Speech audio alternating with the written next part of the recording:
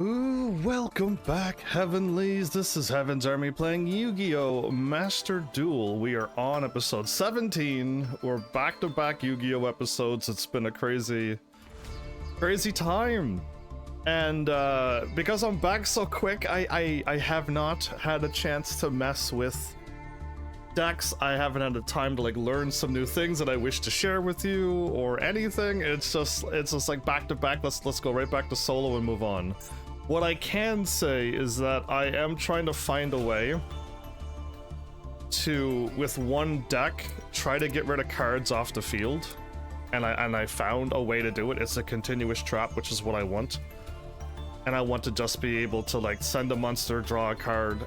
It sounds exactly what I was looking for. In one of my decks, the one that I have all of the 6, 7, and 8, 5, 6, 7, and 8 monsters added to the deck. That's my fun deck. My fun deck will kind of need that, and I'm trying to. And the funny thing is, I had a little bit of time before live stream, and I looked at all the cards, and I just added that one card. But I this is not going to work in solo mode. Somebody said, we know who said it last episode, that it's not gonna work. The AI is never gonna do it, and it's gonna be a waste of a card. I even assumed that much as well. But if I remove this card, I can't think of any card in my entire deck that I want to add to replace that. I do not want to add another one of these or these. I don't. I already have 3 of everything that I want, and adding another one of this is not going to help, because my deck is, though I can synchro this, that's really all I want to synchro now. And in case of an emergency, I have to bring this out, and then I can still do this. That's the only reason why there are 2. Right? And I'm still waiting, this is still waiting to be useful for me once the new cards come out. And again, this card can search for other cards that I don't have in this deck, and the other cards that are not out yet. And I'm not going to be spending any more ultra rare points on cards that I wouldn't mind using either, like this, and cards like this, or a card like this. Right? I can get cards that I can start drawing more things as well. So, but I'm not using my super rares and ultra rares. I can't even afford this. I can't even generate super rares, but I also don't want to use up my ultra rares just to add a card to my deck once I remove this one. Now, I can be just cheeky and just be like, okay, I'll remove this and I'll just add a Raigeki, or I'll just add a Harpy's Feather Duster.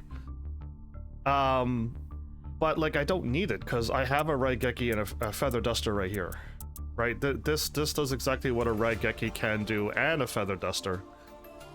At the same time, if I want to. That's right, I can hit both monsters and spells if I want. So, and I can hit 3 things if I want. So, yeah, it's just, I could choose whatever. That, or I can just, because I normally, I seem to be not ending up with a Blue Eyes on field anymore. And that's also oddly concerning for somebody like me who's been using Blue Eyes my whole life.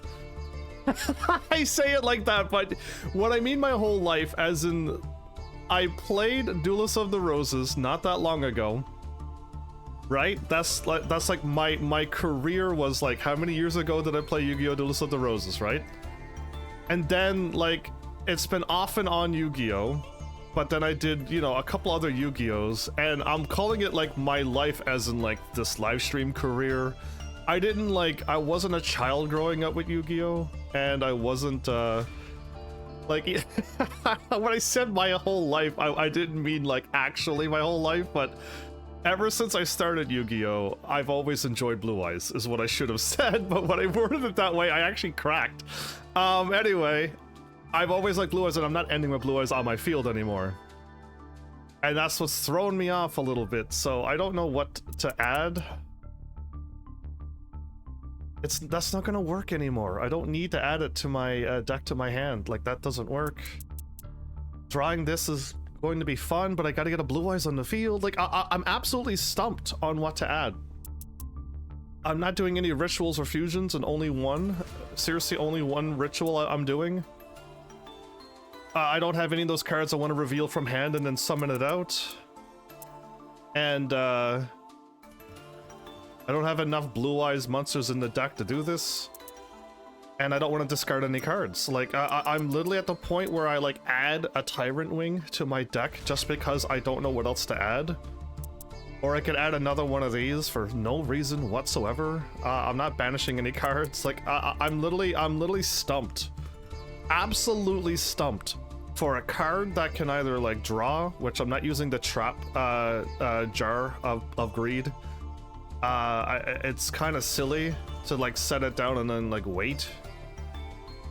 But I mean, it is like the only card I could also use and wait. But it's like an extra wait, and I mean, this is another card I would put in my deck, but it's another ultra rare I don't own. So I have cards I could add, but I can't. They're all super rare, ultra rare, and I don't own them. So it's either Tyrant Wing, and we have a left that we could double attack. I just don't know. Yeah, I just don't know. I'm literally stumped. I'm literally stumped, but this is not gonna work. It's just gonna sit in my hand and never activate. Where this will sit in my hand also and not activate until I'm ready. But I think, like, this is it. Like, this is all I can decide right now. And I'll have to deal with the other decks later. But I am kind of curious about rerunning my fun deck. But I also kind of want to rerun the Synchro deck. I actually almost want to test it way more than my main deck. Because again, I told you I've also, once I seen Stardust Dragon, I've always liked that dragon too, and I love the effect that I could just tribute, negate, and destroy it, and then, like, at the end of the phase it just comes back, and it's just like it just keeps coming back, and I love that effect. And the fact that I need this with this, so I can basically use this card now. One tuner and one non-tuner. I literally have to summon it out the other way, though, don't I? And that's what I'm trying to learn. So basically, this is going to be like a learning episode where I'm going through solo, and I try out the battle with this deck. That I find out that when I don't summon this out correctly, and then I try to bring it back, and I can't. Because that's the rule, right? I think the rule is if you don't summon it out correctly, you're not allowed to special summon it with any other card. And then that's just gonna ruin the thingy, right? So, yeah, I don't know how else to word this, but I'm kinda like, also I gotta get rid of this out of here and then add another card back as well. And then my fun deck, I think I already did it.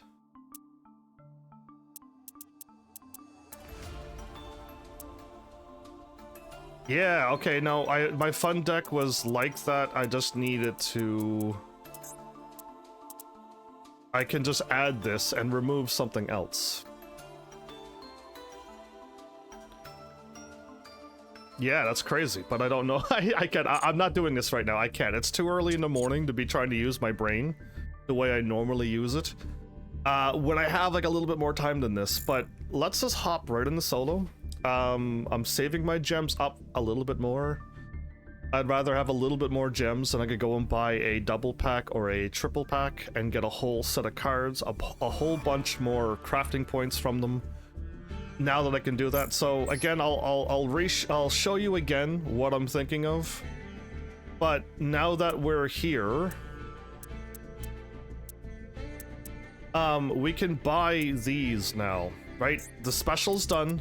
The bundle deals are all done. We got all of them done. So now we can finally focus on these, and we can buy these, and any sets of 2s or 3s. Let's go to the there you are. The Dark Magician is good for me because I know these cards. So any 2s or 3s. If we buy 3 boxes, we get 6 of these and 9 of these. That means we actually get a bunch of crafting points, because we're only going to be saving 3, and we're going to turn the rest into crafting points. So this is a very quick way to just spend my extra gems that we're slowly getting, and any doubles or triples of super rares and ultra rares, we are getting extra points. So it's awesome. It's very good.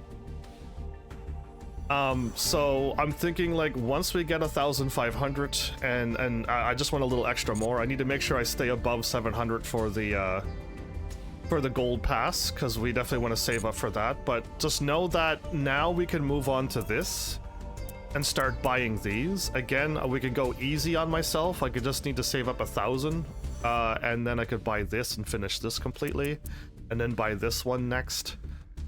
And then we could go to the 1,500s. But yeah, we're gonna have a bunch of copies already, because I already have, like, does this come with blue eyes? Yes, it does, right? It does come with a blue eyes.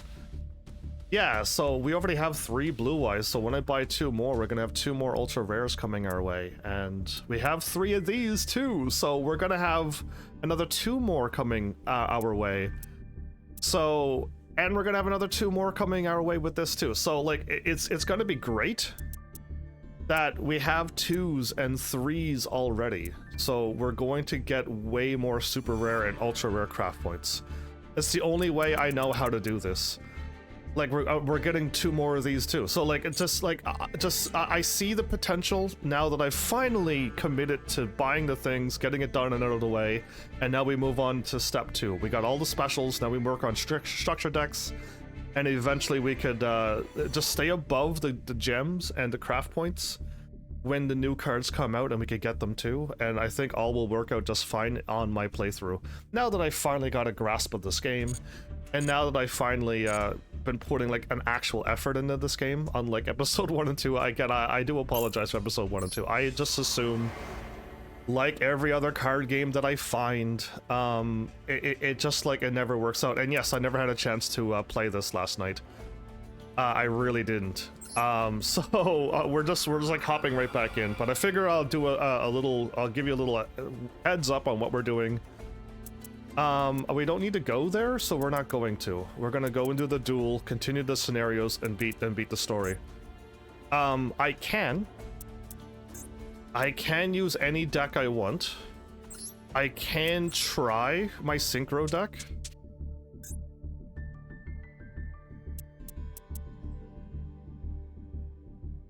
And I'll leave it be, and let's, because I'm pretty sure I'll be able to pull this off, right? We're literally guaranteed to get one of these cards. Let's do it. Let's try the synchro. I doubt they're gonna be that tough that my deck's gonna struggle. I doubt it, but you never know. And going second's fine by me. I get to draw another card, which is even better. Sometimes it's good, and I would make it in my channel. Oh my goodness, we only got 1 white stone, but we got the other 2 good cards.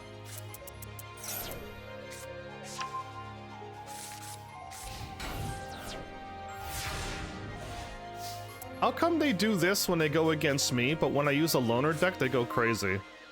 They go absolutely insane. I want to see what we get first. I'm kind of curious what we get first. Okay, that's truly unfortunate. Then let's do this. That's truly unfortunate. I want to discard... Ooh. Discarding you would actually help the next step, actually. And the blue eyes can just stay in my hand. Sure. Okay. I want.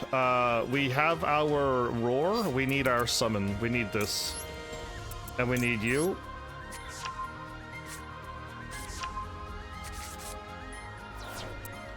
So I can special summon you, turn you into the spirit with eyes of blue, and then summon out Sage normally and get her. And then I could roar that, I can get that, but I can't get Kaiba Man right now. Okay, let's do it. I think I'm gonna do it. I'm gonna activate. Yeah, let's go with this route.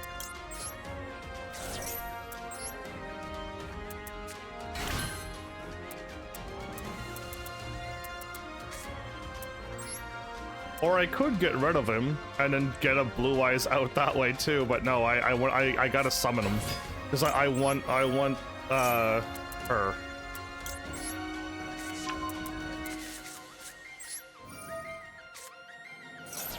Fighting for the throne, huh?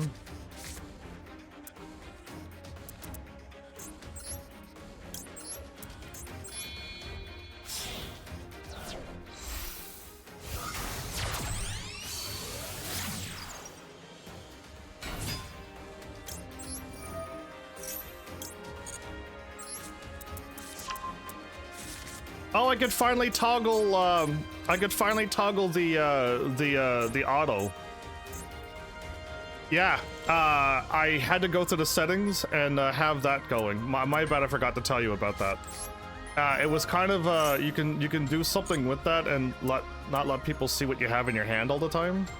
Let's do a roar first and get a Blue Eyes on the thingy and then turn you into a thingy and then get her out and then get you back and then get another Blue Eyes out. I think I could do this. Let's do it. Yeah, let's do it. Let's see how I can make this work, because I need to make this happen. All 3 Blue Eyes are out. I need to turn you into you.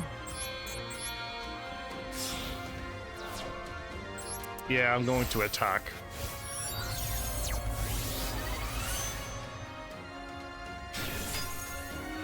Now, let's get her out immediately.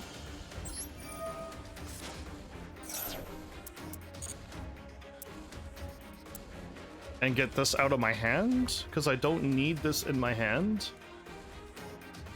Not with this deck, right? The Synchro deck, I don't need this. It's my fun deck, I need to keep 1 Blue Eyes in my hand. Yes, please.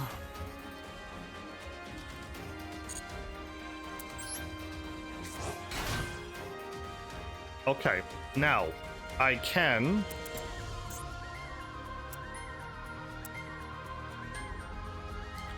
Oh, I should have taken from grave. I should have taken from grave. Okay. I understand where I went wrong. I should have taken from grave, yes. You're like, Heavens, what are you doing? Well, I gotta do it this way now. I wasn't ready for this. I didn't want to do it this way, but here we are. So, I can at least prepare for Dragon Master Magia. So let's just prepare for it. I could have done that before, couldn't have I? And now I can activate this.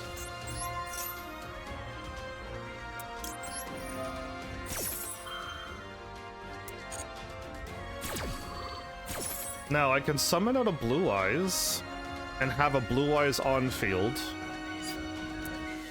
And I didn't activate this yet to send out a Blue Eyes from grave, so I can do another one. Okay, I think I'm gonna do it. I think I'm gonna do it this way, everybody.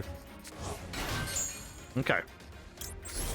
Done. Okay, now we can get another one of these out.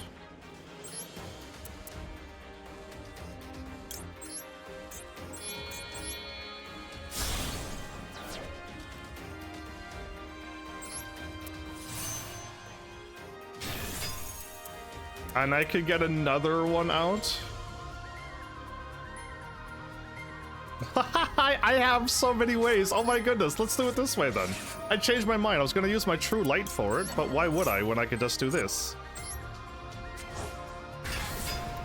Okay, before we do our next step, you have to turn into my Strong card.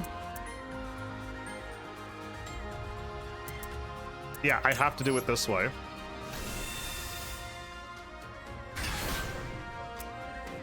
And you have to turn into...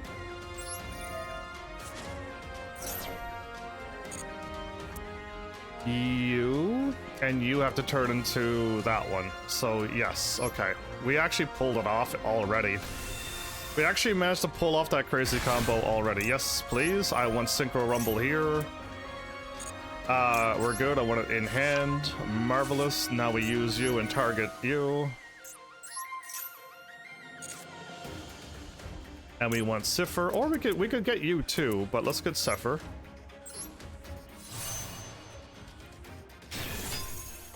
And now I could target one tuner or one level 8 synchro monster in your graveyard. I'm kind of curious, can I, because I summoned you out correctly, and I'm gonna do it right now because I'm actually way too curious. I'm going to do this right now. And I want, no, okay, so this is where I'm confused. A level, oh, wait a minute, what level is it again? Level 7 and 8, right? Can I'm stuck, there we go. It's a 7 and an 8, I keep doing this, I keep getting, those are level 9s. I keep doing that every time. I don't mean to do this. Every time I do this to myself. Anyway, we gotta use this card now.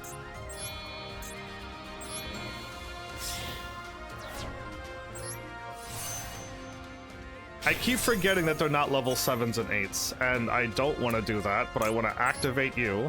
I could get another Blue Eyes out. Oh my goodness, I could get another Blue Eyes out. That's what kind of combo is this? And now I can get another Spirit. I have all 3 spirits brought out. Are you joking me right now? I accidentally didn't mean to do that combo. I truly didn't mean to do that combo, but here it is in all of its glory. And we have Cipher and my, this is like the first monster of Blue Eyes. And then next was Dragon Master Magia, right? Which I didn't, unfortunately I drew a really bad hand, so I couldn't get him out again. But after this, I could turn this in a back-to-back, or I could turn this into my other awesome dragon. But alright, we are ready to kick butt right now, so we need a 2,500 attack. And I'm going to, of course, negate whatever the heck it is that you think you're about to do. Go away.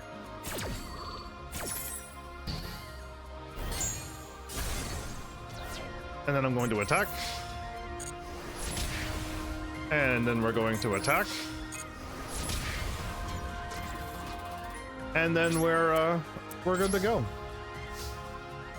And I'm going to say no to both of those. And now we have our permanent Cipher and Blue Eyes Ultimate Spirit Dragon. Yeah. So, oh, right. She can do that thingy. I want her to...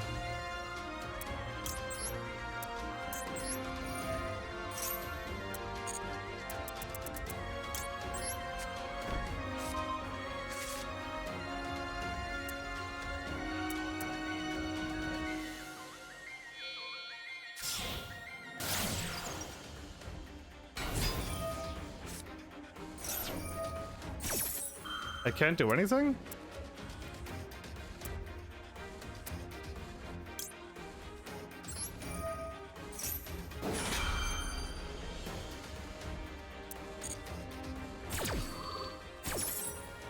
Nope, and destroy. You're like, oh my goodness. Yeah, that's why I love this deck. You can tribute this monster. No, I don't want to do that. I don't want to do that.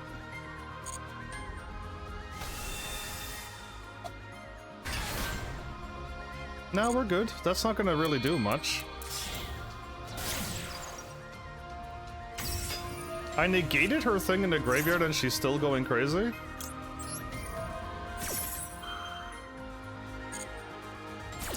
Finally, I could stop something.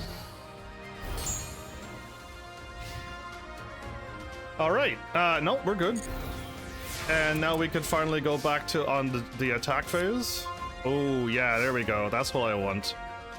I could also get ready for... No, I don't need to. I actually don't need to. And I could freely summon out another card as well. First, let's activate you.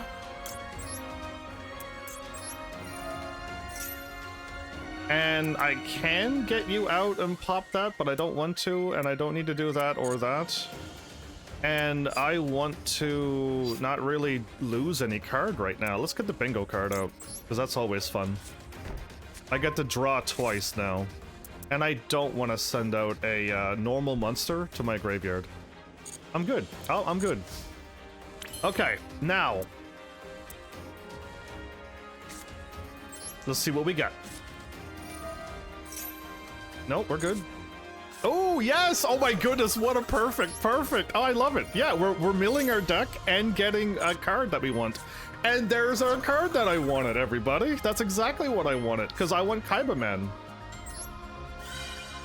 It's finally time to get Kaiba Man.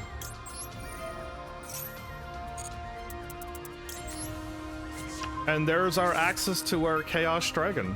And I need to... let's draw another card first. Again, it's already over. I already won, but, you know, we're just gonna make it happen. Ooh, I could also get you right now. I could also try to get this. And I don't even need Kaiba Man? Oh my goodness, I can, and then I could do Kaiba Man later. Okay. And what do I want? Oh my goodness, I don't need any of this. I just want chaos. I got a summon. Having you ready again will help put another card in the grave, I guess. And getting another one of these, maybe. Yeah, let's just go for whatever we get. And we got another one of those. It's fine. It's absolutely fine. So let's do the thingy that I wanted to do first. Right, so we could go back to back and we could do 3,200 and attack twice. And I'm curious about this turning into... Yes, I gotta go back to back first. And we want to take out you, because you already done what I wanted you to do.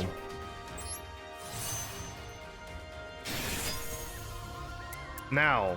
Oh, Kaiba Man is a level 1. Okay, let me see this first. Let's summon a Kaiba Man. And then, can I turn you into... I don't have an 11. Oh, crap. And I don't have a spot to put, Oh, I don't have a way to do this. Oh, no. Can I have done... You are a Synchro Tuner. And you are a non-tuner Blue Eyes.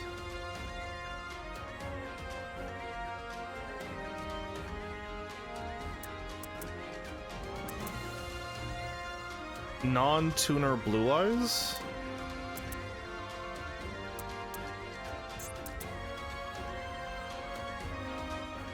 So any non-tuner Blue Eyes and 2 tuners, a 10.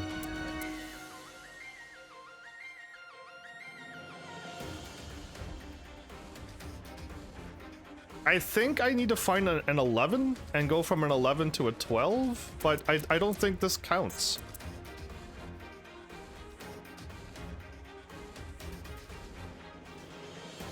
It really doesn't, because it's 2 tuners I need. And if I had an 11, 2 tuners is too much. And a Blue Eyes monster, and that is, I need a 10, which is you. You are a... No, you're not a Blue Eyes. I need a Blue Eyes 10. Ah! Okay, so I don't think I could, like, get this card out again. I don't think I can get this card out again. And... I also need to... I forgot to summon out Stardust Dragon. That's kind of not funny. I actually meant to get Stardust out and then use Synchro Rumble to see if I could have done it, and I already botched that combo. Well, well, well.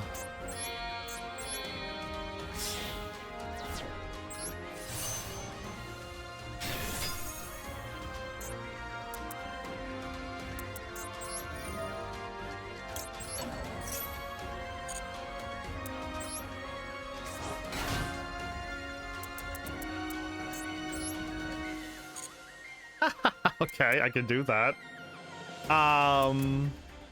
That's ridiculous. Okay, I still botched the synchro because I wanted to protect my cards and get my protection out because I had such a bad draw.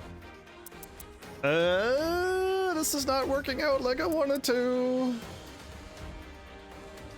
Yeah, and I can. Is Synchro Rumble? You're a magic. That won't work. Oh no, I don't have a way to pull spells from my graveyard.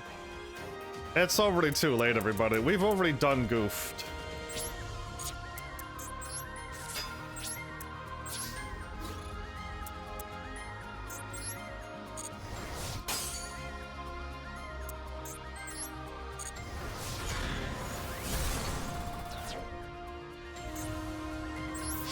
Double attack, baby. Yeah, anyway, I need to figure out if I can pull off the synchro. I'm pretty sure I can't, but I still gotta see it for myself, because that's how I learn. Alright, good. We got whatever this is, the cliffhanger.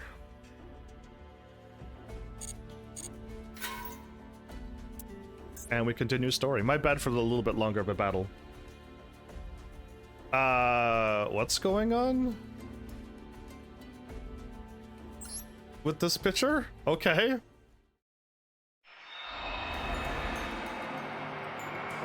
Aurum wields the power to evade, block, and neutralize the thrashing waves of destruction. I guess that's what a hero can do. And he gradually closes in on the rampaging world gears of thurological demiurgy. I doubt I'm saying that right. Making his way inside it, it was as if he was being guided toward the innermost sanctum. In this sanctum awaited Lee, but not in her fairy form. Instead, she had the form of a human. What is she holding on to? So this is Lee. It was the faint remainder of her consciousness. Faced with the woman who had so stubbornly strived to obtain the god's power, Aurum asks, right, this is all of this is her doing. Why did you go down this path exactly? Lee, standing in front of him, did not open her mouth. Instead, her obsessive thoughts and memories that pervaded the surrounding area rushed into Aurum through the key he held. Thirst for knowledge as a woman of science and the pursuit of truth. If it was only so simple, the world may not have ended up this way. But Lee's ambition were that out of the ordinary. She wanted to discover the truth behind the legends, and she did not hesitate to seek the divine power for herself. Was this merely a coincidence or an inevitable fate? Yeah, again, now we're asking the hard questions. The calamity came about because Lee lived in an era in which the key existed and society was highly developed. More thoughts and memories rushed into Aurum. This time it was Lee's nightmarish plan. The divine powers will be mine. Yeah, we saw this and we're like, oh no. To obtain them requires complete dominance over the power of the key. However, the overdeveloped civilization of machines had sapped the power from the Earth. As such, the humans of that era could not commune with the planet and thus could not become the successor of the key. If civilization must fall, so be it. Lee used Project Mech Knight, and even her own death as a means to bring destruction to the world. After an eternity, she waited for the Earth and its inhabitants to heal, and to find the true heir of the key. Yeah, what a crazy plot! And now, that time has come. I can't believe I called out that creepy smile from so long ago. As Lee's glee in meeting Ebe, and her excitement in gaining control of her rushed into him, Aurum clutched the key with anger and sorrow. He was driven by nothing more than obsessive curiosity. Borderlining a lot of other things though, so I like she literally doomed the world. There is no sacrifice too great for her goal. She had destroyed a civilization and toyed with the lives of many. Though her actions did not bear malice, they were nothing short of evil. Oh boy, yeah. So I get to do stories so much quicker now. I'm liking this. I'm liking this solo playthrough way more than what I first started doing. We didn't get anywheres for many episodes, and now we're just like we're flying through in like just like what, an hour and a bit. Like we've already gotten like probably pretty far actually, and we're about to hit another goal and move on to something else. Dr. Sadia, World Legacy, and Ebe. Countless times she had her true intentions, and ultimately she attained divine power. World Gears of that name, the primordial form of all gods. A vessel allowing divine deeds, in accordance with the will of its controller, the program of transformation. Those who had become gods before eventually lost control of the power of destruction, and were decimated, leaving only the key. To avoid that fate herself, Lee laid out her plans carefully. She integrated the crawler and its hive mind to achieve complete control over the divine powers. Or so it was intended. In the face of Eve and Imduk's will to sacrifice their own lives, the miracle achieved by the machine doll, yeah, that was kind of crazy, and in Girsu's determination, Orm became the successor, overcoming sorrow and uniting people along his journey. Lee could not comprehend how her plan had been foiled by the combination of their willpower. As the remnants of Lee's mind vanish, a source of enormous power remain unclaimed. Oh, that could be bad. Orm, as the successor, needed to make a choice. The Demiurgy? Like, it could be that too. Corrupted by Lee's evil, had already rampaged across the planet and reduced it to rubble. So he's gonna do something and get the planet back to restored, but he's gonna make a big sacrifice too, probably. Turning it back into a key again, a key or a sword thingy again. Like, is that where this is going? The power of destruction, once sealed by the gods, grows yet stronger. The power of creation that served as the planet's core was mostly extinguished. Memories of his journey come back to him, the memories of his loyal friends and allies. What is it he must do as the successor of the key? After a moment that seemed like an eternity, Orm makes his decision. As if in response to his will, the power of the key was released. It looks like that? That's a whole lot better looking than the thingy that we saw before. Orm and Demiurgy turned into a ray of light and merged into a single entity. Amidst the dying world, a new god was born. Here is Avita, rebuilder of worlds. Orm, now wielding unprecedented power equal to the gods, slowly raised his key and gave a command. The decision he made was: bring back all those lives lost amidst the war over the word legacy. And by raising me to godhood, allow me to end the reign of the gods and prevent conflict over divine power from happening ever again. These seemingly conflicting commands were the result of his wishes. Perhaps this was blasphemy, a choice no human had a right to make. But this was what Orm chose, and so Avita, Rebuilder of Worlds, started the program. A program, huh? It's not like a godly power, but a program? Interesting. The crumbling earth turned into particles of light and gathered before Avita, Rebuilder of Worlds. All was engulfed in blinding light. Okay. This is ending on a weird moment here because we get to see how this turns out, and I think the sword comes back. A conflicting command. Countless time has passed since that battle. The war over the world legacy. At its climax, Orm wished for the revival of the planet and the lives lost. Then he disappeared without a trace. The planet was once destined to be destroyed, had been by the destructive divine power. However, the battle scars of the war had vanished like an illusion.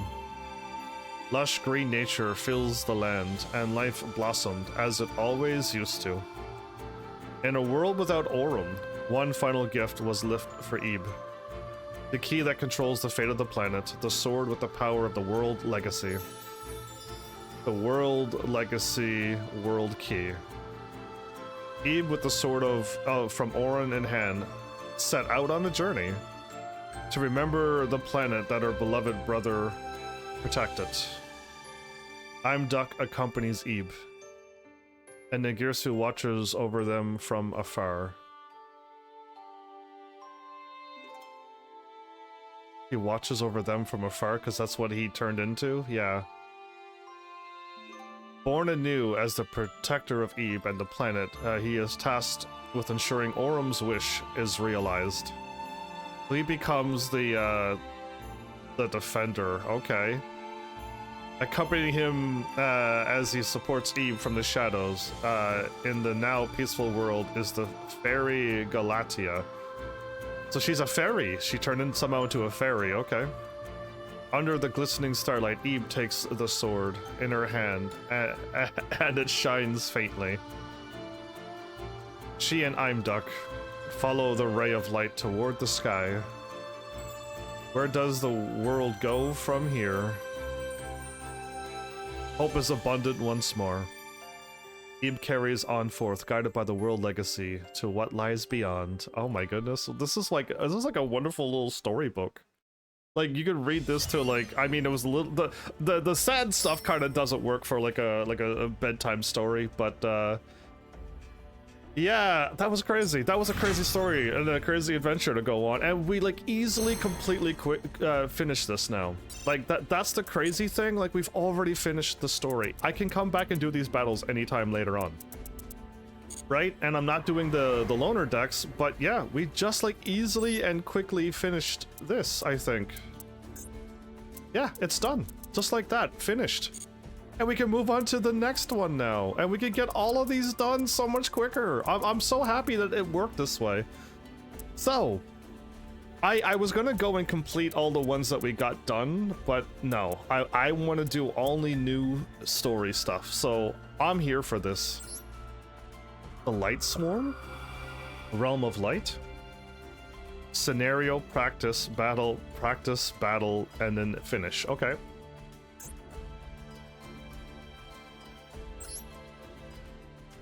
I think I'm gonna like this place. White and gold, and Forces of Justice, Light World. Yeah, I think I might like this one. Hopefully it's not crazy dark. Sword in hand, clad in armor, body adorned in robes. What interesting. All shine brightly like platinum. The heroic platoon's display of power. Okay. They're known as the Light Sworn. From whence did they come, and for what do they fight? The wishes of those praying for peace, the cries of those suffering under tyranny, the innocent tears of children, they appear suddenly, an army of light breaking through the barrier of space and time. What? That's kind of interesting.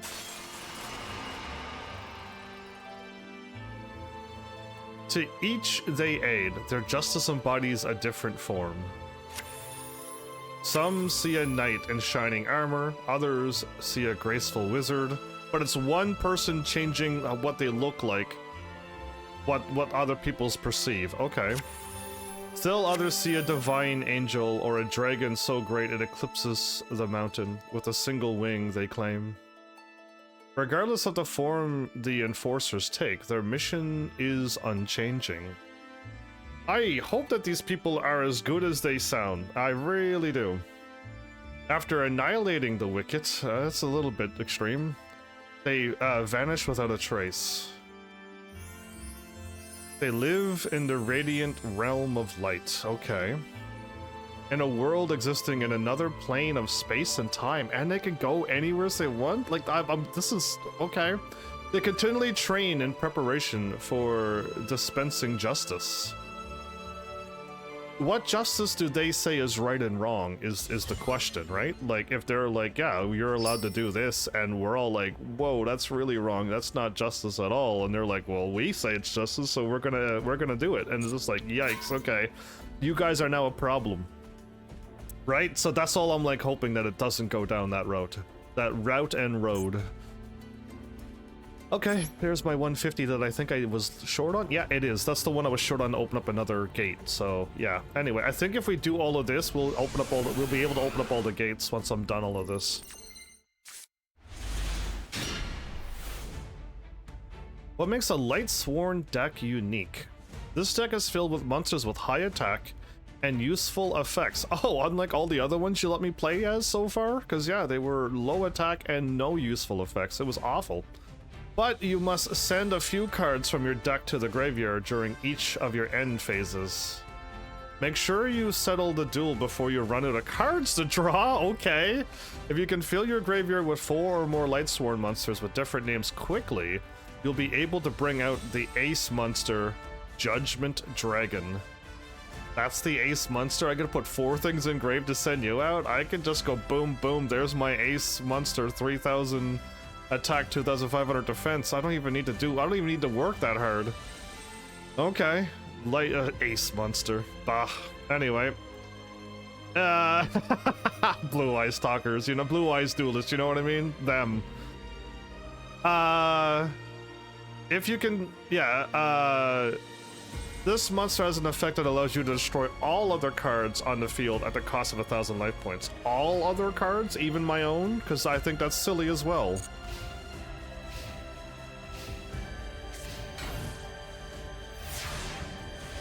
So we're gonna end up with just a dragon by itself. Discard 1 Lightsworn monster, draw 2 cards, then send the top 2 cards of your deck to the graveyard. What kind of... Come on! They're gonna make this work out exactly perfect, right? Set everything up to special summon Judgment Dragon and win on this turn. Activate Solar Recharge. Obviously I do that, yeah. I mean, the only way it's different is if you, No, I drew into this, so no, no matter how I do it, this is the way to do it. Okay. And then, if this card attacks an opponent monster, okay, I gotta send you away.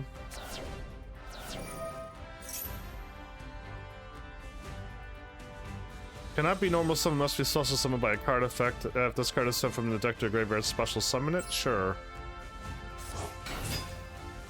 Tribute summon Celestial Lightsworn Angel and destroy your opponent's monster using its effect.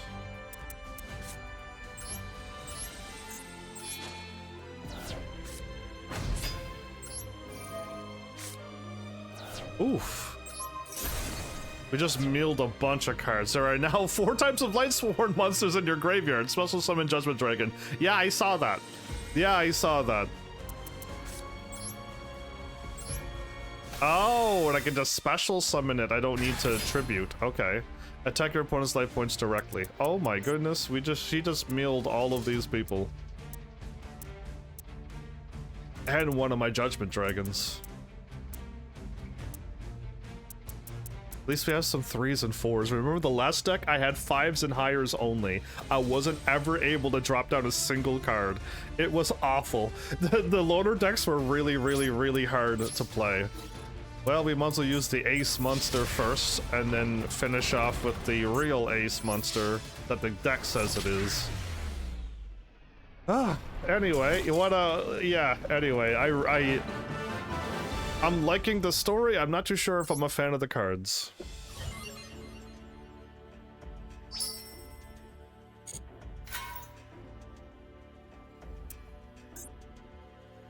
Let's run the synchro one more time. Please allow me to do my let me have Sage and Maiden in White, or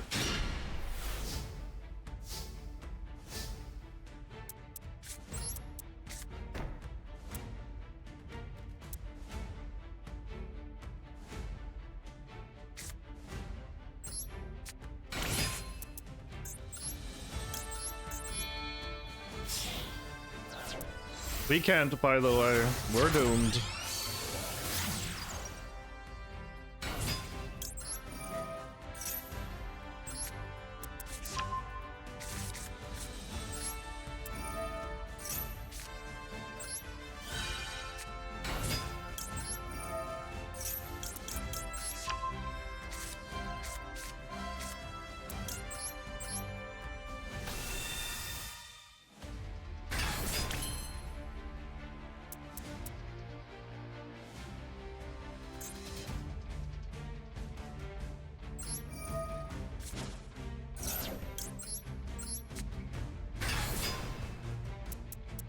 all I can do is bring out another one of you, and I could do 2 of these.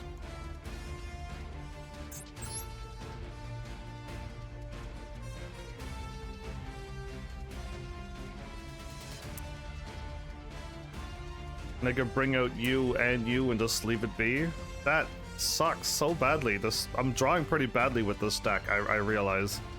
Again, though, I doubt it's because I don't have enough monsters. That is true, but I have only the monsters that I need, and it's not enough monsters. So I realize that, yes.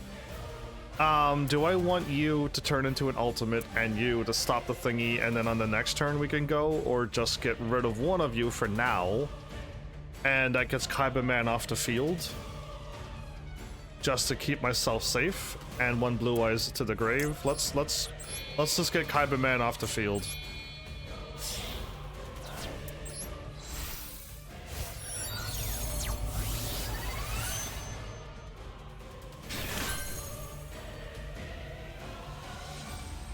Do I want to negate, or do I want to...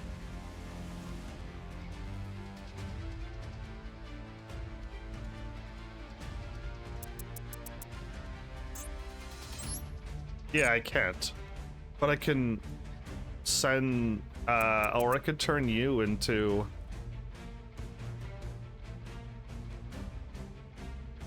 I can't believe I'm about to do this.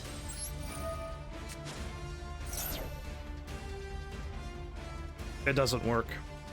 It actually doesn't work. Are you kidding me?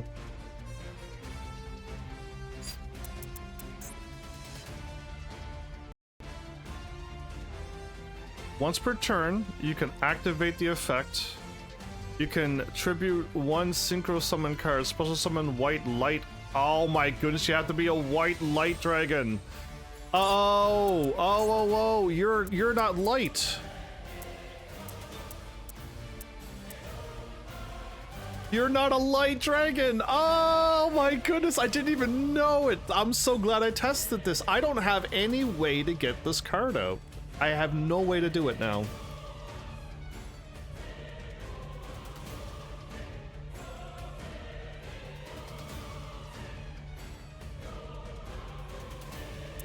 Welp, we gotta, now I have to commit. I have to commit to this now. I did not even think about it, and I'm glad I'm testing it now.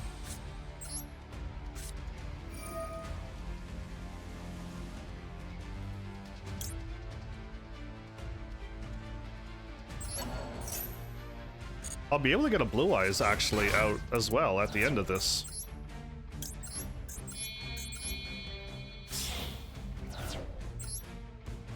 Oh, I should go in defense.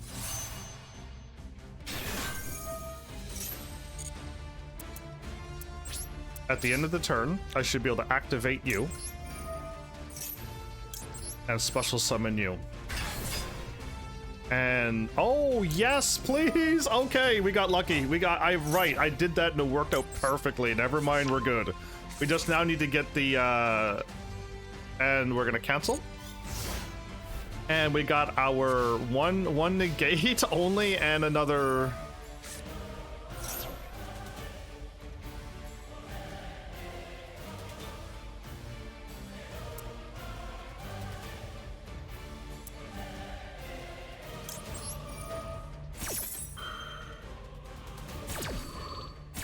They haven't added a monster yet, so I'm going to negate that. And they quit. And they quit immediately. They knew my other card was waiting there. Oh no, I'm not losing my thingy. Yes, let's do this. I have to now.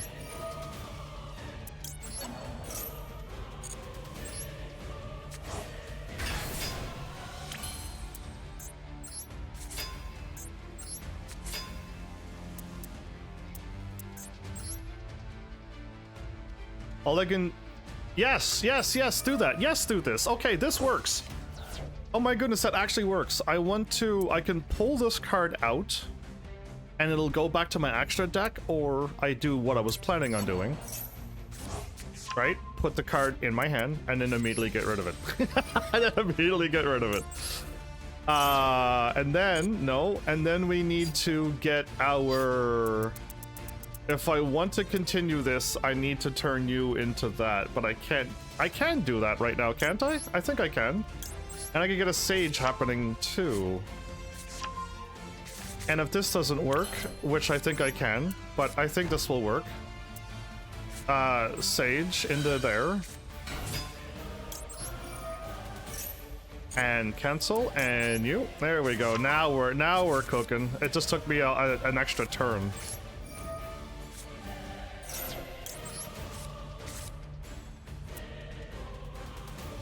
I guess because I said it, we gotta wait for a whole turn. I can't, like, activate it right now.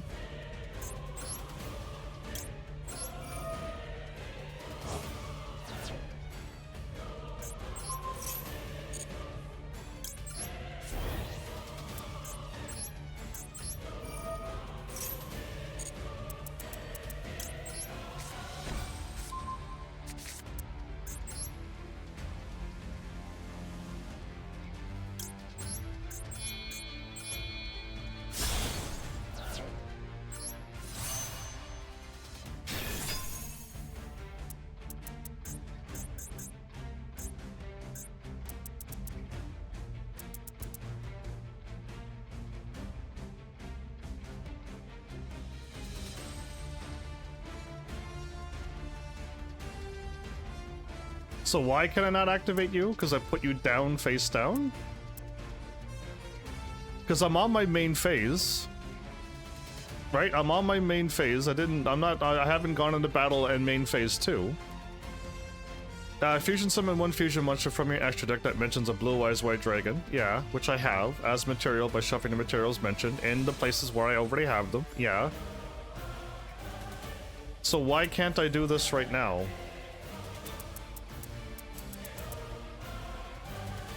I have everything I have everything I want. I can't activate you or you. Darn. Okay, well, I guess it is what it is.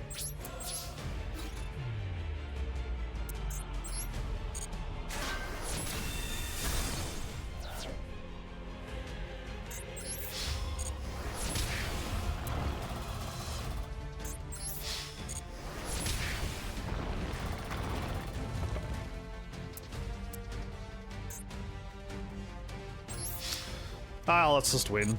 Okay, so the synchro deck, I finally see what I need to fine tune on you. And I guess sending down that spell I wasn't allowed to activate. Got it. Okay.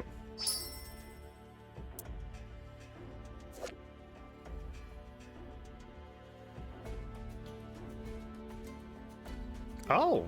I couldn't send any one of my cards? Oh, from my hand. Never mind. Nope.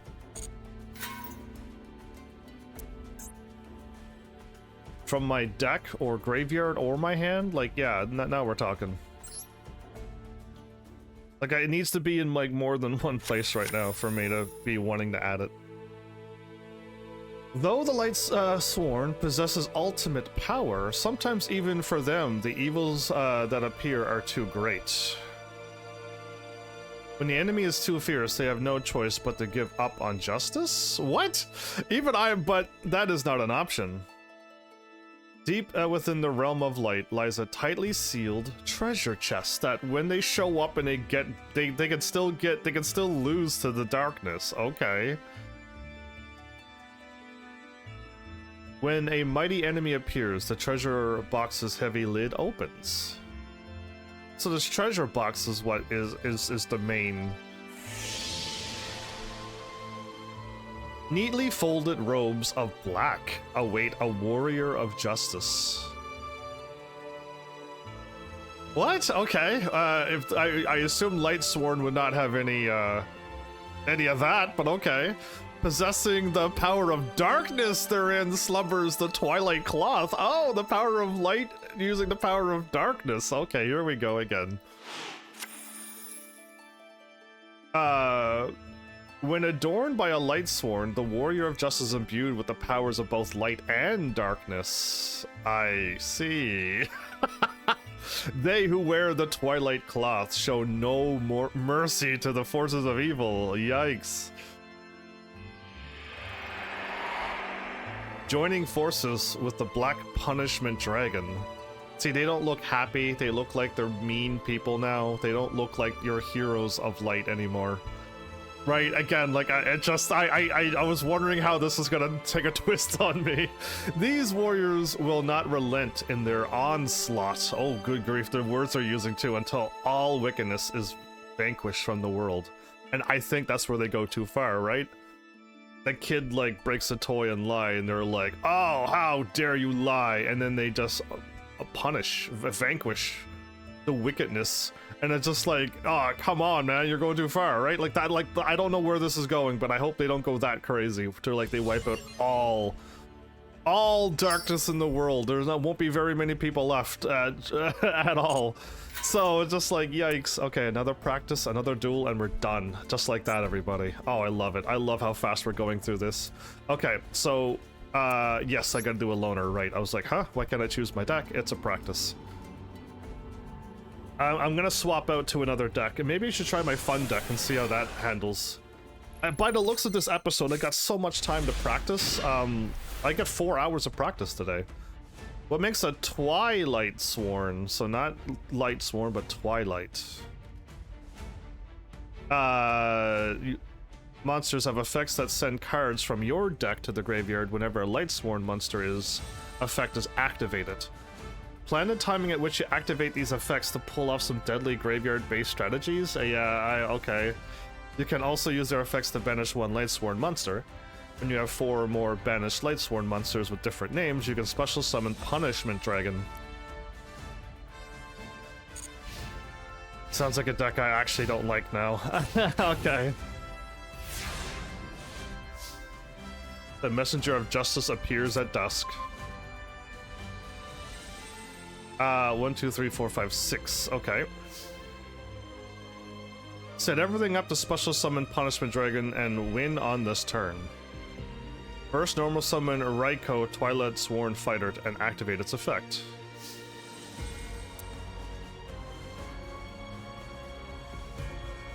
You can banish one Lightsworn monster from your hand to the graveyard.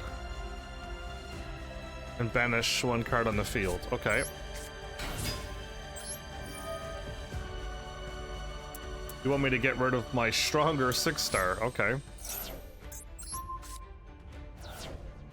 Now activate Solar Recharge. Discard one Lightsworn monster and draw 2 cards, and then so this is a pretty interesting card if you want to get rid of cards that you need in your graveyard. Like this does work quite well, that card. Lucky that happened. Activate the effect of Twilight Twin Dragon's card sent to the graveyard.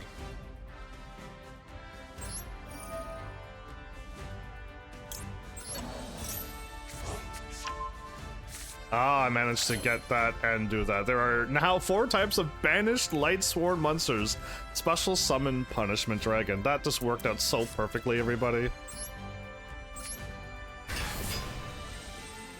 Attack your opponent's life directly, so I'm glad I got him out too, because I needed that, huh?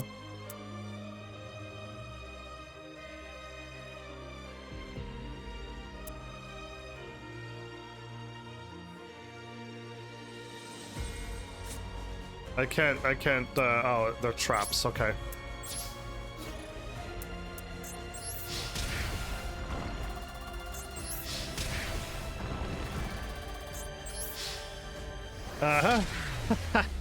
Okay. Interesting. Banishing Lightsworn and the Dark Ones to the graveyard, and graveyard to the banishment to get that out to that. Yeah, I'm not a fan of that, but okay. Okay, we got dark orbs now, I see. Okay, let's change battle cards to... the non-meta is the same as my Blue Eyes, kind of. And now we can go with the fun one. This is the one that I really like, because I can still use this card. And I can still use a few other cards to just keep bringing these cards back if I want. And this too. So We'll see how this goes, because this one at least has removed the the triple tactics talent out of the deck, and I didn't even see it ever appear, so yeah. And I've never seen the AI activate anything on my main turn. Perfect. But a little bit bad with the draw. Draw a good card, please. Sage or anything right now. That's not good. Okay, we can try again. Well, this is a bad brick, and so is this. We drew 2 of our bricks, and our deck has way more bricks. This is the one that can brick hard. Let's mill the deck first. Or guarantee something that we absolutely need. Ooh, let's go with you and and a chance to either make this happen. Either or is fine. Perfect. I'm a-okay with that, everybody. I am happy with that choice. This is why I like this deck, okay? You're gonna see why I love my fun. Before we do that, we do this first.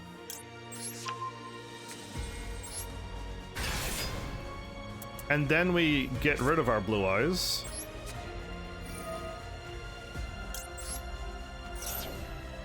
And then we add either you just in case, or should I add you just in case?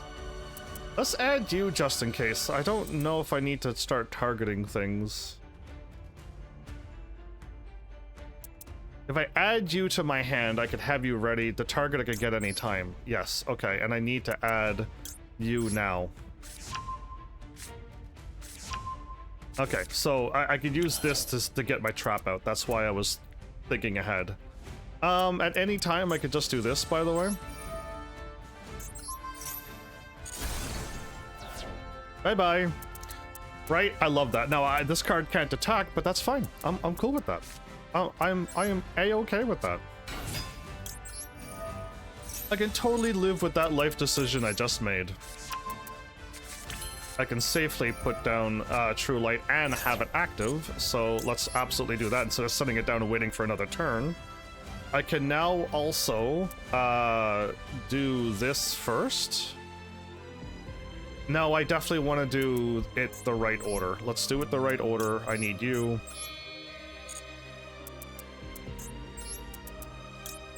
I didn't go over enough, and I'm like, oh no, can I back out? And I wasn't allowed to back out. Thank goodness. Thank goodness. Okay. Now we're okay. Get Mausoleum.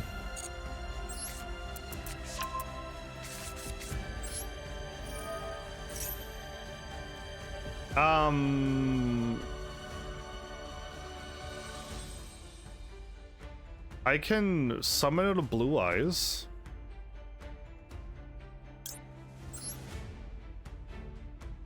From grave.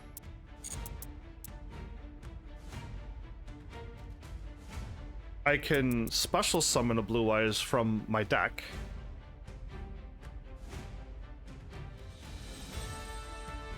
I'm doing it this way. Okay, I was like thinking of all the ways I could do it.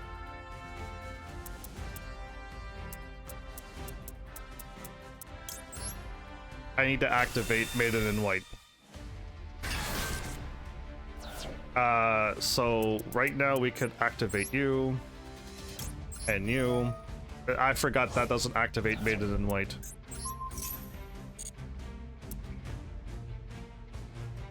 I'm not going to be able to get Dragon Master Magia out, and I can put this card in there right now. And then I have another negate in grave. But I can probably just go for the kill too.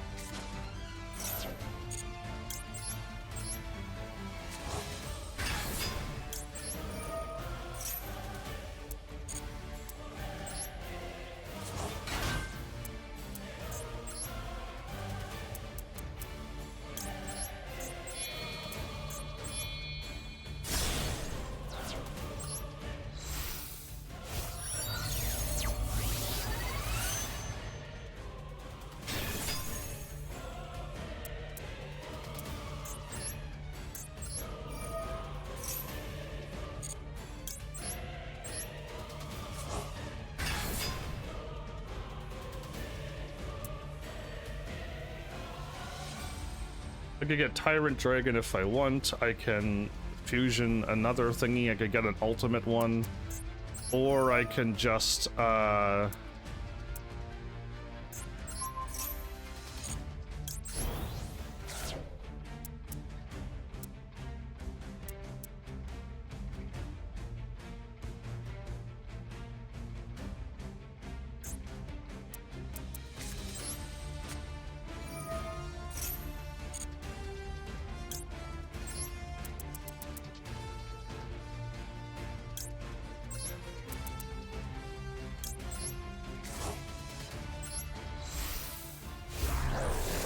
and there's my OTK.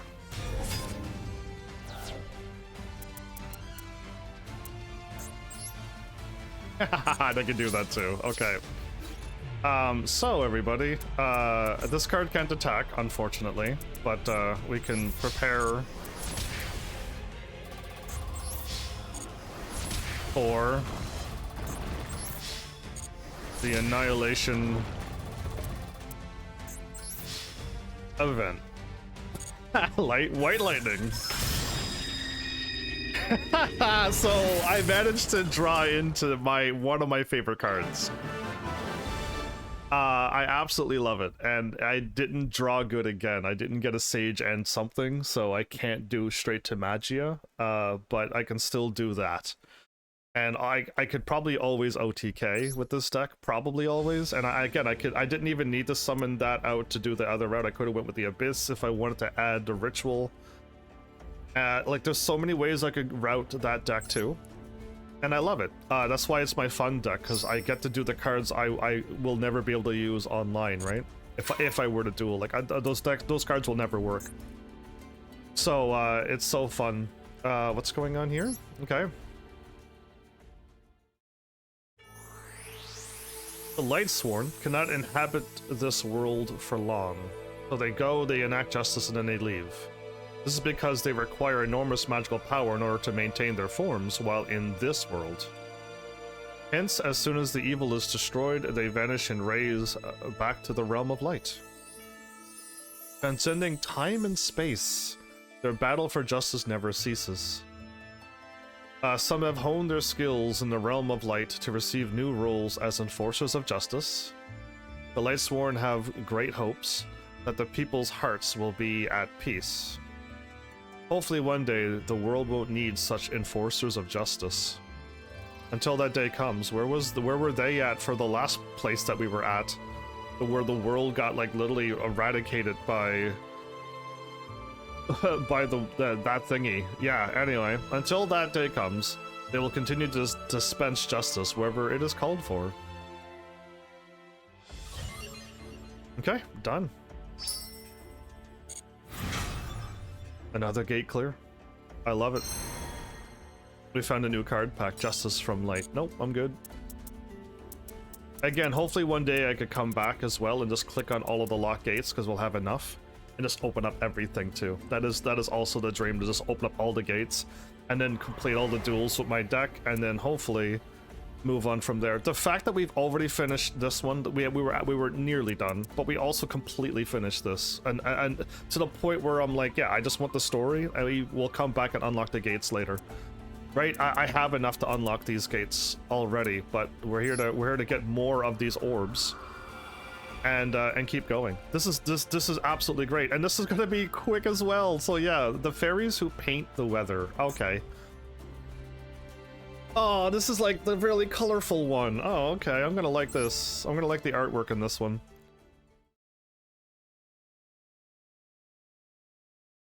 The frog. The frog is like right there perfectly. Oh, and the music's nice too. A little girl gazed out the window at the scenery outside as it rained. What a magical rain. Watching the girl, her mother called to her. You don't like rain, do you? No, I don't. Oh, good grief. The attitude of the young girl. I love it. It's boring when it rains because I can't play outside. You go outside? What generation is this from? Way before my generation. Oh, outdoors? Yeah, listen, I like going outdoors too. I just like to play that role. The girl replied without turning around, but her voice betrayed her sour mood. Oh. Mom, why does it rain? It's those rainy fairies. The mother replied to the child, whose inquiry was so direct.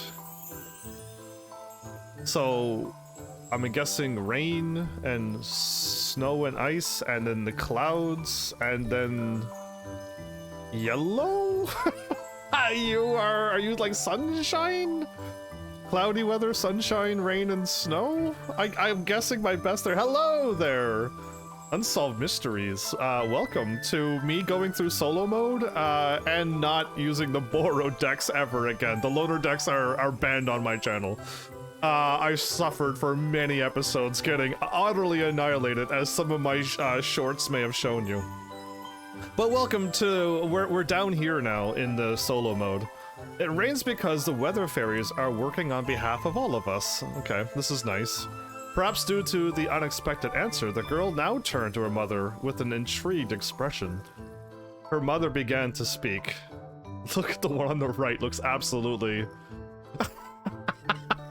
There are weather fairies in the sky who use magical paintbrushes and crayons to deftly draw pictures in the sky. Really? That one's probably thunder. Okay. The pictures turn into weather, delivering blessings to us all. Okay. The one sleeping in the clouds look awfully comfortable, doesn't it? Oh. Seemingly fond of the expression, drawing pictures in the sky, the little girl left the window to sit on her mother's lap on the sofa, where she waited for her to continue the story. Okay, interesting world. You started solo mode and never finished. I'm gonna probably finish solo mode with my deck, but the loner decks are atrociously bad and so unfair that you literally need to just keep trying over and over and over until the AI draws bad.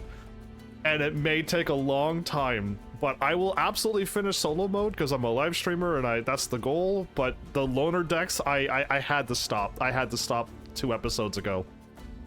And I've been having fun in solo mode now. So we're literally just going straight to the story. We're not even unlocking the gates and doing the other duels. We just go straight from scenario to goal. And we'll go through all of those. Then I'll probably have all of the orbs to open up all the gates, and then I'll go back and do them. They are loner decks for a reason, but they didn't need to stack the AI's deck so strong against you. The last one I did, we looked at the net negative summoning thing that the deck had, and it was absolutely so unfair that there was no way to win unless the AI absolutely did not draw correctly for 2 or 3 turns in a row. So that was the only way it seemed to win. There was no monster stronger than the AI. I had no cards I could send down in the field. All of my cards were 5-star or higher, and no, they couldn't special summon themselves. And it was just what do you want me to do with this deck? And the person watching was like, look at this deck, it has a net negative to summoning. If you link summon, you're down you're down. And it's just oh my goodness, this is bad. So anyway, yeah, we they don't need to be that bad. They could have made it where the loner decks could have you could have been fighting on equal footing and you could actually do your combos. Because I had, what was that last one I just did? The one before this one and the other one. I was playing with the World Legacy decks, and they literally gave me the 3 original guys against the final version of the guy we're supposed to what he turns into. He had 3,000 attack, and I had no cards in my entire deck that break 3,000. So the moment the 3,000 card came out, I lost. So I had to wait until that card never came out, and then try to battle as quickly as I can to beat the AI before that card came out. And it was just oh my goodness, never again. It was painful. It's funny and painful, that's why I kind of live streamed it. But it gotten to the point where I'm listen, it doesn't even require skill. It literally requires luck that the AI draws bad and you win. And I spent hours losing back to back to back. I lost back to back to back duels because it was just I guess the AI drew. I guess the AI drew again. I lose, and it's just that's it. That's all you could do. Anyway, so yeah, I did find it funny at first, but I stopped. What makes the weather deck unique?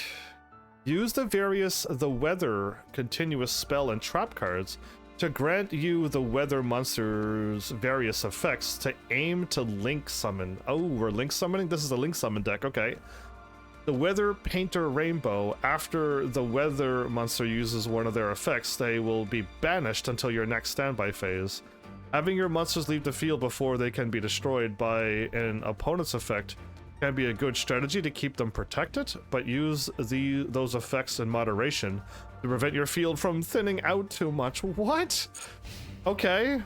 What power? 1,200, 1,600? What? Okay. Sun, Snow, and Rain. Use the effects of the cards in your hand to link summon the Weather Painter Rainbow.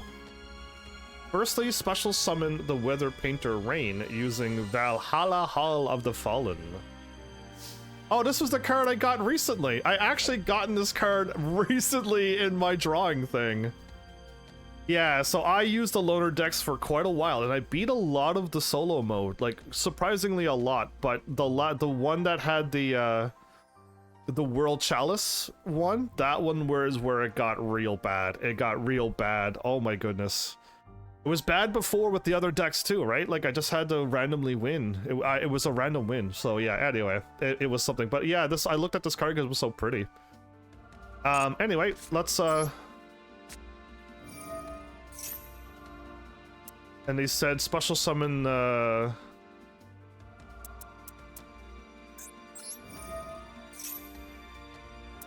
so you are Snow, you are Rain, and you are the Sun. Got it. Not that I'm gonna try to learn this deck. There are no applicable card for the effect of Weather Painter Rain. Now special summon the Weather Painter Sun using Celestial Transformation.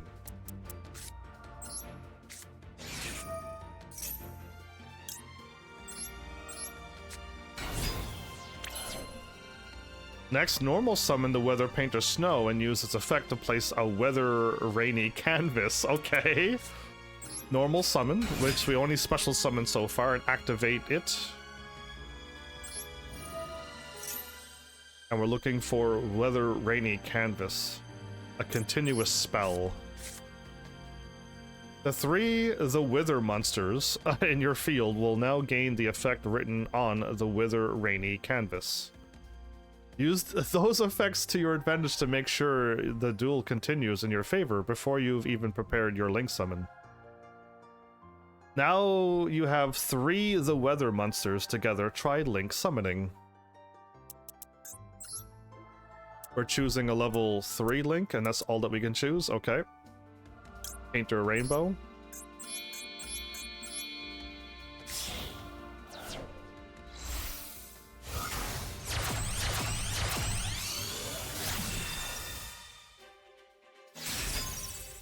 Attack your opponent's life points directly. Okay, that was nice that they have only 2,000 life points, not 8,000. World Chalice was beyond complicated when you look at the deck that you have to loan. And once you get into that battle that I was stuck on for a while, you're gonna be like, oh my goodness. Like, and if you, like, I mean, I showed people some of the stuff the AI was doing, and most people didn't get it because I could only show 3 minutes of it. But it was only 2 hours of me getting, like, first turn Raigeki every time and stuff, and I didn't even know about the link cards by them pointing. I didn't know my link cards affected my opponent, so I had to learn that the hard way. But, like, my only strong card had an arrow pointing into my opponent's zone, and my opponent had a card that it could summon right in front of my link card and pop it off the field every time. And that was my only strong card I had, and it was just like, how, what do I do? What do I do? So anyway, it was crazy and rough, and we're gonna change our deck to the normal one now. We tried our fun one. Let's see how this one works out. And I haven't gotten rid of. I did get rid of, but I added this. This is another brick. Anyway, it's fine. It's fine. It's fine. We'll eventually fine tune this deck down a little bit more so it doesn't brick so much. In case if you're curious, I'm a Blue Eyes White Dragon duelist. And no, I don't duel. online against people. I don't have any enjoyment battling other people. I enjoy having fun, which my fun deck was that. Okay, we need to be able to pull off. I can guarantee this right now. I can guarantee this card right now. Thank you. Alright, so that's the whole point of that bingo thing. I can get another card for free. So we replace that card for another card, fine by me. And now we should get Sage. So I need to remove, I don't need this card. Perfect. We're set for life. I want my Ritual, and I want Sage. We won, by the way. We just won with that hand that we just drew.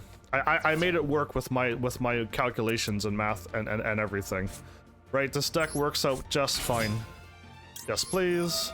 I want Kaibaman the Legend. And there's our Dragon Master Magia. Let's go ahead and get this going right now, because I normally forget to do this, so let's do this first.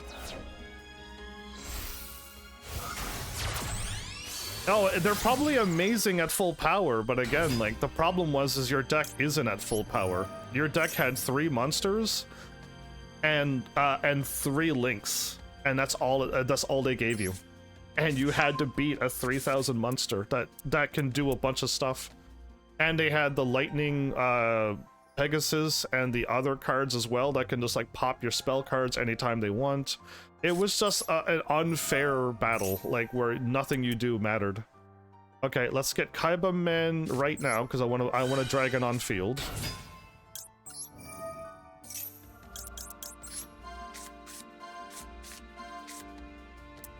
My favorite dragon, of course.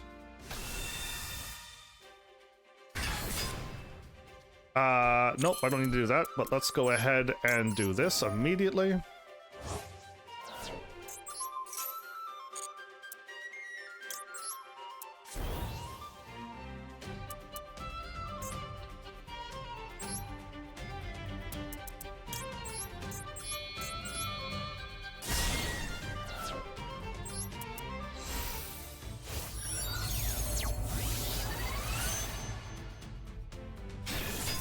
Okay, that should get her ready now.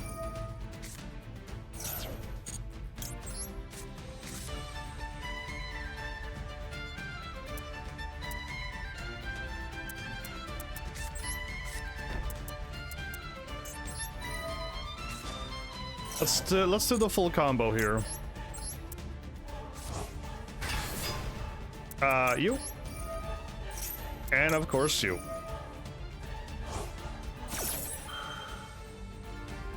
We don't need that yet.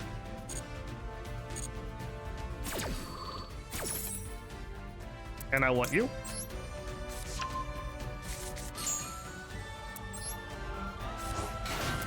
What's that? Dragon Master Magia? Turn 1? First turn, I mean? Let's go.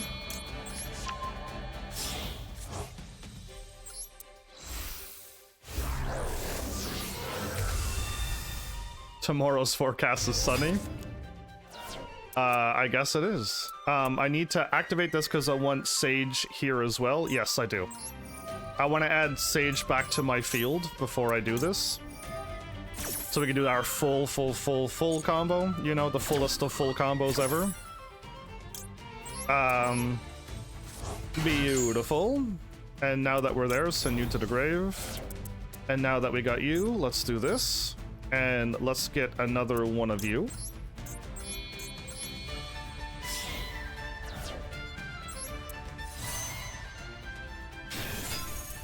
What's that? Another one? Are you sure, Heavens? Oh, I'm absolutely sure. What's that? Another one? Are you sure? No, actually, I'm not. Not at all. That would actually be really bad. We hold off for 1 second. Calm down, Heavens. You almost broke your combo.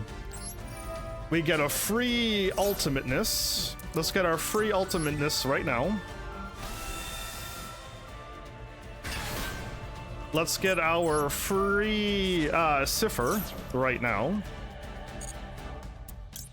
You're like, what do you mean free? As in, like, they're not gonna disappear if you know how the Blue Eyes deck works. Oh yeah, I get single rumble with this deck, don't I? Gimme! Alright, and now we do this. We target you. And we don't do that. And we get Cipher. Face up and attack, ready to murderlize. And then we now need to protect our cards because they're gonna blow up eventually. So let's go ahead and protect our cards. You use Utopia? Ooh, I may need to look at Utopia because I'm not too sure about that one. But I could eventually look at Utopia and see the cards and be like, cool. Because like I don't know very many. I'm kind of still new. We activated that. I have a Trap Down and I have Single Rumble. And I don't want to send out a Blue Eyes from my hand to from my field, I don't think.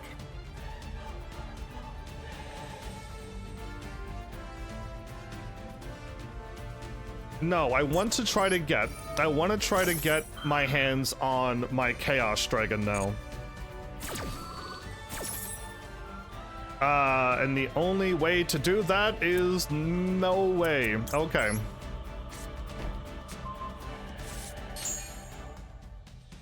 Well, it is what it is. I can't do any more, and I don't want to get that out because that will work later on with the better, newer cards. Okay, and I don't want to send out another one of those, so we are officially good to murder. No, don't blow up my cards. Absolutely no.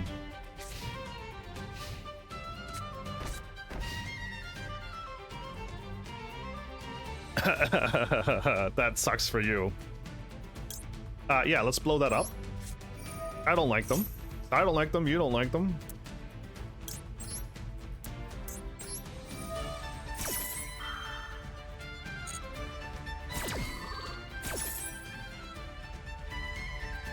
Select a card to set to the field. I only have one card left? Oh my goodness, that's crazy. And then I want to show you. And another one, yep. And then say goodbye to both of those. And there we go. What's that, another win with this amazing deck? We got another Majesty as well, and I could actually summon out a Blue Eyes. But I can't seem to get my hands on a thingy. Let me know to this. No, and then let me, because my Azure Dragon did what I wanted it to do, let us, get another...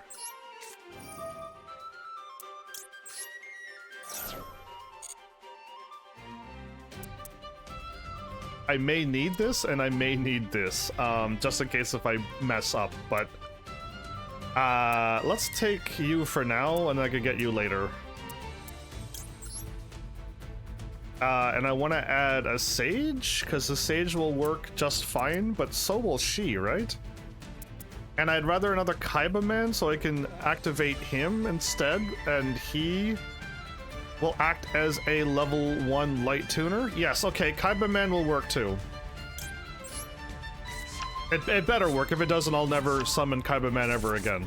My least favorite card. Summon Kaiba Man. No, it worked. Okay, Kaiba Man still worked. And then now we're here. My Azure did what it needed to do.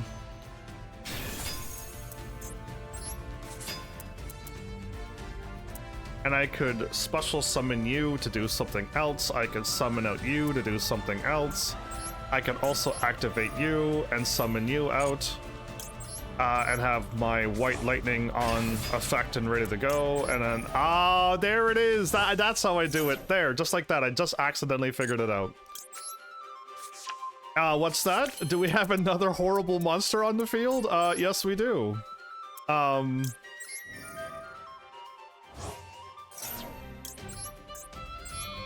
I could have added, by the way, the other card first. And I could have had another negate in the grave. In case if you're curious, but I've already decimated this poor AI. With 2 cards, I could... how much damage? How much damage? 20,000 damage, and I can get even stronger if I want to? Dude, that's crazy. I love it. I love I can do 20,000 damage now. And with my fun deck, I can get all my cards 1,000 stronger. And once I get the new card Quetzalcoatl, that can break the 10,000 by itself. I just won't be able to have either this card. Yeah, I won't be able to use this card anymore. Right? So I'll have Quetzalcoatl adding these totals to the Quetzalcoatl. So, oh no, I actually can. I can have a little bit more. I can put another card up here, but it has to be a synchro. It has to be a synchro. So I can have another little bit more combo, a little bit more damage in Quetzalcoatl. And we get a strong card plus 5,000. Good grief, and these too. So it gets crazy. Anyway, too bad there wasn't a monster left on the field, because I would have doubled that attack. Oh well, we lost our white lightning, but this will do. Recontract universe. Okay, I can't wait to take a look at it. I'll definitely like. Hopefully at the end of this episode, I remember to go back through and look. But yeah, so this deck worked out very good, even with a little bit of a... I had to like jumble some cards to still get my combo to work, but I can jumble cards. So it still worked. And we've finished the Fairies of Paint Weather already. This is awesome. We're not even halfway through my episode, I finished like 3 things. It took me days to finish like 1 thing. Man, this is so much better. As she gazed out the window, the mother continued her story. Rain is depicted by the weather painter Rain. She's a bit shy. I didn't know that was on the exam, by the way. That was on the exam in this game, and I had no idea who was shy. I was like, either it's the Rain Girl or her. I chose the other girl, and it was wrong. It was Rain Girl. You know what? Once I get this done, I might do a little bit better on those exams, the rest of the exams. Have you done the exams, by the way, Unsolved Mysteries? Cause yeah, the exams are something as well. That I also use to embarrass myself. She is a bit shy, but she's most diligent. It rains so that trees and flowers around the world may be nourished. Depicting the snow as the weather painter's snow. They did that jingle? Okay. She's a bright, cheerful, hard-working maiden. The snow this child makes blankets the villages and mountains white in winter. Depicting the clouds is the weather painter Cloud. A handsome young man. Yeah, everyone thinks that in Final Fantasy VII, don't they? Sometimes he's in his own world, his head's in the clouds, basically. Come on. But with a magic marker, he can draw any cloud imaginable. You must have seen clouds that looked exactly like other objects, right? Absolutely we have. It's the job of the weather painter's son to draw sunshine. Ah, so you are just the sunshine. Okay. An old man with a fluffy beard. He kindly watches over the others. On laundry days, it's most helpful when he decides to draw sunshine. Lightning is etched by the weather painter Thunder. Not lightning? Boy who's a bit of a prankster. I see, yeah. He sketches lightning in order to surprise everyone, and sometimes his overly zealous artwork shocks even himself. Well, good for him. You've done a few? Yeah, I've done a few too. I gotta do quite a lot of things. My friend said like the ones that I saw my friend has to do next is like 100. They gotta destroy like 100 cards or something, and that's gonna take a long while. And it's just like during the duels that you're in, like everyone goes hard. Nobody has fun in duels. Everyone just goes full combo all the time. So it's like I just want to destroy some cards, even my own if I have to, but like no. It took my friend forever to get the gain LP thing done. Forever. And I don't do duels because I just don't like dueling people. The one who draws the sky curtain Aurora is the weather painter Aurora. Okay. The aurora she paints are of such beauty, I hope one day we can glimpse them together. The weather painter Rainbow depicts rainbows. Oh, she has those to easily draw the rainbows? I see. The ringleader Even using 7 colors of paint? There's more colors than 7, but okay. She builds a rainbow bridge in the sky. Not only are rainbows beautiful, the human eyes can only see 7. There's the ultraviolet and stuff that you're missing. Anyway, we don't need to go there. We don't need to be smart here. We could just play video games and pretend to be dumb, right? But treasures lie at their feet, right? Not only are the rainbows beautiful, but the pot of gold at the edge of the rainbow. I heard about this. We've already finished it, but it just took forever to do because like everyone's gonna like OTK you or FTK you every time. And you go first and you're like, I just want to draw some life, and they're like, ash that, no, you're not allowed to gain life. And then you put up a continue spell that says all I'm gonna do is gain LP once per turn, and they're like, no, we're gonna destroy that card too. And my friend's like, I'm not even attacking you. I have no monsters on field and I'm just gaining LP. That means I'm here to just gain LP. And everyone's like, we're gonna full send attack. And my friend's like, this is horrible to just let, if people can only figure out that a duel is not you go unga bunga and you can see what the other duelist is trying to do. But nobody stops to think anymore. Everyone just unga bungas, and it's just like, oh man, that's too bad. That would just be so not fun for me. So I'm never doing duels. I don't want to deal with unga bungas who always want to win. Anyway, where was I at? Or so the story goes, right? I got distracted by the unga bungas and the pot of gold at the end of the rainbows. Yes, even I heard about that. After hearing the story, the little girl exhaled with satisfaction, as if she'd finally remembered to breathe. There are so many fairies in the sky. You know so much, Mother. But have you ever met one? Well, your mother is a fairy. Her mother smiles gently, and stroking her daughter's head replies, yes, when I was about your age. If you're a good girl, surely you'll meet your own fairy one day. Perhaps among the people you've encountered, there might be some that met a fairy. You have a deck that is only just gain life points? Yeah, I want to try like a banish deck, because that's going to be a really hard one to do, is to banish a bunch of cards. I finally got a Feast of Banquets card last episode, so we can start working on that too, to start banishing cards. And then there's I gotta like, somehow my opponents gotta attack me and then they gotta receive damage. That's gonna be super hard to do because your opponents either don't attack or they scoop, right? They look at your deck, you drop down a maiden and they scoop. And my friend's like, what? I just dropped down 1 card. Why did you scoop immediately? So it's like the dueling sounds like terrible. One time in one duel you had 300,000. How? Okay, your deck must be able to pull it off. But the cards I had, we literally had to flip up a card and gain like 1,000 life points, and everyone shut that down. Everyone shut that down, my friend said. Like it took forever to gain 1,000 life points a duel. Yeah, so this one here was the one that was pretty rough. This is where I stopped using loner decks, was right here. But I finished all of these with loner decks. All of these are done with loner decks. And then I stopped here, part ways through.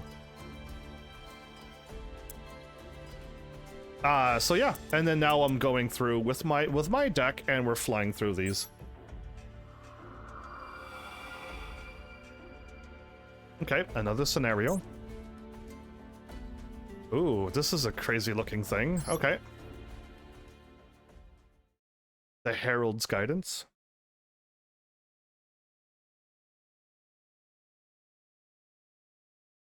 The Eater of Millions. Sounds interesting, actually.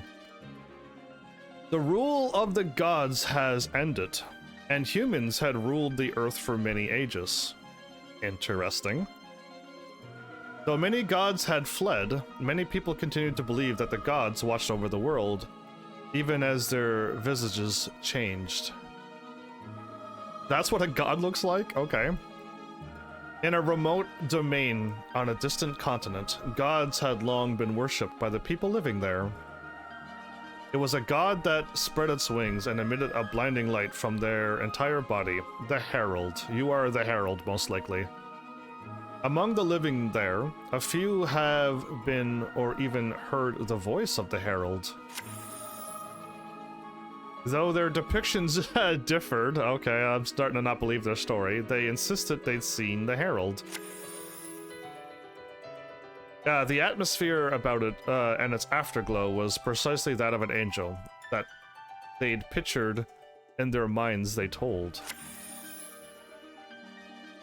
According to those who'd heard its voice, it hadn't actually made a sound.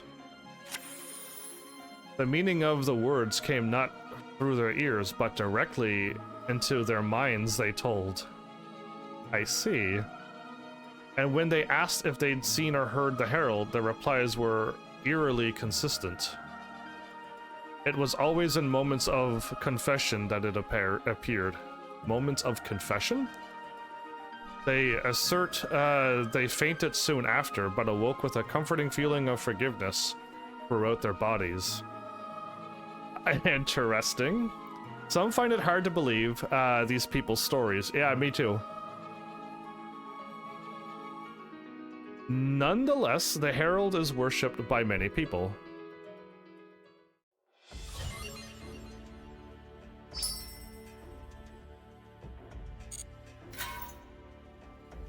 We get to do one practice, one duel, and we're done. Oh, this is so nice.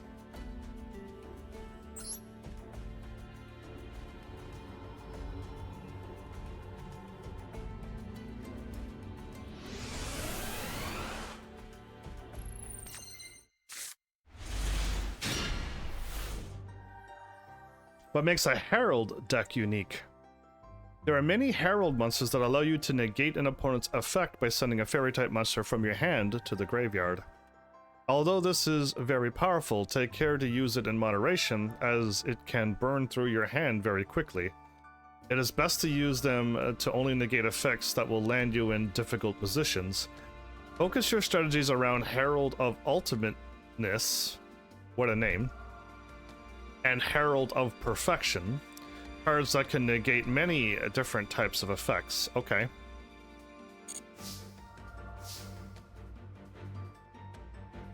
Ritual Summon Herald of Ultimateness.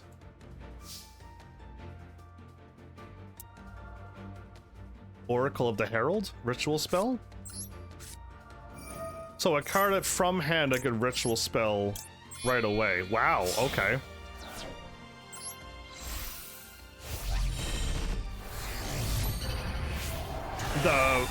The Palace News? Hi and welcome, first time chat. Welcome to a chill solo mode playthrough, where I'm going through all of the solo mode. The Herald of Ultimateness can put a stop to special summons and negate the effects of various cards. End your turn. Okay, I can do that. And let's see what happens.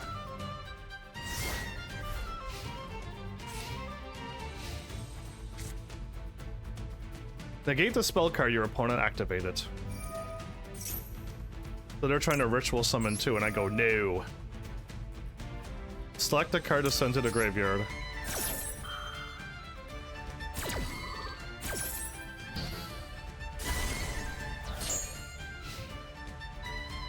They just end their turn?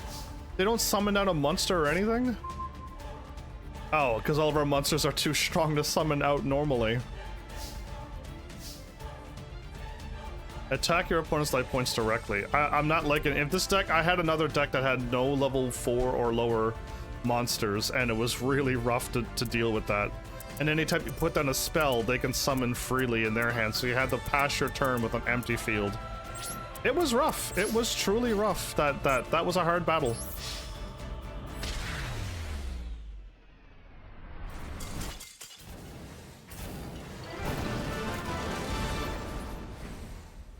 Sweet.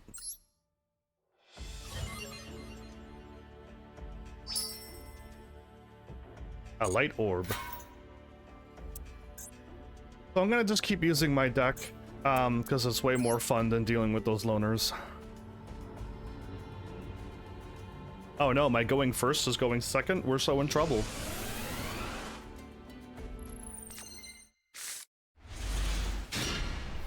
Haha, we drew a lot of bricks there again.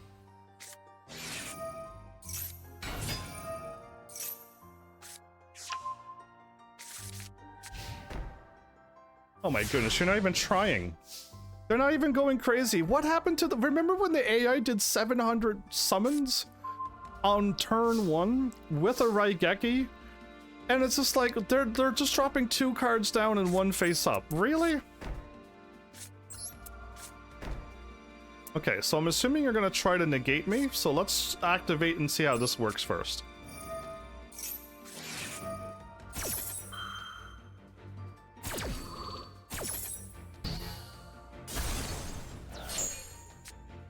Okay, I was correct on that. Now we can do what we want to do.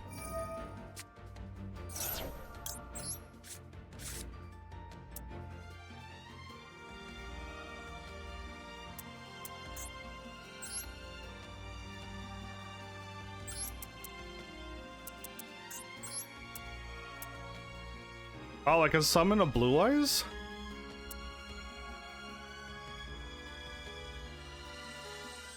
Okay, I can either summon a Blue Eyes, attack with the Tyrant Ring and attack twice, or I can grab my thing. Let's do it this way. Let's see my let's see where we go like this. I don't need Blue Eyes in my deck.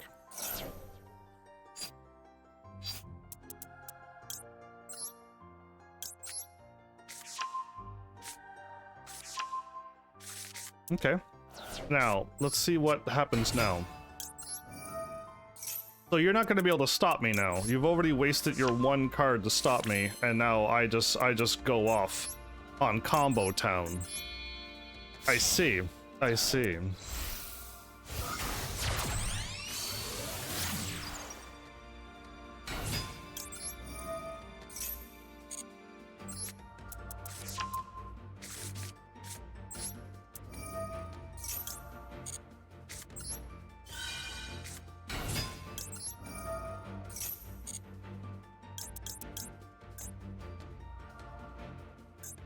On, but not auto?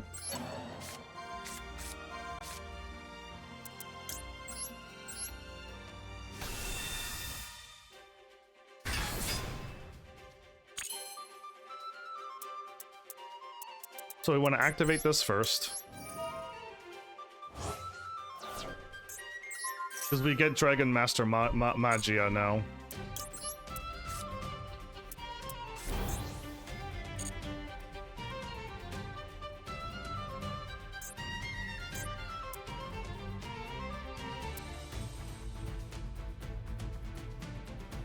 I can immediately do this now. Yeah, let's do this first. This first.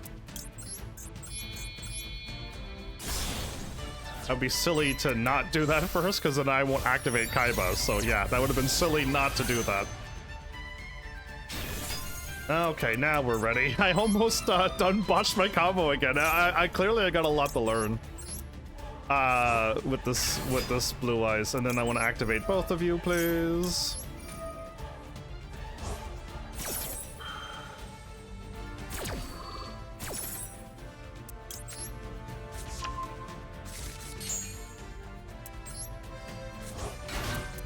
Oops, Dragon Master Magia is on the field.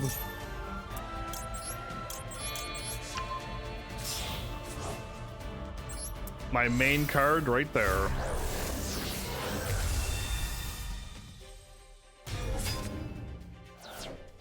Now, I've already used this, didn't I?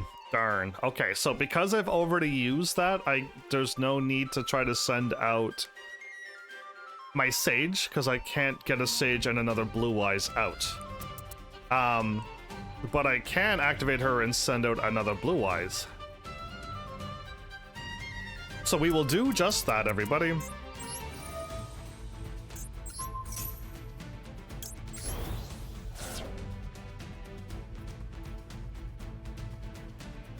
Huh?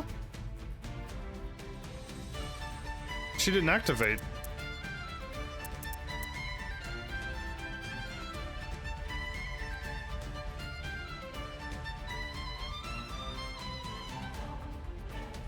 Why didn't she activate? I should have been able to get a Blue Eyes out from my graveyard, right? Am I losing it? It doesn't matter, but am I losing it? I must have messed up somewheres. Oh right, before I do that, I want another protection on the field. Well, I don't know what I did there, everybody. I must have messed up somehow, some way, though.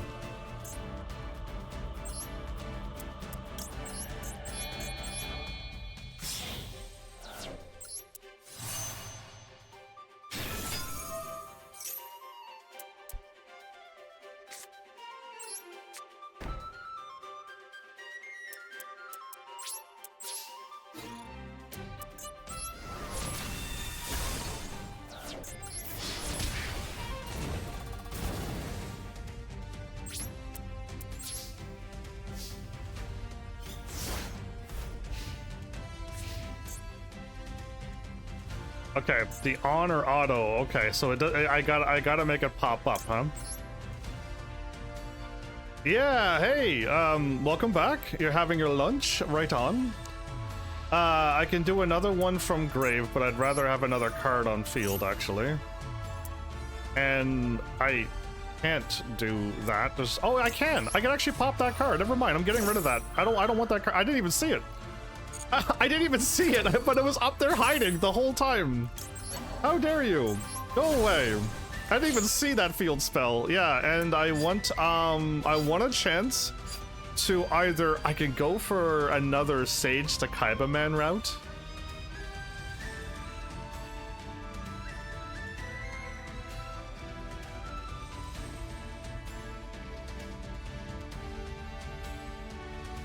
I can go Sage and get a Blue Eyes out.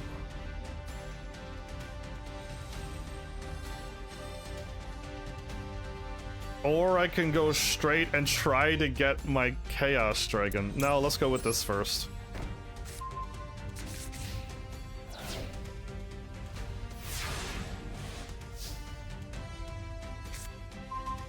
Ooh, perfect. Okay, I didn't get a good card. Let's try again. I can get a Blue Eyes out right now.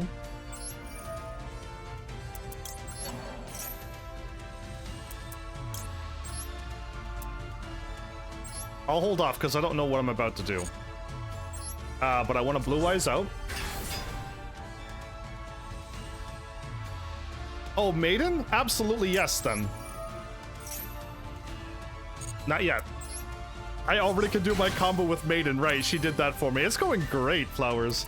And I can act... No, not you. Okay, I gotta get that activated before I do anything else. Let's get another card. Let's not do anything crazy. Oh, perfect! Let's do it again. Let's get another card. Let's just keep milling the cards until we get what we want. There's our... We got our summon now. Now we can summon anything else that we want. We can summon you... We can summon you. We can summon you if we want. We can do whatever we want. Oh, it's fun. Okay. First things first, I want to... Unfortunately, I'm going to lose this. Yeah, it's fine. It's fine. I can then get a Sage and a Kaiba. Sage and a Blue Eyes. But Kaiba's going to be left on the field. Or I could just do Kaiba and that. Is that overkill? Am I overkilling this poor opponent? I mean, we've already won.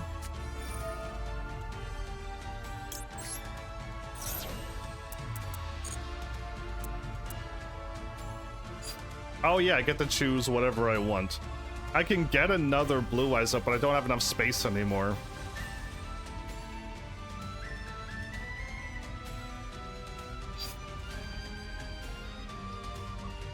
I want to try to get my... No, because I can get Kaiba Man to get that one. Let's go with this.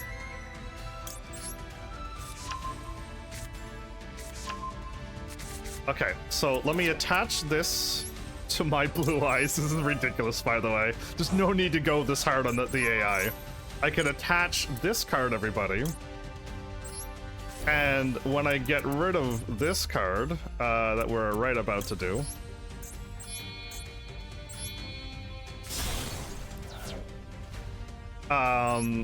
we now have a grave negate as well, and I can now do one thingy already, and I could get overpowered card now. But I can't stop the negation, can I? Yeah, I think I can. Let me see if I can stop the negation. Let's see. I get Synchro Rumble. And then Synchro Rumble gives me this. And where do you need to be, Synchro Rumble? Because I need to do it now. I need to figure out how to make Synchro Rumble work or my card is gonna pop. So, if a level 7 or 8 Synchro Monster or Crimson Dragon would be destroyed by battle or card effect, you can banish this card from your graveyard instead. So I have to send this to graveyard right now. Okay. Then let's go ahead and do that. And I have to send out anybody, it doesn't matter who. And then I'm going to activate you as well, because I already got what I wanted.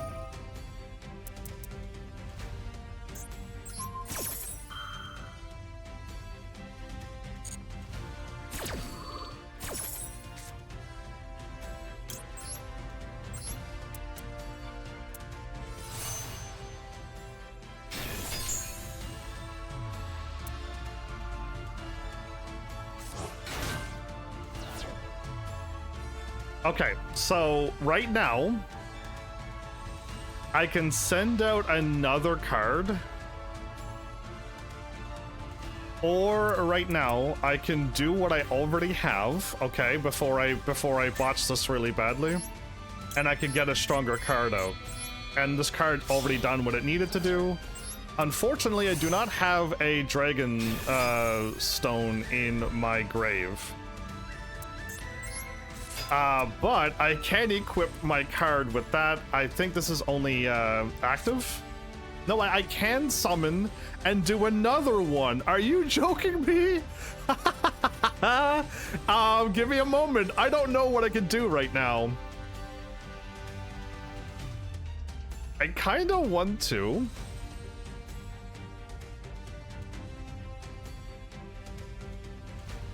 You need to be a dragon tuner. You are not a dragon tuner. It needs to be a 2 turners and a 1 non-tuner blue eyes. Yeah, so this doesn't work. I want to somehow try to find a way to get this card out. Again, this is the setup for my new cards. So that's why I keep doing this, because it's a setup for my new cards. And I understand I could do it that way, but I can get Sage and this card out and get another this. And if I had another 12, I could summon this card out.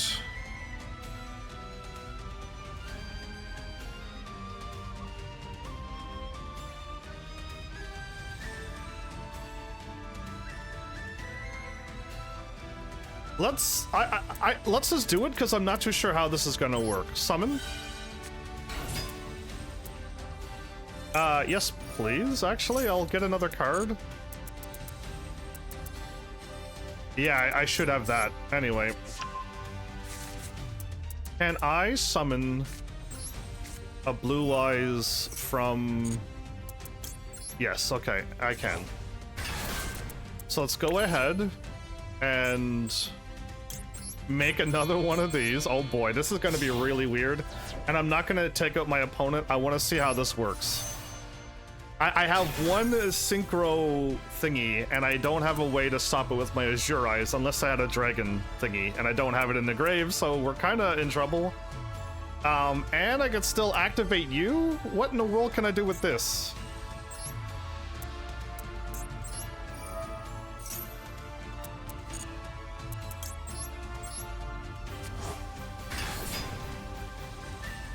I could Tyrant Wing any of my cards too.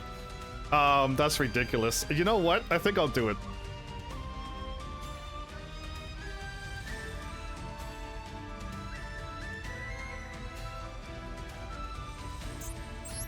So I'm not going to attack with this card. Ah, so it stays on the field. We did an equip like that. Okay, I understand. Okay, so now let's do this. I can't believe I'm doing this. And I want to target you. Oh, I've already did the... I can't do this. Oh, right, I can't do this. I already did this. Oh, that means I could have targeted the 10 and got back to back? No, I don't have back to back in this one. Oh, I don't have back to back. I wasn't even thinking about the future, everybody. Okay, well, either way, I could do that and get Quetzalcoatl out. Right now, I could have Quetzalcoatl out, and I wouldn't have brought my Blue Eyes out. I would have summoned out this or this. I could have special summoned this out and stopped the bops again. Oh my goodness, I can do that. And that's an extra 2,500 added to Quetzalcoatl here. That's the damage, everybody. 7,000. 8, 9, 10, 11. 12, 13,500 Quetzalcoatl will be. 13,500 plus what we would attack with minus 3,400. So, yeah, that's a crazy amount of damage we can do. Anyway, let's go ahead and swap. I can't swap you. Let's go into battle. And let's hit him with 4,000. Make him sweat a little bit. And then we're gonna wait because I want to see what happens. I'm going to say no on the Crimson Dragon. Oh, this card does it too. If a card would be destroyed once, return this card to your extra, and if you do a special summon one synchro monster from your extra deck with the same level.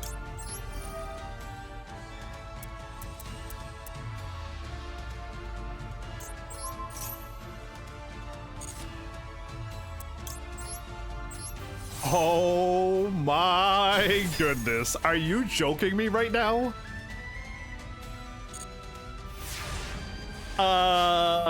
This is a stupid amount of damage we have. This is a stupid amount of damage. I can also make myself stronger by adding my Abyss Striking and giving everybody 1,000 more attack.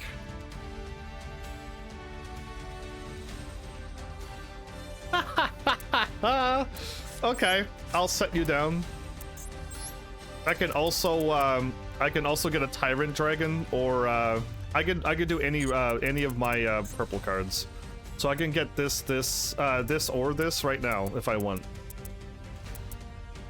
So I don't think you summon from grave, do you? I have to pull from my extra deck only. And I have to use including a Blue Eyes monster. So I would have to lose a Blue Eyes, and I'd have to only from the extra deck. So I can't summon this from grave with that card, is what I'm trying to say. Anyway, once per turn, if a card is supposed to be destroyed, it is not. That's crazy. I forgot how awesome this is. Okay, anyway, and I could do something else? What else can I do? What other mean thing can I do?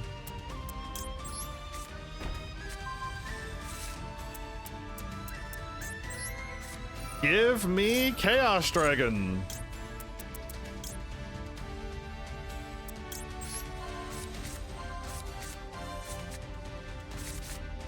If we could have got Chaos Dragon, do I have this in grave? I do. I could, if I would have got Chaos Dragon, I could have, sadly I would have lost my Blue Eyes, but we could have had a Chaos Dragon 4,000 with a double piercing attack on whatever this poor card is. Anyway, I've had my fun. I made a mockery of this AI. Let's White Lightning twice in a row. Boom. Wait, what? I can't attack twice?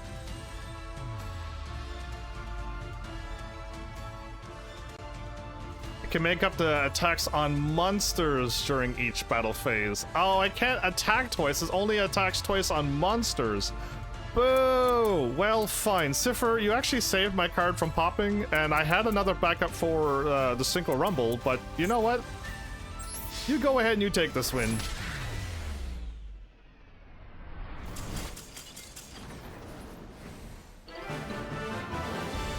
But yeah, days off are nice. I like them. I get to get all my stuff done today. Groceries, maybe take a look at some games. You know, anything. Anything at all. The world is mine. Oh, what a nice art. What nice art in this one. We finished another solo mode. In the frontier, the herald is enshrined in the temple.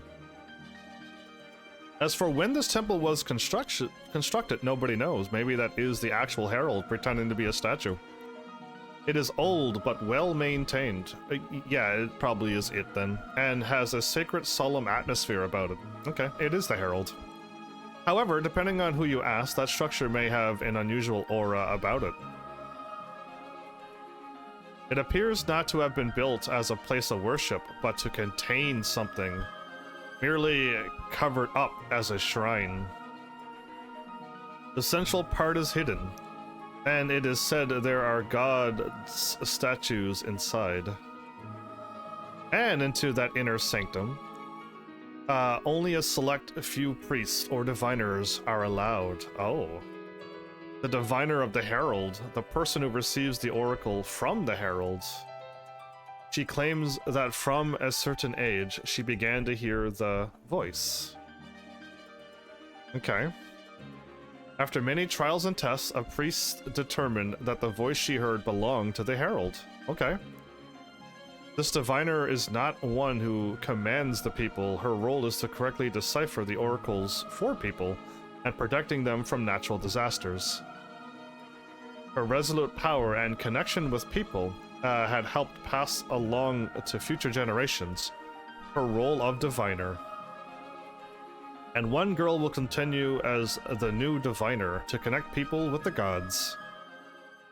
Interesting world. Okay, again, a world not filled with like war and stuff. It's been nice. Miraculous Advent, yeah. Okay, cool. Dude, we're flying through these. We're gonna get these done. We could almost. Oh, never mind. There's a lot more than I thought. I was gonna say once we scroll down and we see check marks at the top like this, we're getting close. This is the danger files. I remember the guess that I made on that. Is that an alien? What is that alien doing? Is that its tongue, or is it spewing something onto a pyramid with an exclamation mark?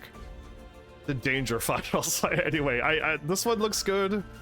There's like I'm looking forward to going through all of these. Okay, all of these. Is this the spy stuff too, or is this something else? I don't know. Scenario, practice, duel, and done. 2 scenarios. Okay, this one's a little bit longer than the last one. Okay, let's do it. I'm here for it. I'm here for it. This is something. The Danger filets. There you go. Teehee. There's a lone island somewhere out in the wide ocean. Isn't this the dinosaur music? The mecha metal dinosaur music? I think so. I think they're reusing assets from their own game. That people say is the last untouched corner of this planet, just like the dinosaurs. Some think that it may be the land of legends lost to time. The waters around the island were always turbulent and the weather unpredictable, as if nature itself was trying to reject anyone who tried to step foot on it. Thus, humans have never been able to ascertain what the island even looked like in full, let alone the ecosystem within. Unless this is the actual Metal Dinosaurs Island, everybody, then my bad. But one day, a certain team was dispatched to explore the island in secret, and they had only just returned recently, with the fruits of their exploration to be disclosed at a debriefing session. The media outlets that caught wind of this information were dying to get their hands on what could be the discovery of the century, and flooded the team with countless press applications and requests. Oh my goodness. What, they're back and they're all beat up and torn? What in the world happened to these people? The briefing opened to a full but silent room with air as heavy as and thick as mud. Ah, thick as mud. Thick as thieves, I thought it was called. No one was quite sure what to make of the explorers who were about to report their findings, and their appearance was not quite normal, to say the least. It was almost hard to look at the explorers wrapped in bandages, and some of them trembled as their fearful eyes darted about. Oh my goodness, okay. Just what terrors had they experienced during their exploration?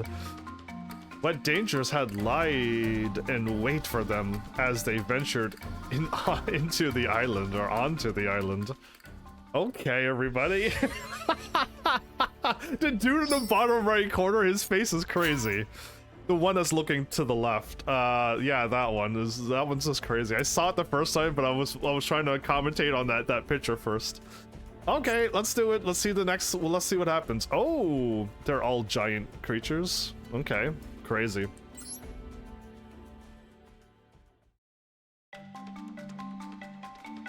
A single team member cleared their throat, and the debriefing began.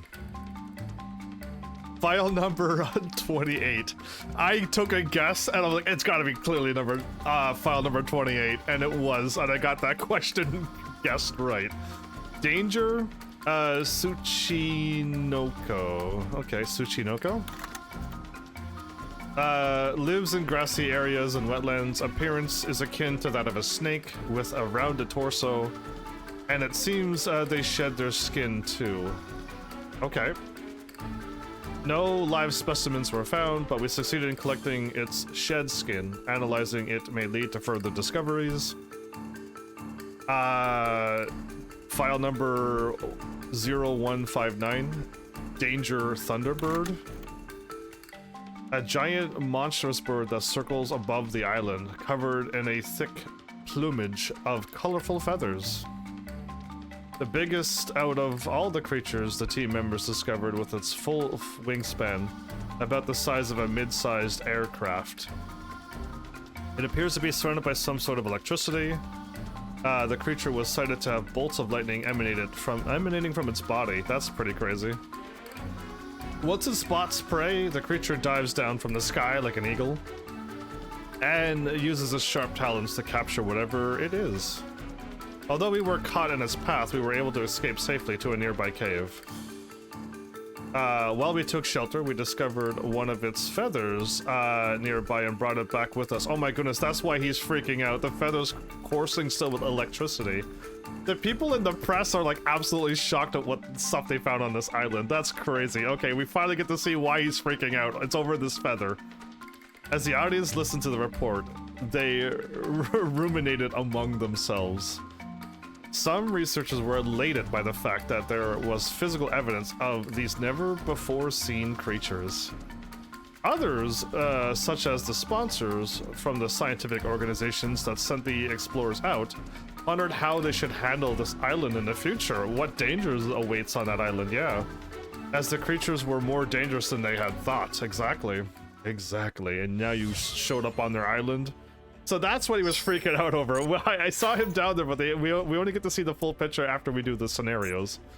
Okay, so what are we dealing with now? Learn the ins and out of danger decks. Okay, let's just see what they teach us and never look at the deck ever again, probably. Hopefully. We'll duel against the deck, but we'll never use it ourselves. Okay, a big monster. What does a danger deck... What does a danger deck unique? Yeah, what makes it? Anyway, danger monsters have effects that activate from the hand. Oh, are you like the little, the card that I have in my deck? The bestials? Like those? Cause yeah, I have had, and still do, one of those in one of my decks. This can lead to monsters either being special summoned from the hand or discarded to the graveyard. Whether or not they are special summoned via the effects, it is up to luck. But danger. Oh, this is nothing like what I have. I can choose not to leave it up to luck. Monsters also have effects that activate when they are discarded. By using their effects wisely, you may be able to turn the game around with some element of surprise. It's like a random guessing deck that you, like, okay, this is probably the closest to the gambling with all the other flip coin stuff I could do. It might be the danger deck, huh? Danger gambling. Warning, danger gambling. That could be the title for the deck. Danger, excitement, mystery. Use your danger card's effect to win the duel during this turn. Discard danger Bigfoot from your hand to activate danger, excitement, mystery, and add danger Chupacabra.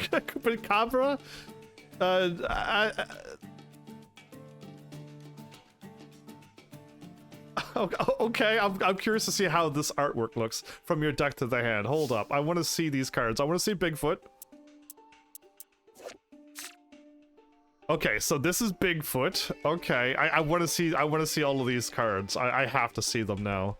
3,000 attack, everybody. Yikes. Okay. So we want to activate discard.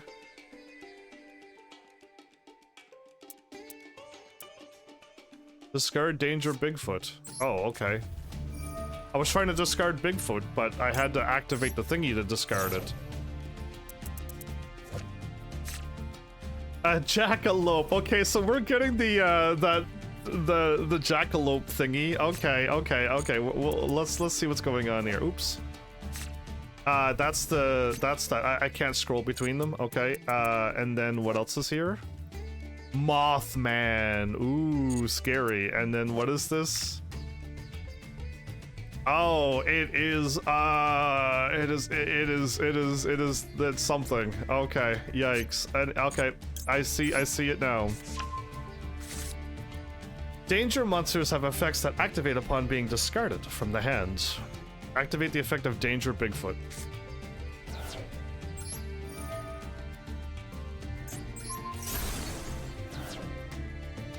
Danger monsters activate their effects from the hand. Upon doing so, your opponent must pick a random card from your hand to discard. If the discarded card is a monster, oh my goodness, what? Okay, with the same name as the monster whose effect was activated, the effect will resolve.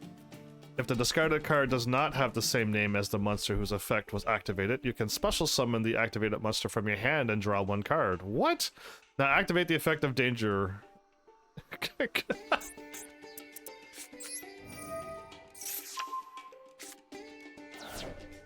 Danger was the only card in your hand, so it had to be discarded because of the effect activation. However, now that it has been discarded, you can activate the effect of the card. Activate the effect of Special Summon Danger Bigfoot. And just like that, we have our 3,000. Interesting, I must say.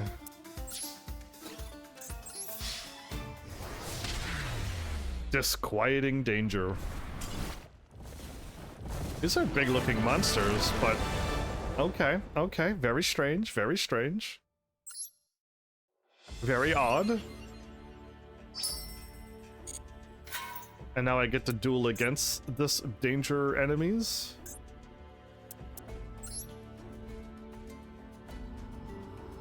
I always go second, interesting.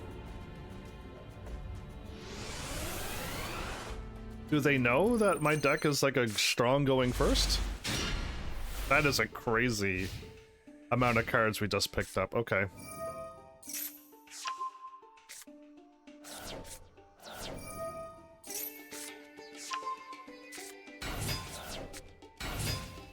Okay.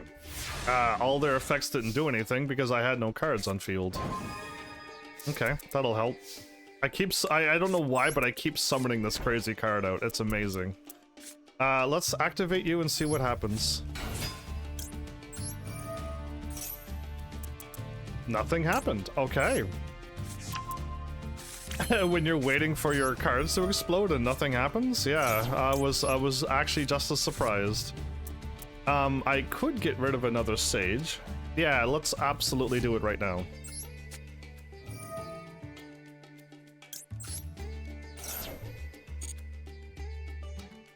I need to be able to either A, send out you, or target those cards eventually.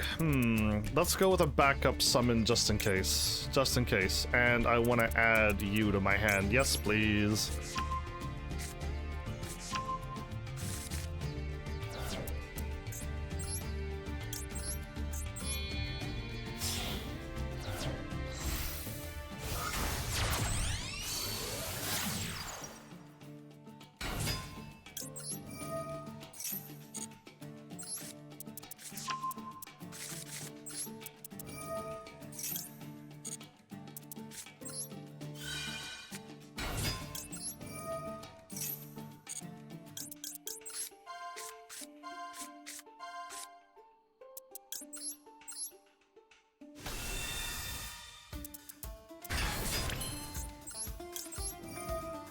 Play the music.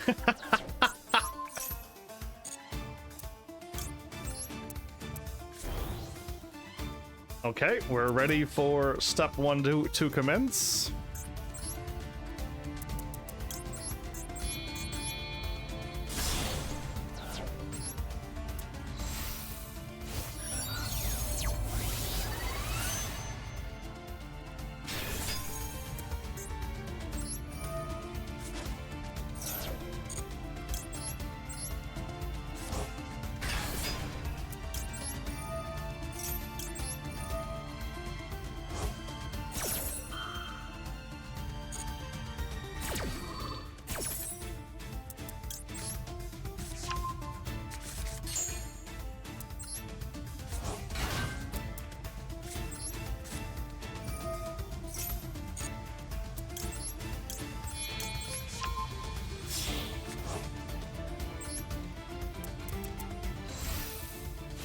Perfect.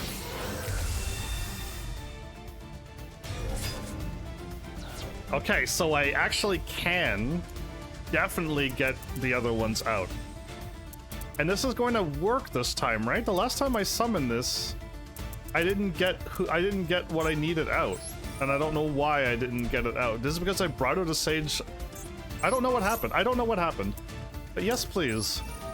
Like, that effect wasn't active, I don't think.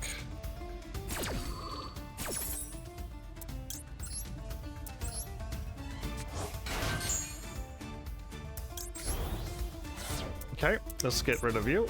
And to you, and I have another one to get you into you. Okay, so we're still good, everybody?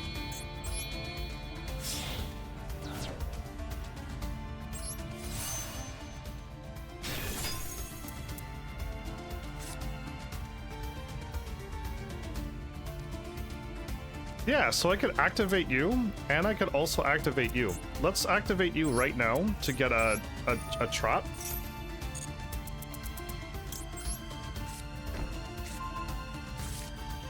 And then I'll activate you to get my other blue eyes out just to have it ready.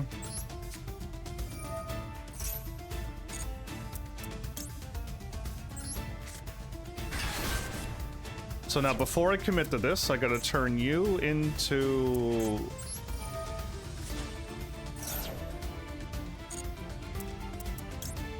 you.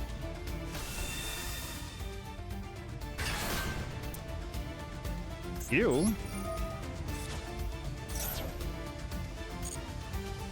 Into you.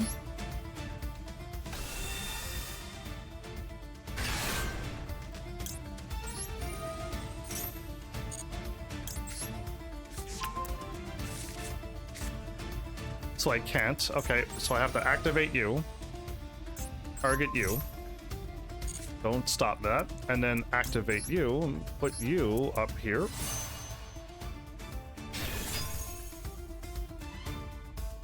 So now I can protect my card right now, but I don't have the space for it, so we don't need to do that. And I can't activate you, because I would love to send you to the grave, but I can't.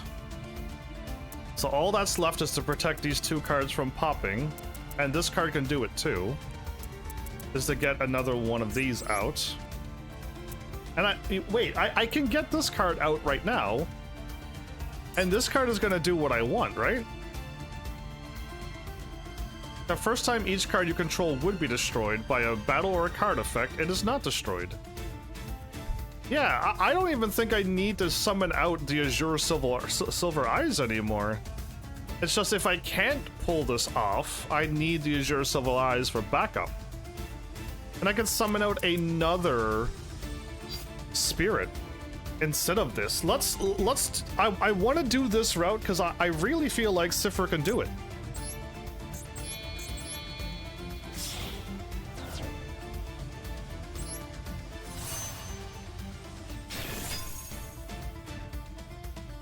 And I could also now send you out, and oh my goodness, I can. Would I rather? I would rather wait, right? Okay, I was going to Synchro Rumble and turn you into my 4000 dragon, my dis whatever this is, the bestial pater. Anyway, I can turn it into that right now by using Synchro Rumble, getting out another card, and then turning it into that. Or I could wait for next turn. Right? We have already won with 5,000 and 4,000 and 2,500. I could make myself even stronger and go crazier with it. But if I wait for next turn, I can activate, get another Crimson, target this card, and get my other Ultimate Spirit summoned. Thus freeing up 2 more spaces. Summon out another. Oh my goodness, I could go forever. And you know what? I would rather just let's go for the attacks. Let's just go for the kill.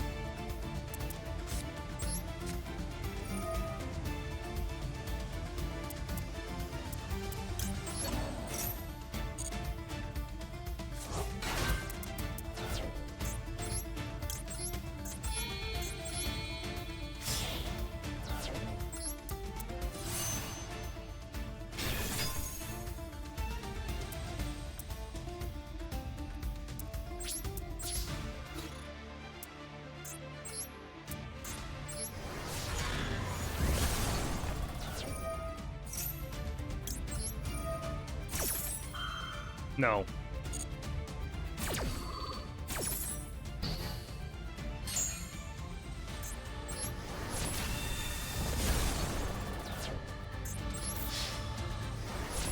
And I had a Solemn Judgment back there. I had another 2 negates with Magia. I had another negate with that. Oh my goodness, man. And I had another negate with Sifr. Oh, right.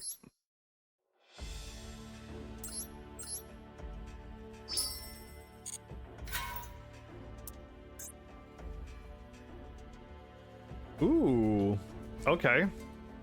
I guess the mutts just keep fighting each other over and over and over. Let's finish this. Let's go to my deck and take a break from solo. And let's look at my deck for just a little bit, try to fix them, and then let's go right back to solo and finish off some more. I'm surprised we're making so much progress. I'm actually shocked, actually, that I got this far already. Before they could find their answer, the conference continued on. File number 232, Danger Bigfoot. A gigantic muscular creature with black hair growing from its body. That looks brown to me, but okay. Standing tens of meters tall, if not more, bipedal, it barrels through the trees as it roams the forest and mountains it lives on. It has things on its horns, though, so it seems smart enough to be able to tie it.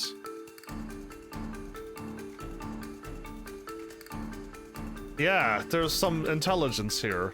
It has an extraordinary bad temperament. We've observed it to attack not only our team, but also other creatures living in the area. File number 0257, Danger. Oh, Nessie!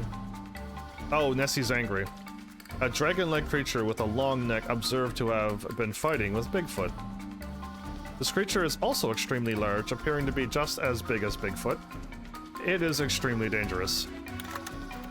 While the team was out on the lake, this creature emerged from the water without warning and capsized the boat, causing us to lose much of what we had gathered. It was a miracle that we were able to return alive after encountering the creature at such a close range. The explorers continued their report on some of the other life forms they had seen. Oh, good grief. Is there a werewolf too? Ooh, and Mothman, and oh my goodness. Among the audience present, there were a few who found these episodes a little too tall to believe. Exactly. But they brought back a feather covered in lightning. I don't think you can truly dismiss what they're saying. But even they could not deny the fact that the explorers had returned with real, tangible samples. Exactly, thank you. Everyone on the team agreed that, although the island still had many mysteries left to uncover, it was also much too treacherous for the weak and feeble humans. Shortly after the conclusion of this conference, a second team would be sent to explore the island further after you've been warned not to? Oh, that guy's really muscled up and ready to go, though. He'll be the first to die, trust me. In the movies, those guys go first. They're like, I could handle anything, and then they just, yeah, they just splat. They invested in new equipment and more manpower and set off with the intention of not only learning more about the mysterious island, but also capturing a few live specimens to take home with them. Oh boy, here we go. Who knows what they will find on the next expedition, or even if they will return alive. Yeah, exactly. Oh boy, okay, that was something. That was something. Dark Sacrifice? When your opponent activates a card or effect that would destroy a card on the field, negate the effect, and send one level 3 or lower dark monster from your deck to the graveyard. Okay, I don't have any of those in my deck, so I will never be able to use that. Emerging Monstrosity Recon. Okay, interesting name. Alright, let's take a break from solo. We've actually finished 1, 2, 3, 4, 5 things. I mean, Legend we kind of went through a little ways already, but still, we finished like 4 full things and the Legends. That's crazy awesome progress. Okay, let's go. Let's go back to the deck. I've realized that I cannot summon... I can't synchro summon the card because it's not a light monster. So the Blue Eyes Synchro deck is got a problem immediately because this card only works for Crimson, and it works for level 7 and 8 dragon monsters. Now, what else do I have saved? Actually, let's do this first. Let's do Synchro, Light, preferably Dragon, and 7 to 8. Okay. So Ancient Fairy Dragon. Okay. During your main phase, you can special summon one 4 or lower monster from your hand. Cannot conduct your battle phase in turn you activate this effect, so I will never activate that effect. During your main phase, you can destroy as many cards in the field zones as possible. Minimum 1, and if you do, gain 1,000 life points. You can add 1 field spell with a different name than destroyed cards from the deck in your hand. During your main phase, you can destroy as many cards in the field zones as possible. Destroy cards in the field zones. Does that mean I will be accidentally blowing up my own cards if there are no cards in my opponent's field? Because that would be terrible if that's what has to happen. Gain 1,000 LP, then you can add a field spell with a different name of the destroyed cards from your deck to your hand. You can only use that. So I don't trust the sound of this attack. Then we got Dragon. Once per turn, you can pay 1,000 life points to target 1 card on the field and banish that target. That is kind of what I'm looking for, to banish even one of my own cards. When this card is destroyed, you can target any number of Lightsworn monsters, which I don't have any. Okay. Once per turn during your end phase, send the top 3 cards of your deck to the graveyard. I also don't want that at all now. We're back to you, which I added this one. This one was one of the ones I thought. If this card is special summoned, or it won't be, or a level 5 or higher monster is special summoned to your opponent's field, Target one special summon monster your opponent controls and return that target to the hand. I think that's probably not going to happen very often. At all. But you are a light level 7, so I can now do this. You can tribute this Synchro Summon card, special summon one Light Dragon Synchro monster from your extra deck into defense. You are a Light Synchro Dragon monster. Okay, so I can do this. You can work. 2,400 would be my lowest one yet. And 7 to 1 to get to 8. And I could summon out an 8 naturally. Do you see why I'm trying to get this to work? One tuner and one non-tuner. You're not a tuner, right? You're one non-tuner and one tuner. So I'm just trying to make this deck work, and the Rose Dragon's the only one that I like so far. One tuner, one non-tuner. I could just summon it out, and you are a Dragon Synchro tuner. So no, I can't use this because I can't use 2 tuners. I don't have any other non-tuners. That's why I immediately got rid of it. When an attack is declared involving this card and an opponent's monster, you can make this card lose exactly 5,000 attack and defense. And if you do, the opponent's monster this card is battling loses that much attack and defense until the end of the phase. Okay, not really anything special. If this card is destroyed by battle and sent to the graveyard, destroy the monster that destroyed this card, and if you do inflict damage to your opponent equal... Okay, interesting. Once per turn, because I'm gonna synchro this card away, so I'm looking for something that can synchro and do something better. Once per turn during the standby phase of the next turn after this card on the field was destroyed, you can target one Moon Dragon Quilla. Okay, not helpful, not helpful. Stardust Spark Dragon.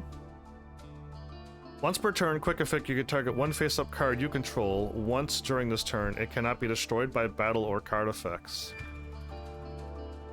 I can choose one card, and I could choose my... Oh my goodness, I could actually choose my True Light.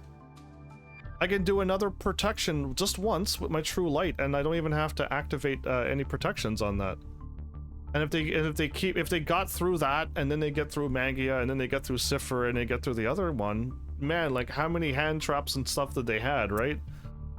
That one is kind of catching my eye a little bit, and I can just make that one happen. Because it's an 8. 8 to a 9 is what we need to get to, right? No, it's a 7 to an 8. Oh, no, you won't work. I need a 7 to an 8. But that, because the 8 I already got covered. The 8 I already have covered. I don't need 2 8s. So what? There's only one card? There's only one 7 that will work, everybody. Only one. And it's an ultra rare that I can't buy. Oh, okay, so now this deck has the dilemma, right? So I'm gonna just make this happen. I'm just gonna do this, and I need to remove something. I need to keep you, because 7 goes to 8. 8 can go to any of these 9s. It's just gonna take so long. 9 goes to 10, but I have no 11s. The problem is there's no 11 or no 10. Wait, I have a 10, tuner and non-tuner. 2 tuners and 1 non-tuner Blue Eyes. So I don't have any non-tuner Blue Eyes. Is you. So I only have an 8. I know I can get a 10-star non-tuner Blue Eyes.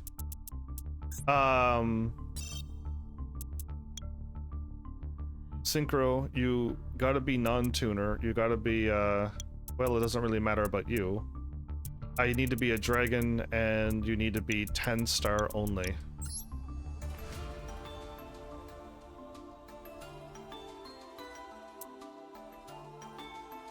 I already have a card that I can use.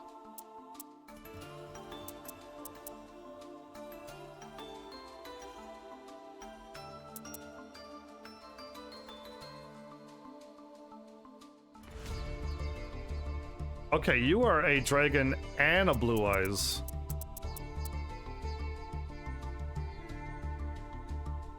One non-tuner blue eyes monster. You're a blue eyes. You're not. This one won't work. Okay, so everybody, I found 2 cards that will work. I could actually bring this card back. Or I can use the Blue Eyes Shining Dragon. It's really easy for me to get the other one out. Cannot be normal summoned or set, must be special summoned from your hand by tributing Blue Eyes Ultimate Dragon. Gains 300 attack for each monster in the graveyard. This card is undoable. I am not tributing a Blue Eyes Ultimate Dragon. I need to have this on the field and then tribute it. So this is way easier to get out on the field. I could do it anytime I want. Very, very easily. And then with this, I need two of the, you and 2 of my tuners? 2 turners and 1 non-tuner blue eyes. Yeah, and two of these on field. Just to find another way to summon out a 12? I don't think this is worth it. Is all of this extra work worth it? Right, this is where it's getting a bit crazy, right? But just realize that with this card, I can get this card to get this card and immediately put one of these back on the field again. And then go from here to here, and then I have a 2,500 with a 1 quick negate.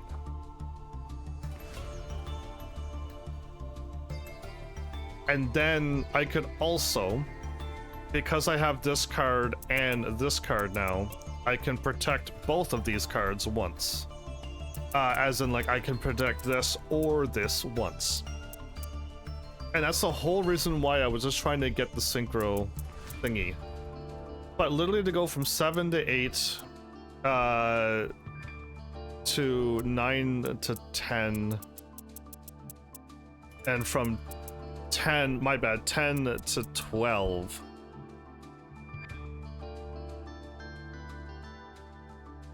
The only way to do that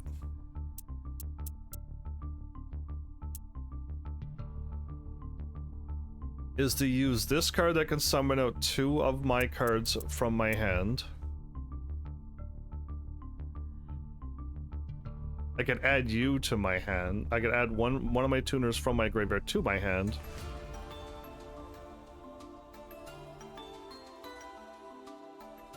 Yeah, so I would have to like use him to send something.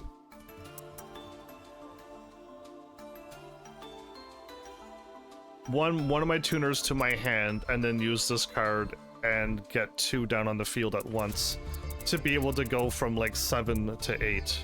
It's so not worth this. It's not worth doing this. This makes no sense to do. I don't need to do it this way.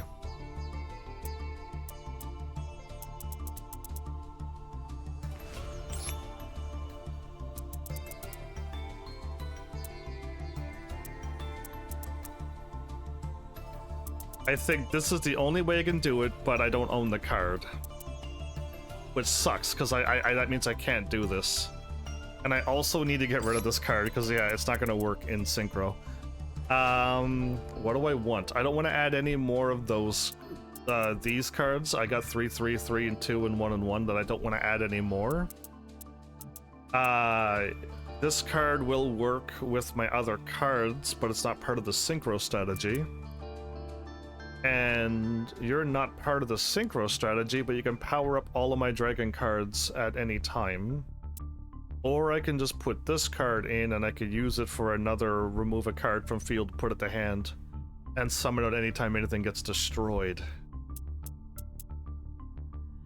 Or I can put no, we need to find a card. So so I gotta choose between Jet, Abyss, or this, or add any one of like these again. And I don't think I want any of these.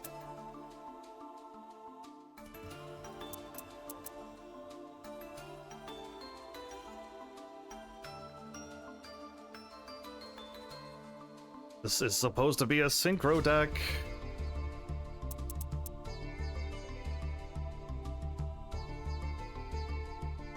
I don't like how this is working.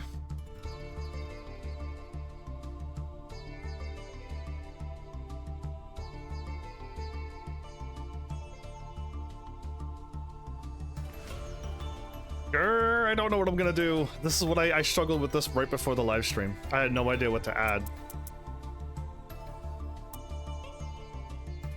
Pop a card once per turn. Get this on field. Immediately get rid of it. I don't have the card here anyway, right? I don't have the card here anyway, so I can immediately get rid of it for another card. Or for chaos. Oh, and I could also add the ritual with this and immediately get chaos eventually as well. I don't know. But we can use this card for that or go with this. So it's a 50-50. I could go for this and just like let this card sit in my hand, or I can just use this card and then wait for me to get the Chaos Dragon back again after I use it for Magia. And then once I get it back again, I just turn this into the Chaos Dragon. And then I just put this into the graveyard, and then all my dragons get 1,000 extra attack. It's just extra over, and this is 1-2 steps, and I gotta wait for Chaos. This is just, it sits in my hand until I get a Blue Eyes. Let's go with this one. I think that one's just a little bit quicker than this, but I love this effect, so that's why I'm kind of going with it. Okay, Blue Eyes Synchro is done, but I can never use it anymore because I'm missing a card. That's unfortunate. Blue Eyes Fun, on the other hand. Wait, what about the non-meta? What are you doing again? The non-meta, so I gotta get rid of you and find something else. I wonder if another Bingo Machine Go would be bad for my deck.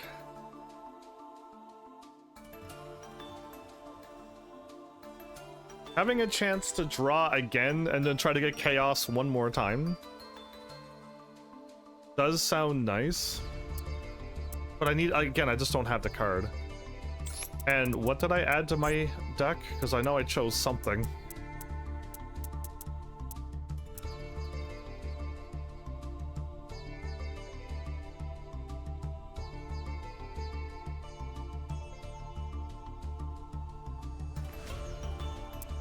So I added this, and then I can only attack monsters twice. I'm definitely not a fan of that. I would rather have 2 of these, or 1 of these, or 1 of these, but I don't have them. And another single rumble is another brick. And this I get to send down and remove cards. You can send 1 monster from your hand or field to the graveyard. Yeah, okay. I think this one might actually work better in my deck than I realized. Let's go with that.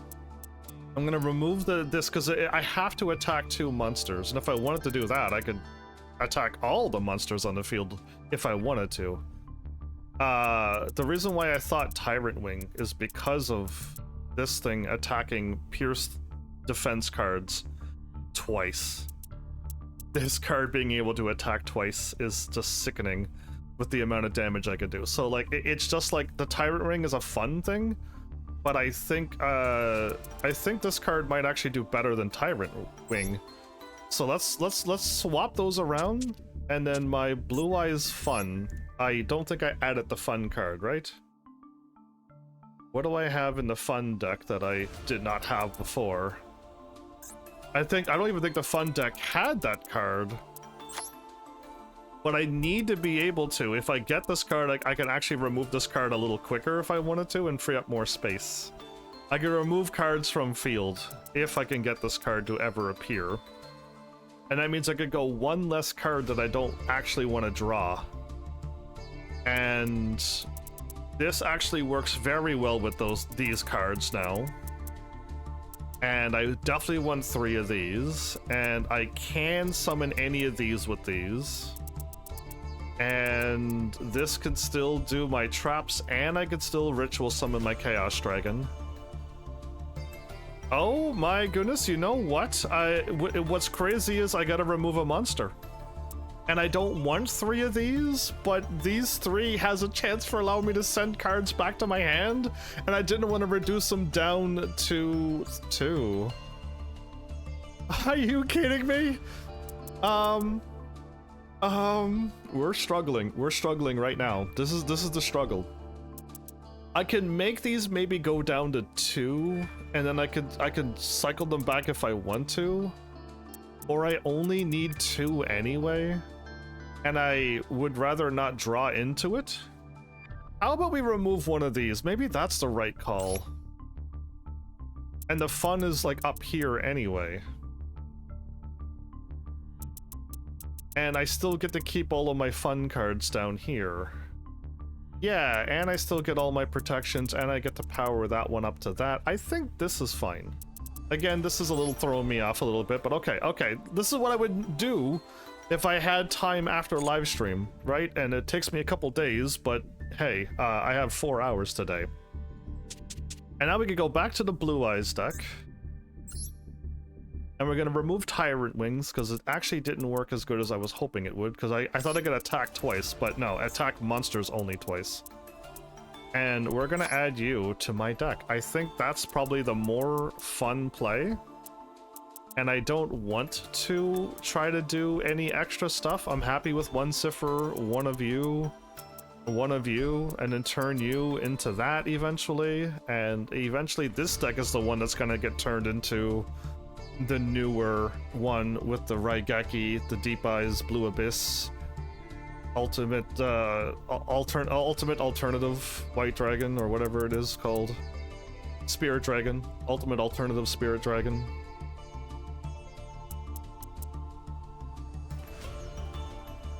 And whatever the other one is. I keep, there's 4 of them, but yeah.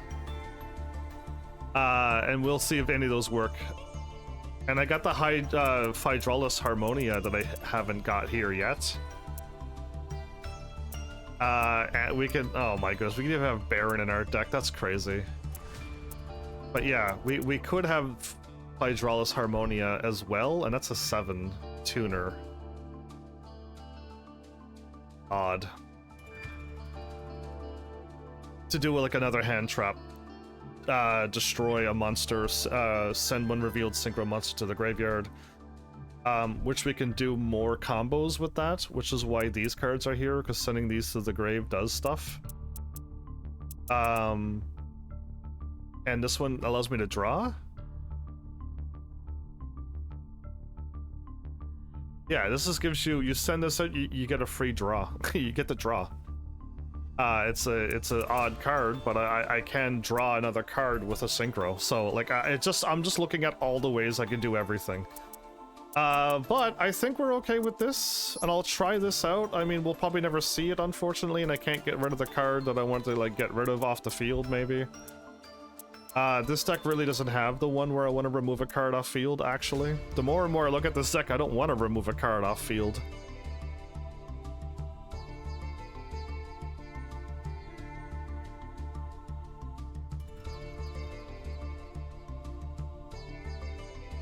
Funny enough, everybody, I don't have a card I want to remove off field.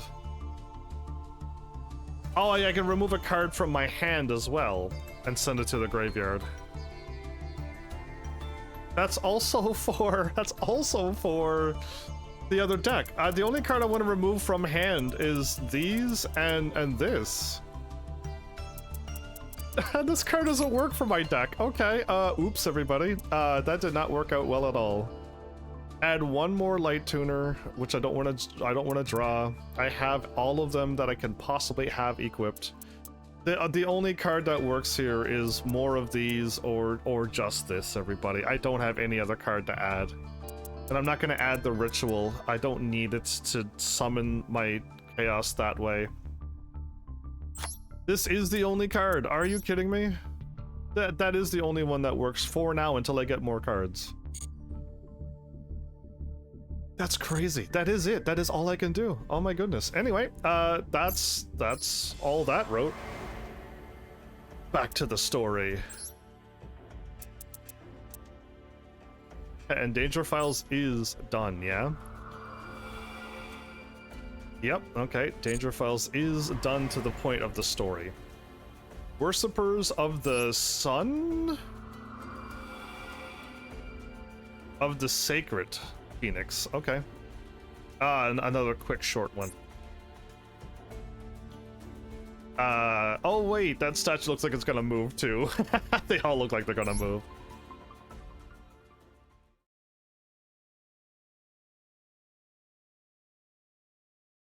A metal phoenix, huh? Not an actual phoenix that I'm so used for looking at.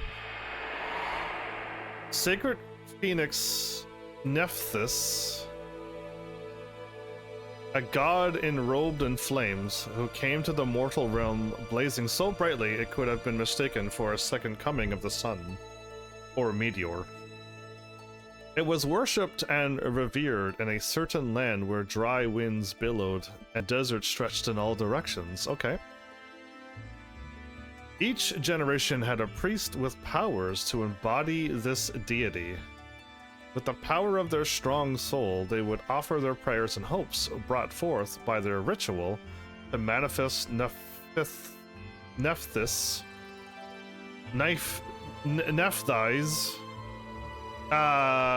and start many miracles. I'm just gonna call you Nephi, if you're okay with that. Those who were especially devout to the Phoenix god had built statues of the priest's dynasty and enshrined them in a particular part of the desert, and was declared sacred land. They thanked the god for watching over them and toiled every day with its blessings to build their homeland bigger and better.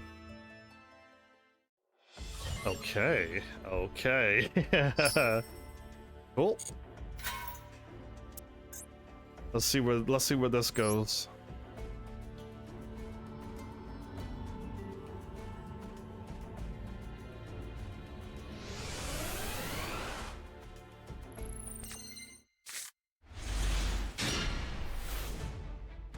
What makes this deck unique? The lineup includes monsters like Sacred Phoenix, which can be special summoned from the graveyard when it is destroyed by card effect. When it is destroyed by a card effect. Or by card effects. And many more monsters whose effects activate when they are destroyed by card effects. Since their versatility will allow you to special summon monsters, use them to ritual summon or link summon. Okay.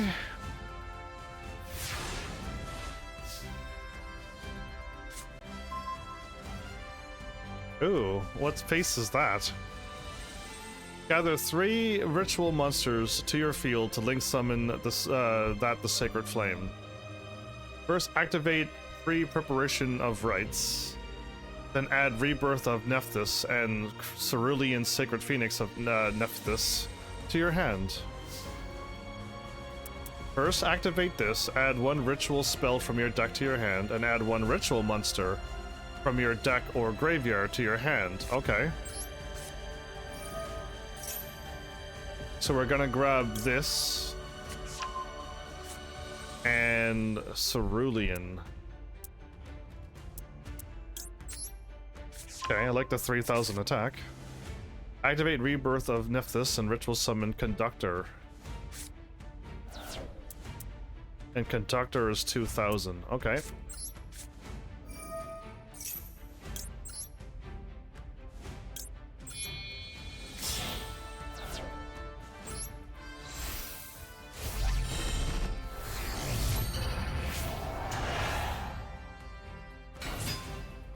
You have succeeded in ritual summoning Conductor. Activate the effect of Conductor and special summon Devotee of Nephthys. Devotee. Cerulean Devotee. Cerulean, okay.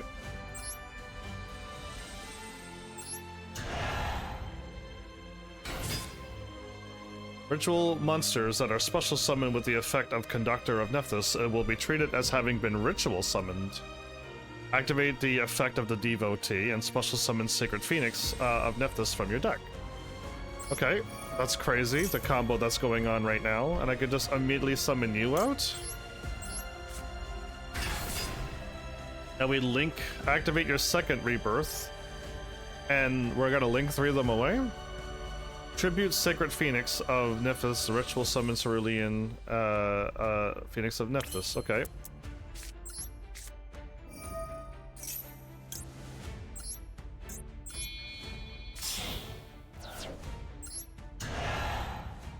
That's 3. You now have 3 ritual monsters on your field. Link summon Nephthys the Sacred Flame. So you are a link of only 2,400. Okay.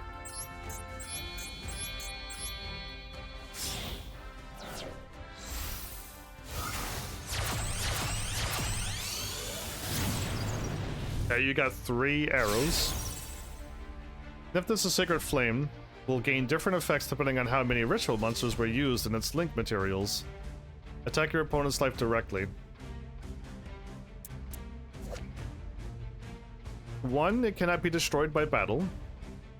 2, cannot be destroyed by card effects. It also gains 1,200 attack. 3, neither player can target this card with card effects. Also gains another 1,000. Interesting.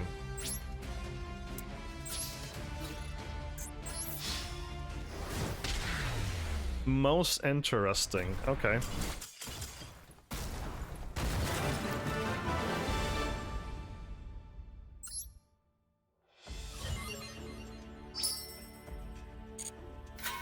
We did all of that in one combo, so you have to put a stop to those combos with hand traps and stuff.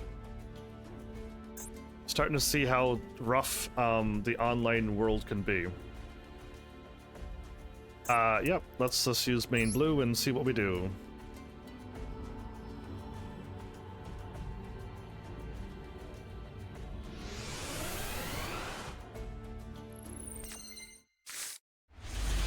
Oh my goodness, how did I draw those 3 cards?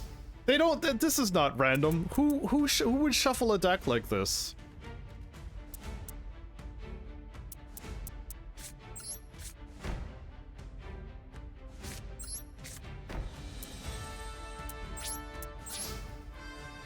That was the crazy, what, like no cards from the top of my deck got summoned except Blue Eyes?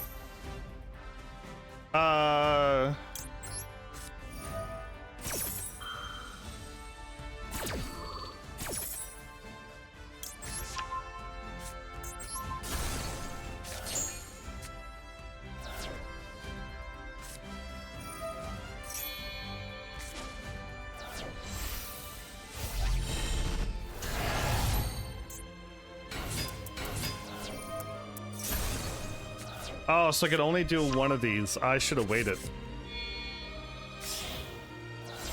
I should have waited.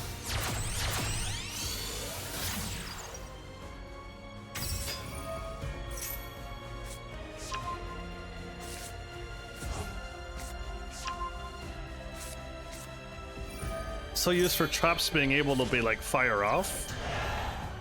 But because it's like the same trap, I guess you can't.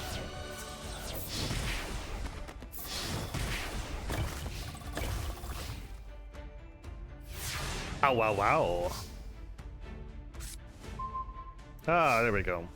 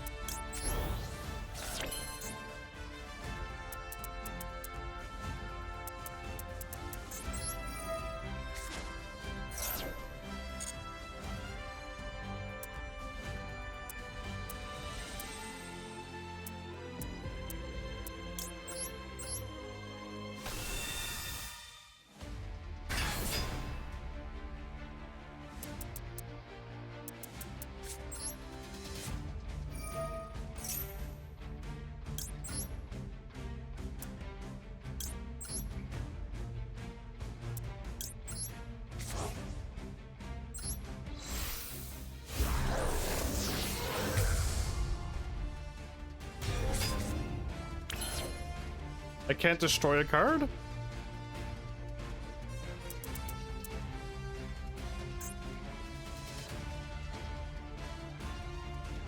During the main phase, fusion using Blue Eyes White Dragon.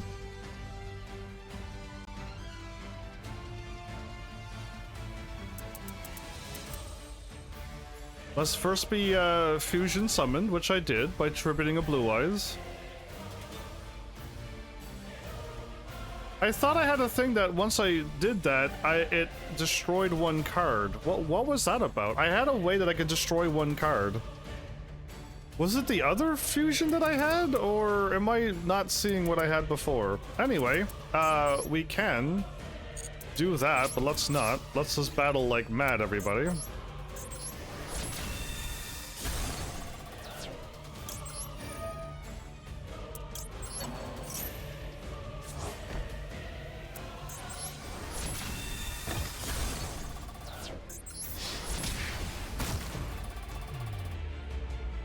You have no cards. And my Tyrant is exactly why I keep that card in hand, everybody. That's the reason why I keep Tyrant around. Yes, please. Now with that, I can have 2 Blue Eyes on field, and I can do something else next turn. And if they do anything, I'm just gonna pop it right away. I don't even care. You bring out 2 things. 1, not yet. And what else are you gonna do? Not yet. 2. And now I will.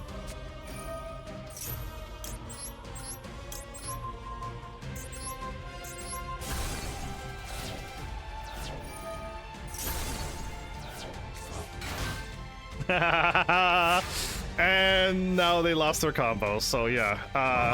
Oh, I could do that too, can I? Ooh, that's a bit mean, Heavens. That's pretty mean, Heavens. What am I able to do?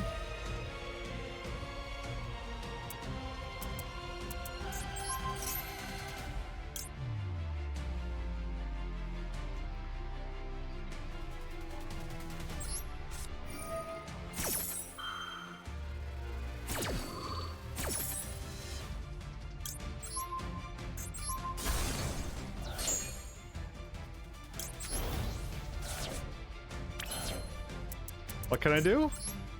I can add a Blue Eyes to my hand. Okay, and what else can I do? I can do that as well.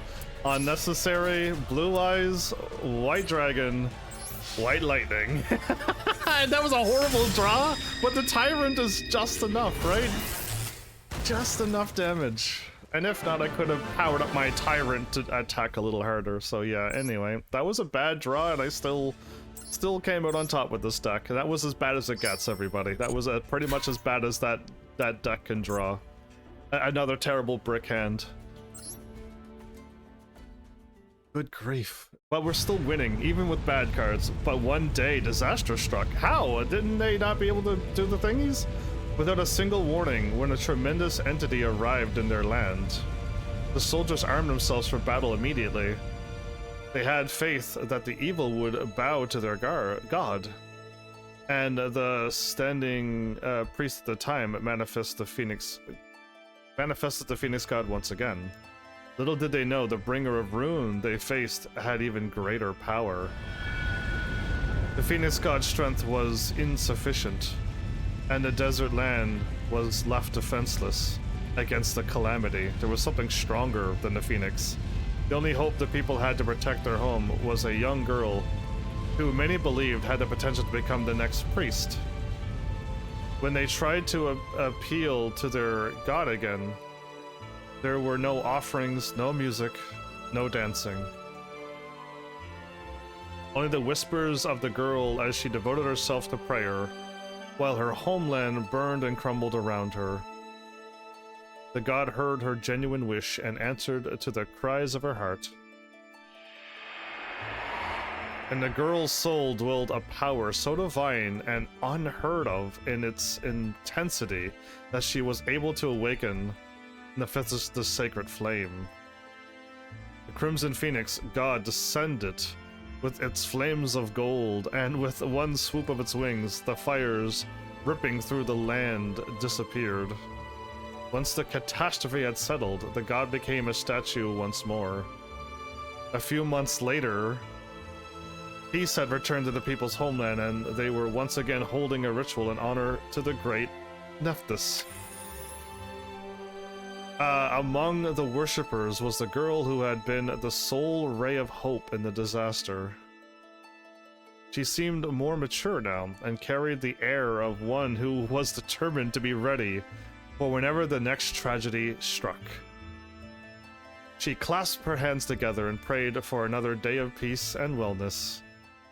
Interesting. Okay, that was like crazy. What was like something was stronger than their god, and then it was just like, nope, it's not. It actually is stronger. And I'm just like, oh, okay, that's where that was going. Tranquil benediction. No thanks. Okay, everybody. By how quickly we're going through these, we're gonna finish off solo mode real quick. All of the stories. Then we just have back-to-back-to-back battles, and I don't know how exciting that will be. So I could like wait until I have a big story and then just do some back-to-back battles, and then it won't be 4 hours of back-to-back battles. But we're getting like practically almost 4 hours of story, of different stories too. And this is gonna be a quick one as well.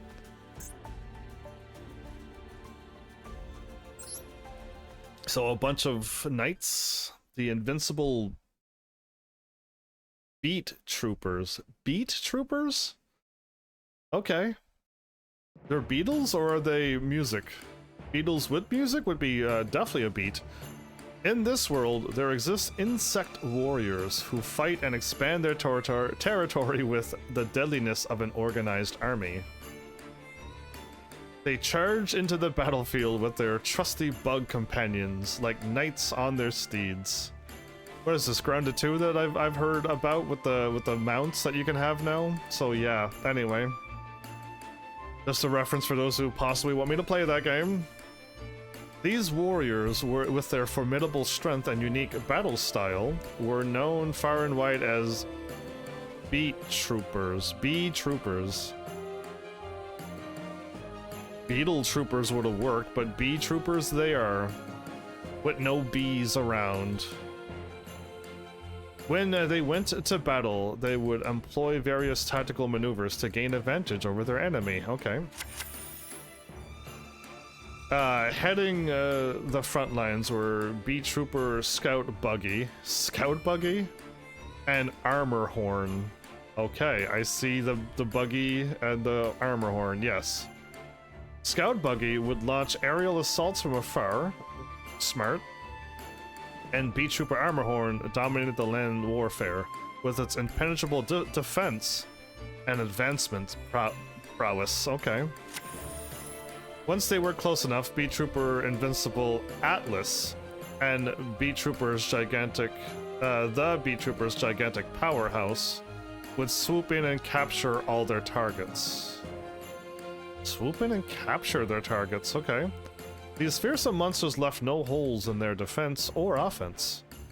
If push came to shove, they also had foot soldiers that rode on the backs of beetles to deploy.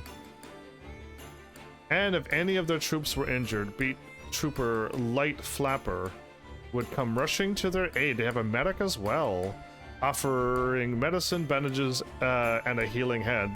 They do have a good militarized organization going on here. And the rules need it. Okay. As strong as they knew they were, the Bee Troopers never stopped strategizing how they could face powerful opponents. The awareness to never let their guard down was what made them such a tough group. Well, well.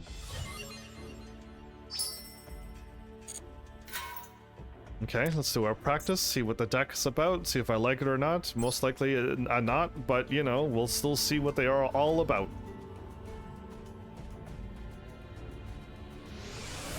All of these are decks that people don't use, which is kind of sad, I think.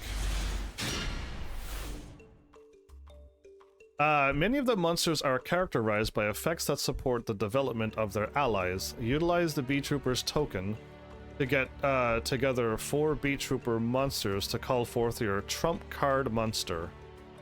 Okay. You can aim to summon a Link 4 Giant Bee Trooper Invincible Atlas. Or if you have a Bee Trooper landing, you can try to fusion summon Ultra Bee Trooper Absolute Hercules using 4 B Trooper monsters in your hand and on the field.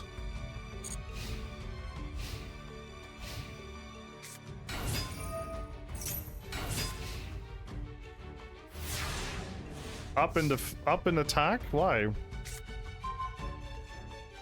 B Trooper Descent, okay. And Formation. Use your B Trooper cards to win the duel during this turn. Try summoning B Trooper Scout Buggy. You have an effect, I see. You could add one other one from your deck, from your hand, deck, or graveyard. Okay.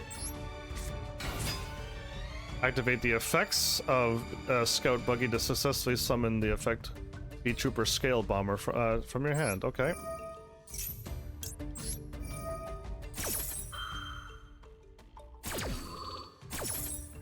And this has a different effect, of course. Select monsters to special summon. Use 2 B Trooper Scout Buggies as link materials to link summon B Trooper Armor Horn. So what do we have here? We have XZ and her and you and you. Okay.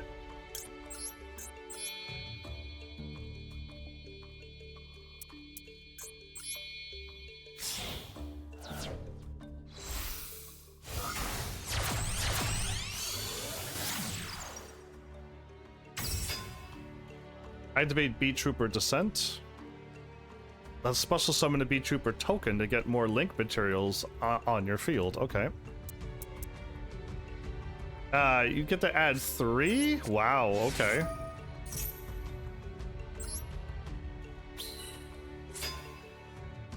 Use all the monsters on your field as link materials to link summon Giant B Trooper Invincible Atlas. Oh, I thought it said it was gonna send 3. It's a level 3. Oh.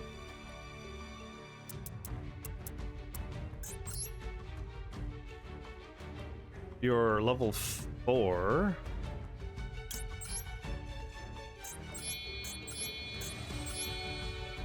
You count as 2? Yes, you do.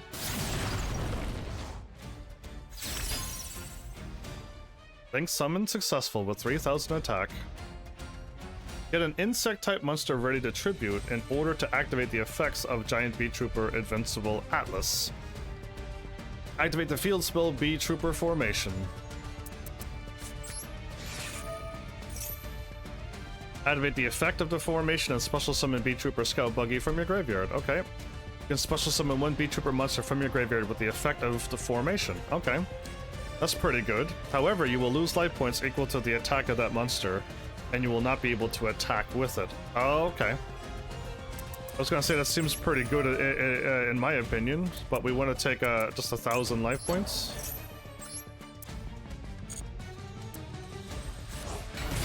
Meant to put you on defense, but whatever. Tribute the B Trooper Scout Buggy. You special summon to activate the effect of Giant B Trooper Invincible Atlas. Oh, okay. With this effect, special summon B Trooper Sting Lancer from your deck. Okay.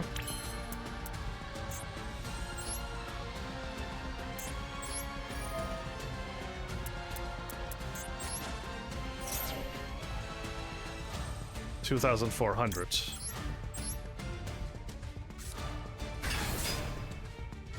The special summon the Sting Lancer will allow you to add a B Trooper Spell Trap card from your deck to your hand. Really? Activate that effect and add B Trooper Landing to your hand from the deck as well. Oh my goodness, man. What a crazy combo this is. So Landing is a normal spell. B Trooper also has the fusion monster Ultra B Trooper Absolute Hercules as a trump card monster that requires 4 insect type monsters as a fusion materials.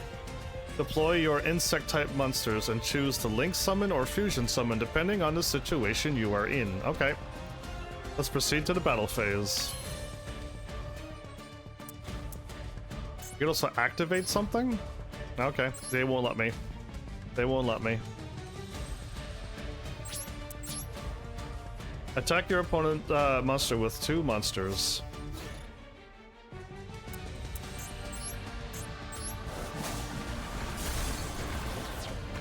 And exactly 2,000. Okay.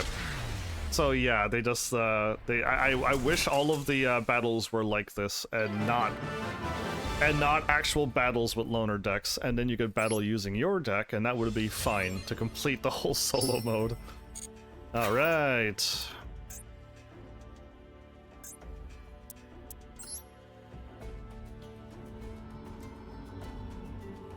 Oh, I'm going first. Good. Will I draw more bricks? We'll find out. Yeah, kind of.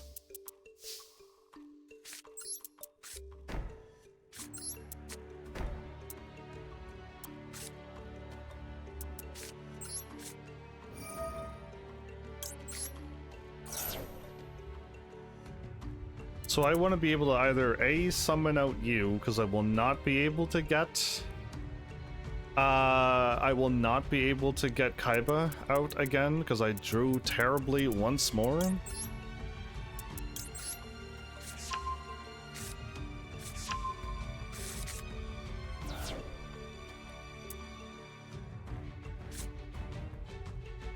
Let's just do it right. Let's just follow the combo.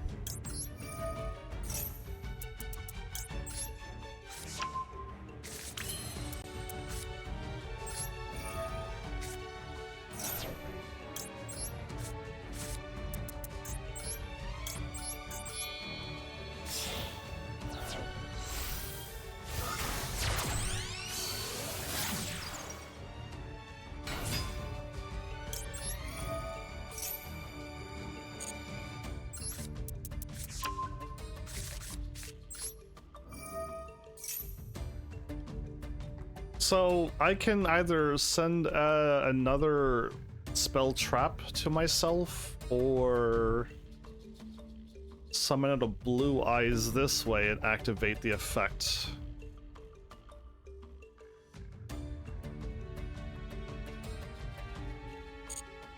And I could also summon out a blue eyes here this way.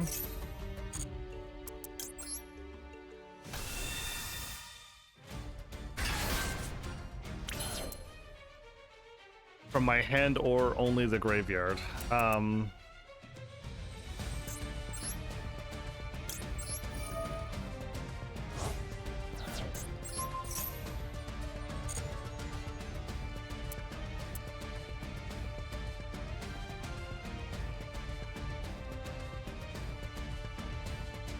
So, make a trap.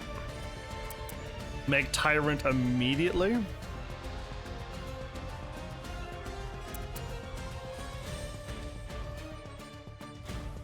Wait and make you.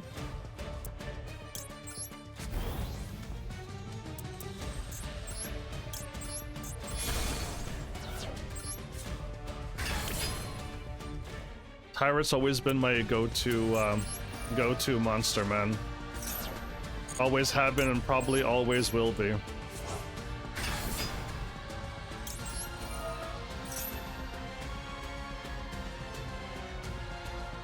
I'll wait, because I need another blue eyes, probably.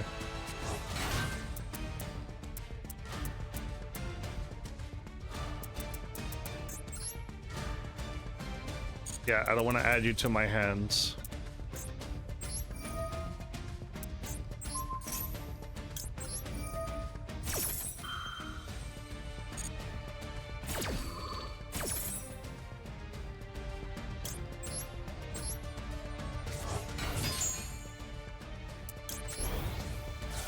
Perfect. Okay, and I can summon out a blue eyes this way and still send. Oh my goodness. Okay, cool. I got a way to do this.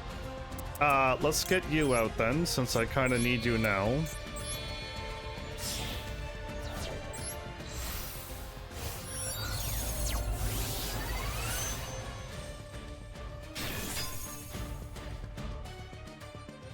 So with this setup,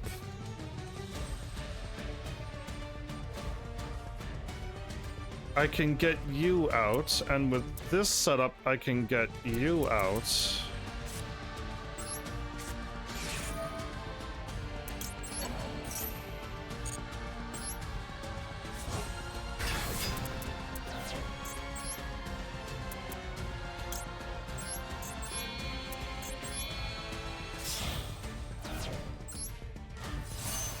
Okay, so with you, I can get you.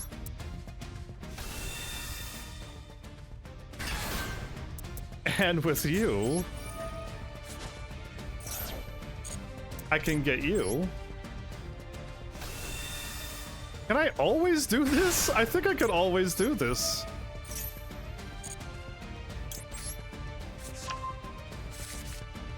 Oh my goodness, I can continue. I can continue again. Anyway, we're not, hold up. I can do another, I see another thing. And I'm gonna obviously get you up here.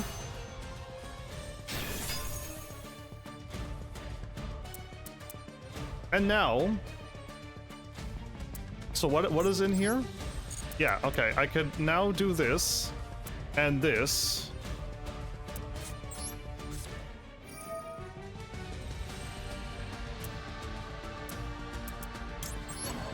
I used the Sage 3 times in this turn.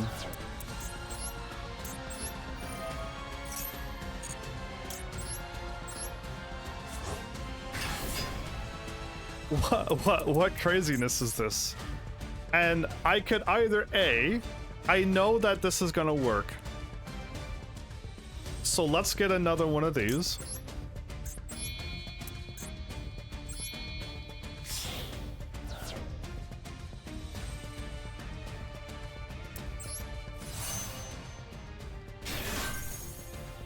And there's no need to turn you into anything just yet.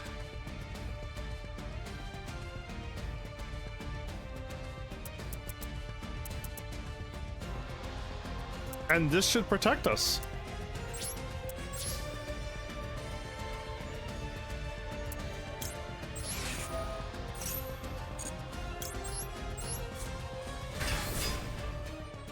No.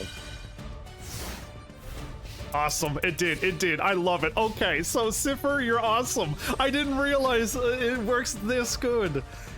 And I could get Cipher, I think, every time. Okay, I want to, what are you about to do?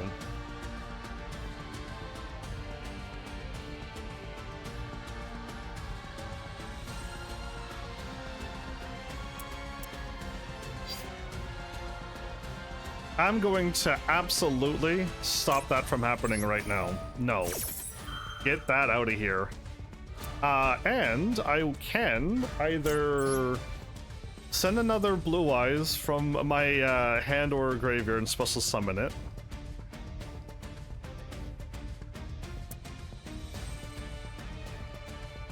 I'd rather have fun.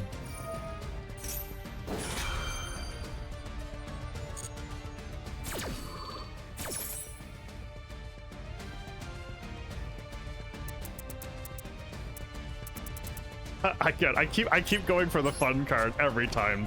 I'm such a goof. No, I say no to that, and then get rid of it. Then what are you gonna do?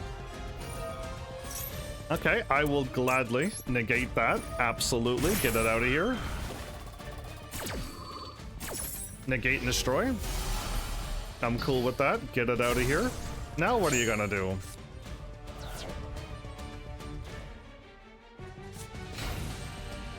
Oh, I'm not done yet, man.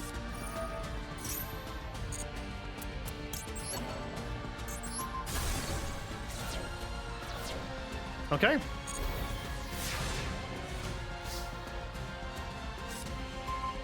Oh, I got you back. I don't even just need to search for you. Oh, okay, hold up. Now we can. I guess we're doing that now. Oopsies. I can summon out you to get you. Yep.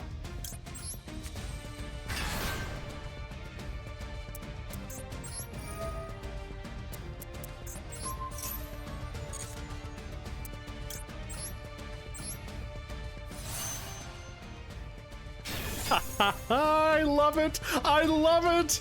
I love it. This is crazy. I'm having too much fun. I want to try to get this card. But if not, let's go this route. Ah, darn. Okay, so we tried, everybody. We really, really, really tried.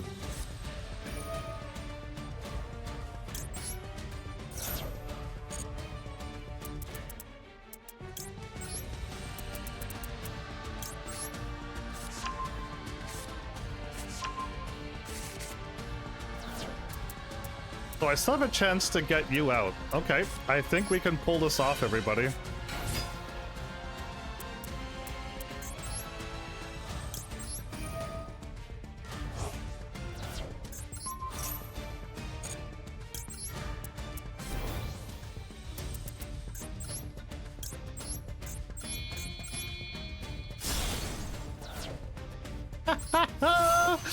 All right, that did that. I need to special summon you, but I can't get her out right now. Oh, darn. Okay, I don't have enough space. I don't have enough space for what I want to do.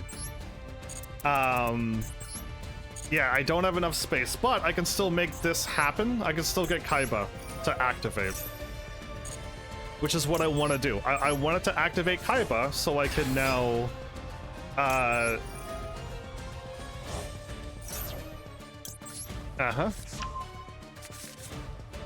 Now, who or what? Oh, wait, can I do that and get rid of 2 cards?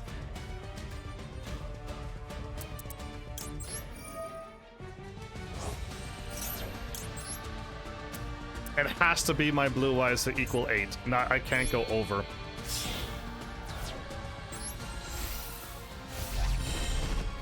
So, right now is when I want to get rid of 1 card. I have it in my deck. I could possibly try to get rid of it because of what I just did here. But again, I wouldn't normally go this route because I would rather get my other cards out that I didn't try to go for. But if I use my ultimate fusion, we're gonna take away from our tyrant right now, and our tyrant's gonna turn into the fusion to summon something else out. And all I have left in here is what?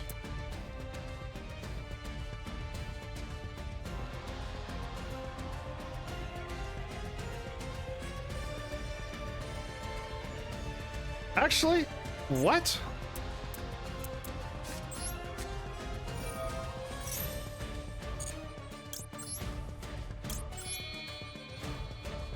Oh, right, you're on the field. You're on the field, right. I should have seen that. I should have seen that. Anyway.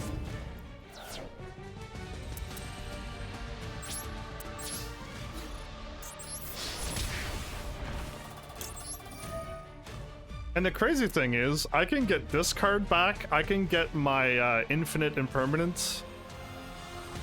Or I can just like keep getting this and keep popping 3 cards at a time. Anytime I want. Now this is like the spell and negate. Infinite permanence is a monster, and if I hit a trap or spell in the back, where if I place them in the right spots, we can go. But I could just keep like losing half my life and never get stopped here. Right? It's madness. Madness, I love it. It's great. And we win. But I love the amount of damage I could have. That is wild.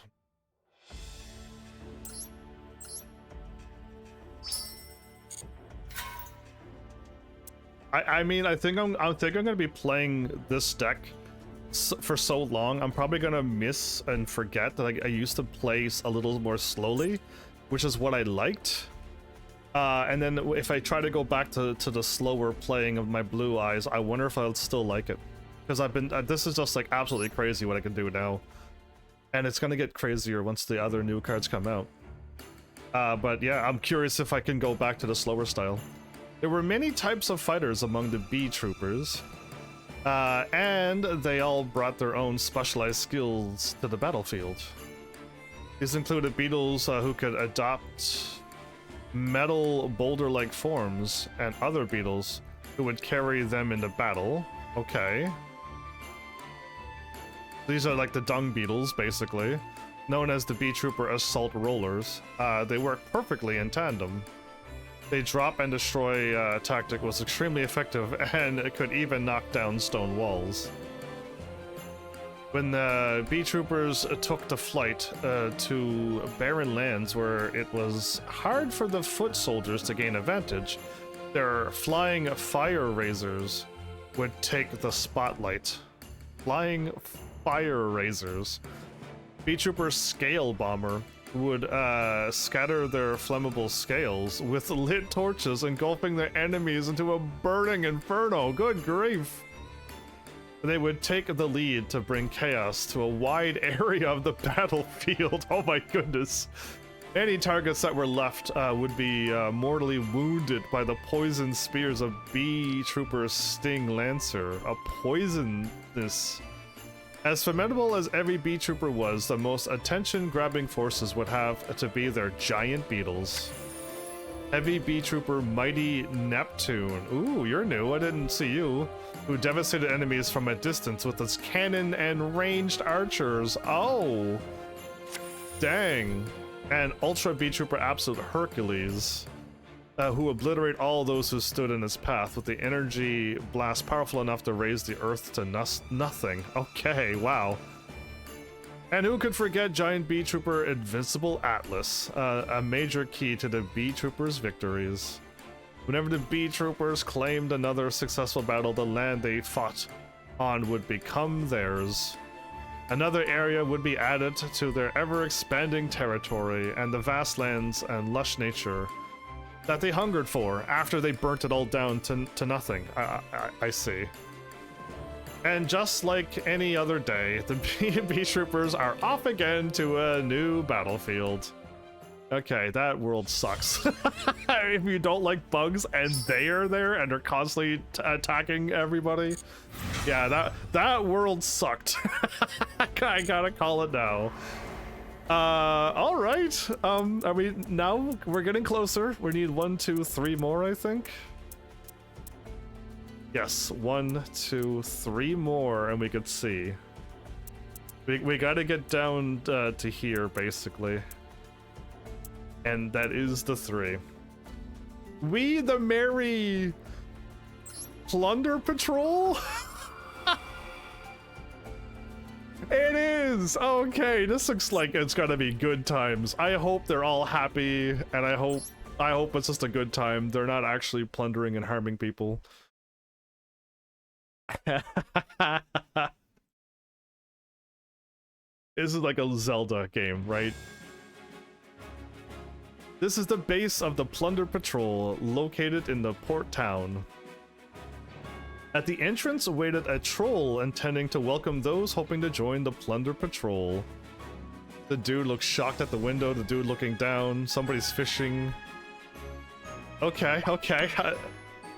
Welcome, brother! From this day forward, ye be all members of the Plunder Patrol. These are trolls? Okay, I would assume goblins, but trolls, everybody. Maybe they're bigger than they look. And all of this is really giant, and a human walking by would be pretty small. Yeah, maybe, you never know. Ye probably don't know much about the group just yet, but I'll show ye the ropes. The Plunder Patrol's a band of pirates, you see. And we all take our orders from Captain Blackbeard. Must be him up there. Okay, why is he angry, I wonder? I don't know why he's angry up there, but the other one looks actually scared that he is angry, and he's looking down at them fishing, though, so I don't know what's going on. Now, you might be thinking we're some no-good band of brutes. You could be, and I'm hoping you're not, but we ain't like that, I tell ye. Always a merry bunch, we sail the seas aboard our ship made like only we know how. We sail here and there in search of treasure, and only treasure and harm nobody. When trouble brews, we work together and overcome it, and we always share our joy with the whole crew. And anyone ever does something less than agreeable, we take pride in righting the wrong. That's the Plunder Patrol way. Okay, this sounds like good plunderers right now. The captain's got quite the appetite, and his belly's a tiny thing next to his big heart. Oh, I see. He responds to his crew's selfish with kindness. Even that wicked-eyed bird, Black Eyes, has gotten attached to him. Okay. Black Eyes does as the captain tells him. He'll guide the ship along its course or survey the surrounding waters. He may not look it, but he's another valuable member of the crew. Next, I ought to introduce ye to the 3 biggest names among the crew. Okay, this is like a welcome to the crew thing. First, you got Whitebeard, an engineer, as experienced as they come. Ain't a soul who can maneuver a ship like he can. But on rare occasions, and I do mean rare, you see, sometimes he'll steer us in plumb the wrong direction. Oh, okay, if it's a rare occurrence, the greatest one. Okay. That being said, he always gets us where we need to be when we need to be. It's a real head scratch. It's a real head scratcher, you know. Does he take tours willingly? Like he purposely sends you the wrong way because he wants to go somewhere, and then he still gets you to where you need to be on time? He could calculate all of that, or is those actual mistakes? We'll never know. Then there's Redbeard, our navigator. He's a youngin', but he always keeps us pointing the right way. He's got a loose sense of time, but he's a leader respected beyond his years. And last up is Bluebeard, a mariner and a top-notch technician. He's always designing ships all the time, but from what I heard, he can make just about anything. I see. If there's anything you need made, you can never go wrong asking him. I see. What an interesting... I kind of like this one. I kind of like this one indeed. Okay, so Bluebeard is talking to Blackbeard. What are they thinking now? Who would have thought? So much fun. Ah, that sounds like celebratory gunfire to me. I hope it's only the celebratory kind. The ship must be about to weigh anchor. That's always sure to boost the crew's morale. After setting a new ship out to sea, that's customary for the gang to let the girls sail to a place nearby. Like a little celebratory ship around the pond, you know? That there's Bluebird's latest ship. The Lees? She's got loads of space for anyone aboard, as well as a cargo hold for bounties of treasure. A real beauty, ain't she? She ain't the only boat that stays afloat, but it don't hurt to know the best. That ship with the horns, the ship with the horns, the Bran. With the horns, the Bran. Okay, I'm just trying to read it. She's nothing to sneeze at either. With with her speed and cannon power. If you're looking for a short trip on a sunny day, she's your gal. Best stock up on fuel first, though, with the way she guzzles it. And then that black ship over there is the Mork. That's the one you look to if you need to sail under the cover of darkness. Ooh, okay. Not that it makes sailing a pitch black sea an easy task, just to be clear. Still best to work alongside other ships. Speaking of which, we sing out real loud like to let each other know our positions. With the sea shanties, you mean? Huh? What? You can't really go unnoticed in the dark if you're singing, right? Don't be such a curmudgeon, brother. Sure, the sea can be a scary place, full of sorts of dangers, but still we got out to meet the waves jovial as can be. Okay, and no matter how smooth the sailing, the captain's always got a plan B in case things turn sour. The captain cares dearly for his comrades, so he wouldn't do it any other way.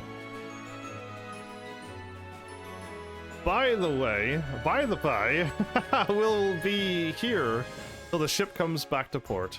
Always got to make sure things are clean and ready for the feast. So there's plenty to do, brother. Okay, this was actually quite nice.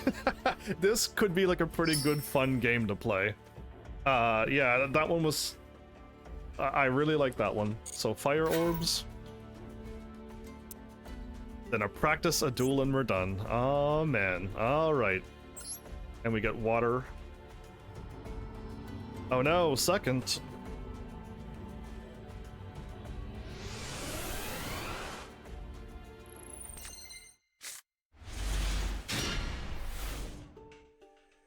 Okay, the Plunder Patrol Fusion, Synchro, and XZ monsters have effects that help you keep the upper hand, such as by interfering with opponents and supporting the deployment of allies.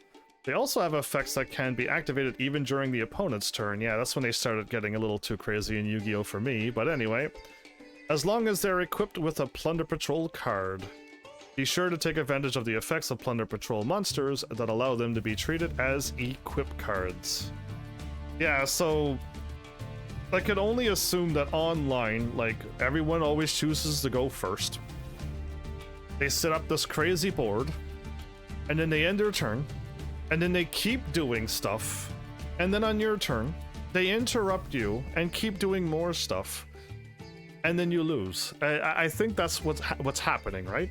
Now, if you're fortunate enough to have the right cards in hand, you can kind of like stop them from doing the stuff to you, and then or you can try to stop them while they're doing their things, and you can stop them from making a full complete board and horrible hand traps to get around too.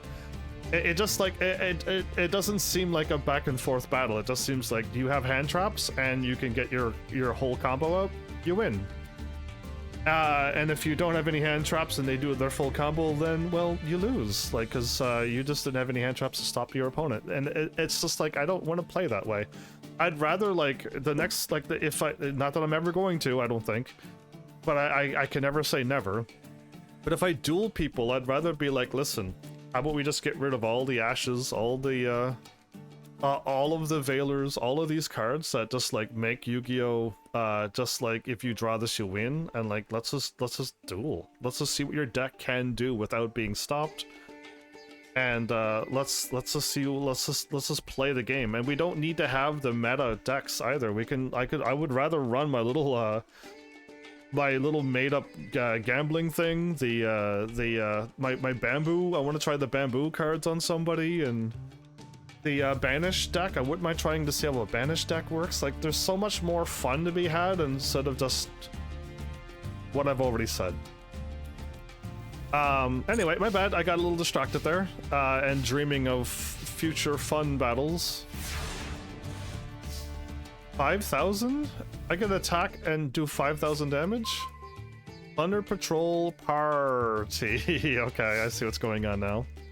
Use your Plunder Patrol cards to win the duel during this turn. By summoning a Golden Hair, the newest Plunder Patrol.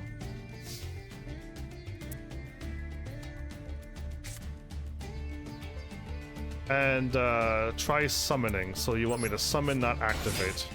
You can special summon Bluebeard, the Plunder Patrol Shipwright, from your hand where you have at least one Plunder Patrol monster on your field, excluding one with the same card name. Activate the effect of Bluebeard, Plunder Patrol Shipwright, in your hand and special summon it. Okay. I couldn't really do anything anyway. Use 2 monsters as link materials to link summon Blackbeard, the Plunder Patrol Captain. So you only need 2 to get the Blackbeard out. And you're 1,600. Okay, so very low things, but they said they come with special effects. Very low attack, but good special effects. Okay, Link Summon was successful, yep. You can activate the effects of Bluebeard, the Plunder Patrol Shipwright that was sent to the graveyard from the field as a link material. Let's discard Plunder Patrol Party from your hand and activate the effect.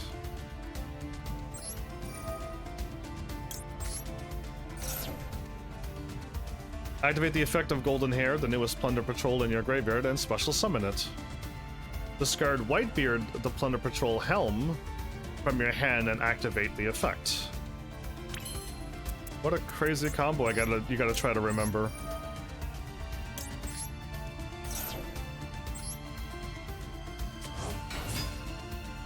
Now that Whitebeard, the Plunder Patrol helm, had been sent to the graveyard from your hand, you can activate its effect. Activate the effect and special summon Redbeard, the Plunder Patrol matey, from your deck. They all like go around and around and around. Oh boy, okay. Use Redbeard and Golden Hair, the newest synchro material. And synchro summon Plunderer Patrol Ship Bran. One tuner and one non-tuner.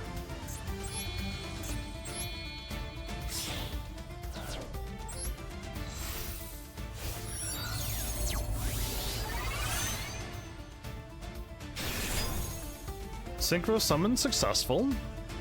Activate the effects of Plunder Patrol Party and Redbeard, the Plunder Patrol matey, respectively.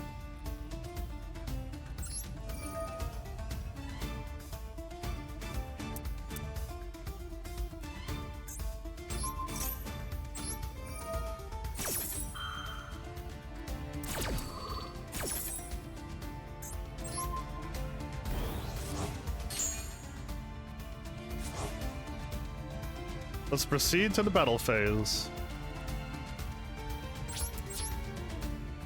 Okay, we got enough no matter how I did it, huh?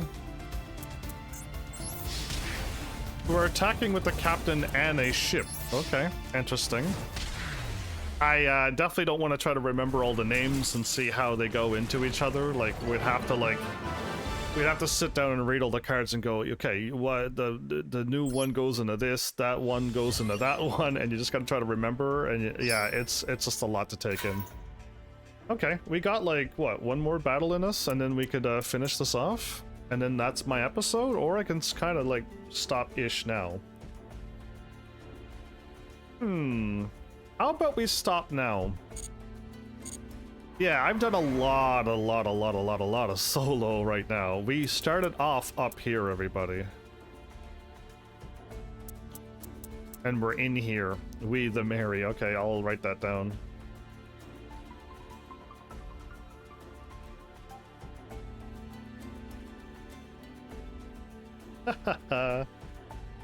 Let's back out.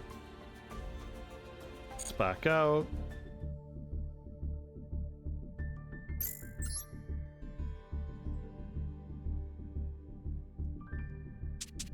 All right, and let's go with let's go with this one, I guess. Yeah.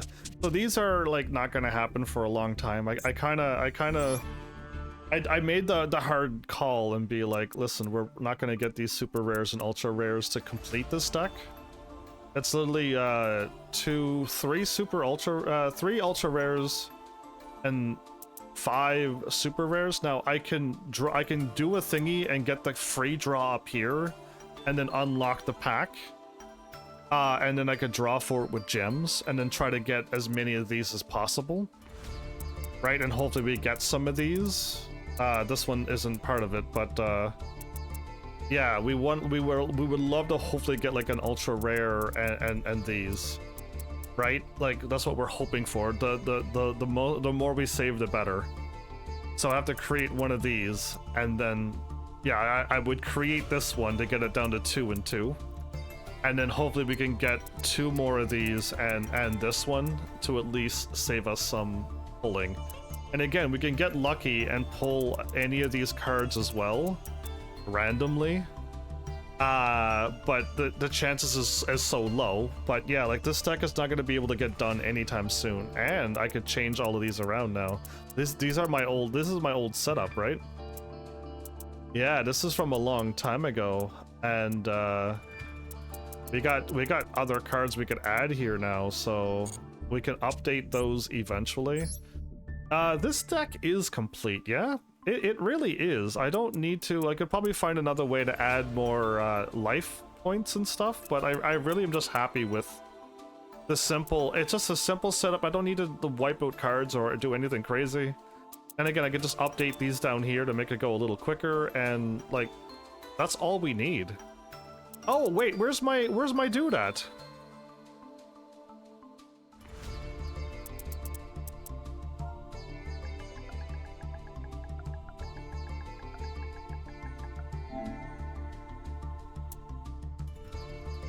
You're like, what do you mean your dude, Heavens? I mean my dude. Well, this is the main guy of this deck. You're like, really? I'm like, well, yeah, I mean, I wanted to add him because once we get invincible, or even not, I just gain life from when this card attacks, but we can get invincible and use this card too.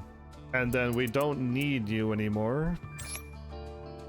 And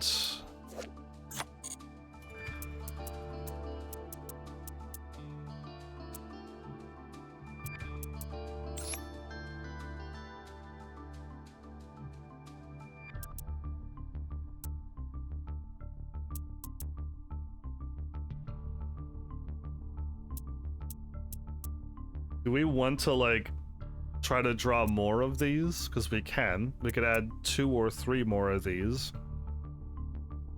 right? We could have a total of 2 or 3, I mean, which means I'd have to get rid of at least one of you.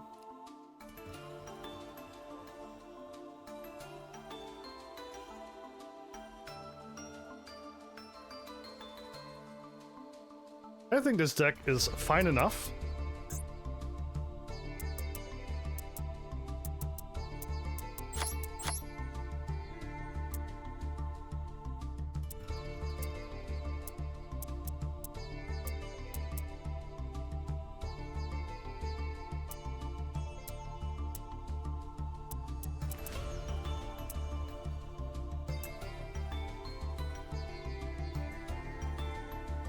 Oh, I was like, where are you? There you are. I was looking for it and I went right by it. Okay.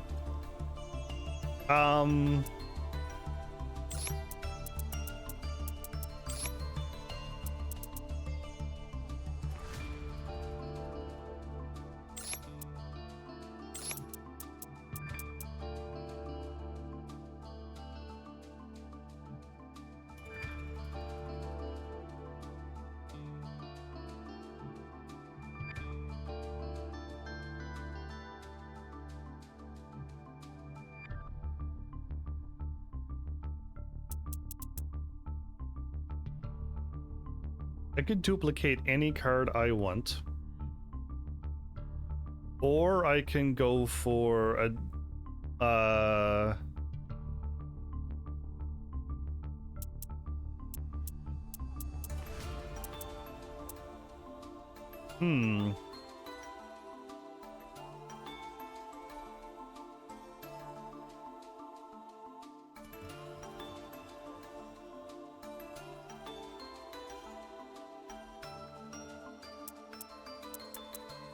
I think I'll just add you because I want to get used to using you.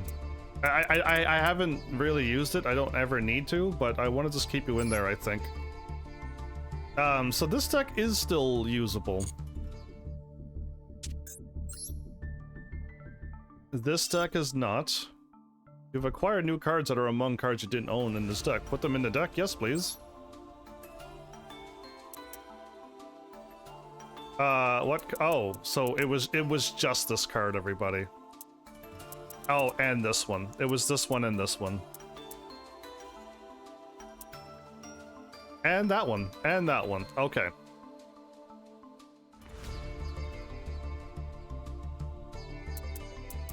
This is a good amount of cards.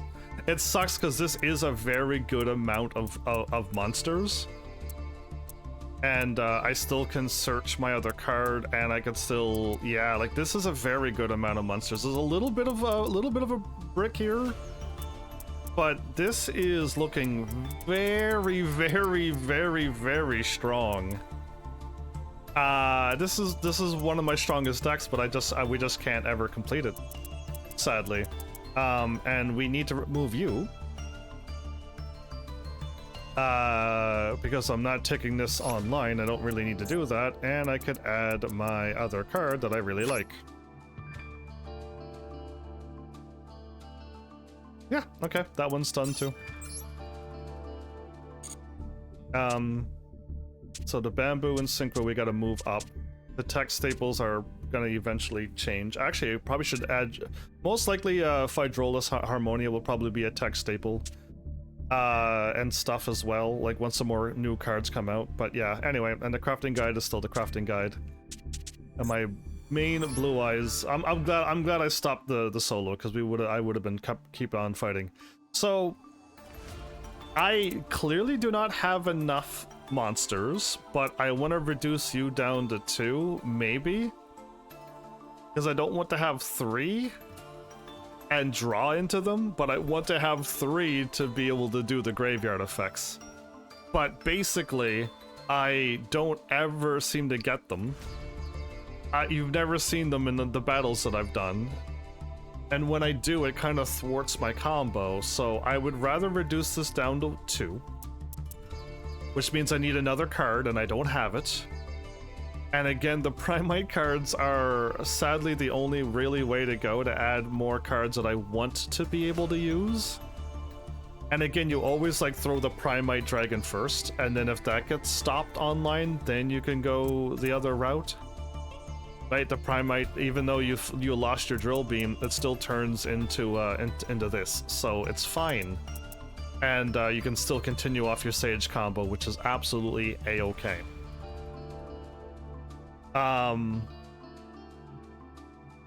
But yeah, like I said, this one truly does need a little bit more monsters that I want to add, and not strong 5, 6, 7, and 8 star monsters. And then I kind of have a card that I want to get rid of, and I don't know what else to add. Again, the bingo is not really something that is the key to my victory, but I just like the card. So if I had better cards, I would remove this first, and then I would probably remove the bingo. Because as much as I'm drawing, it could work out, or it normally doesn't. But at the beginning, I'm just like, oh, I can guarantee this card if I don't have it, or guarantee this card. Right? I can absolutely guarantee that I just immediately get that card. So it's a choice of me going, I need Wishes of Blue right now. And if I have this, I just get it right away. Right? So I do like it for that one reason as well. Again, I like drawing cards.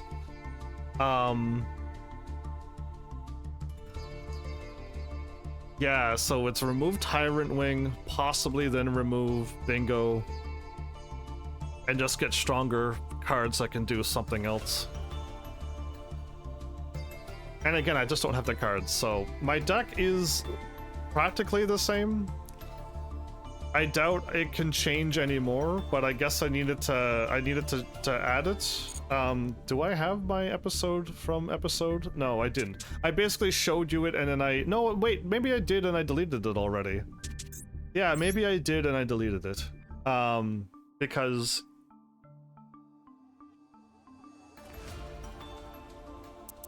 I had the whatchamacallit, yeah? And then I added this instead. Triple Tactics Talent.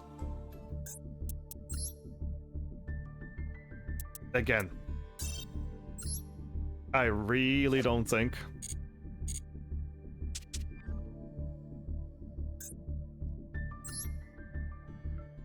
I could change this anymore.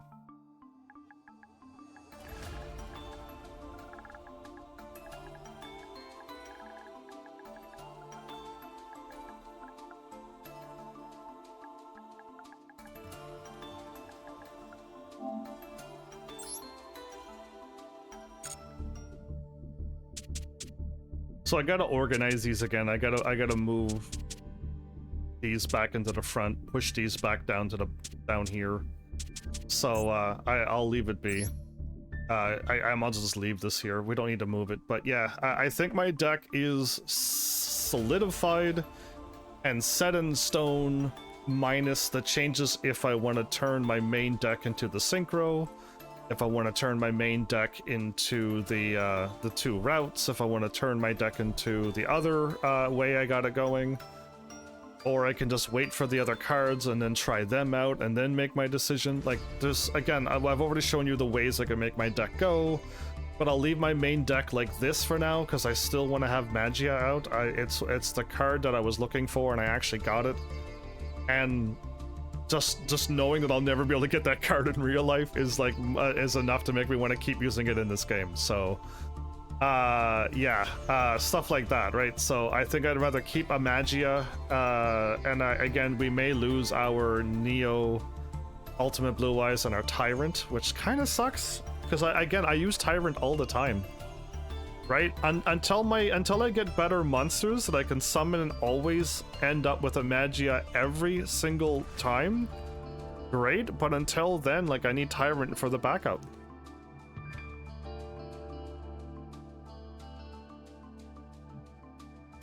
But I think I can always go in the Cipher and always protect my cards.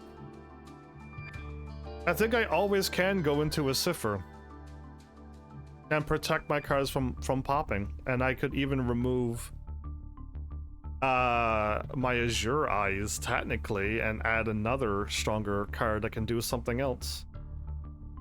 There is ways I can keep on improving it. The Azure Eyes can turn into the Cosmic Blazer ones. Those level 12s, I could also do that as well.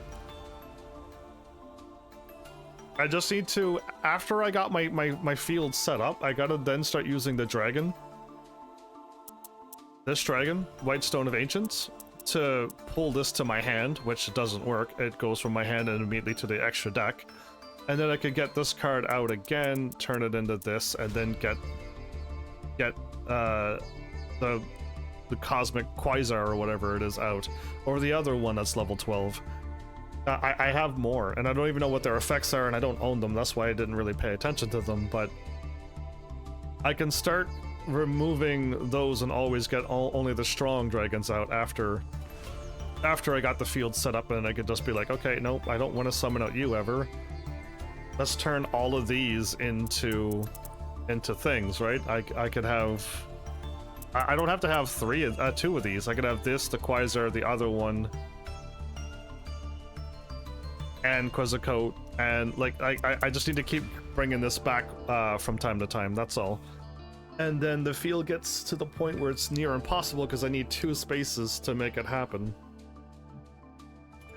Yeah, I need 2 spaces to make it happen. And I guess after I'm done, so after I was done this, so my old setup, by the way, the reason why you never see me put Magia up or the other ones up is because I had a chance to use this card twice, right? Turn 1 and my second turn. And when I tried to use this, I wasn't allowed to because I put a card up in the extras summon zone, and this card was not allowed to do anything.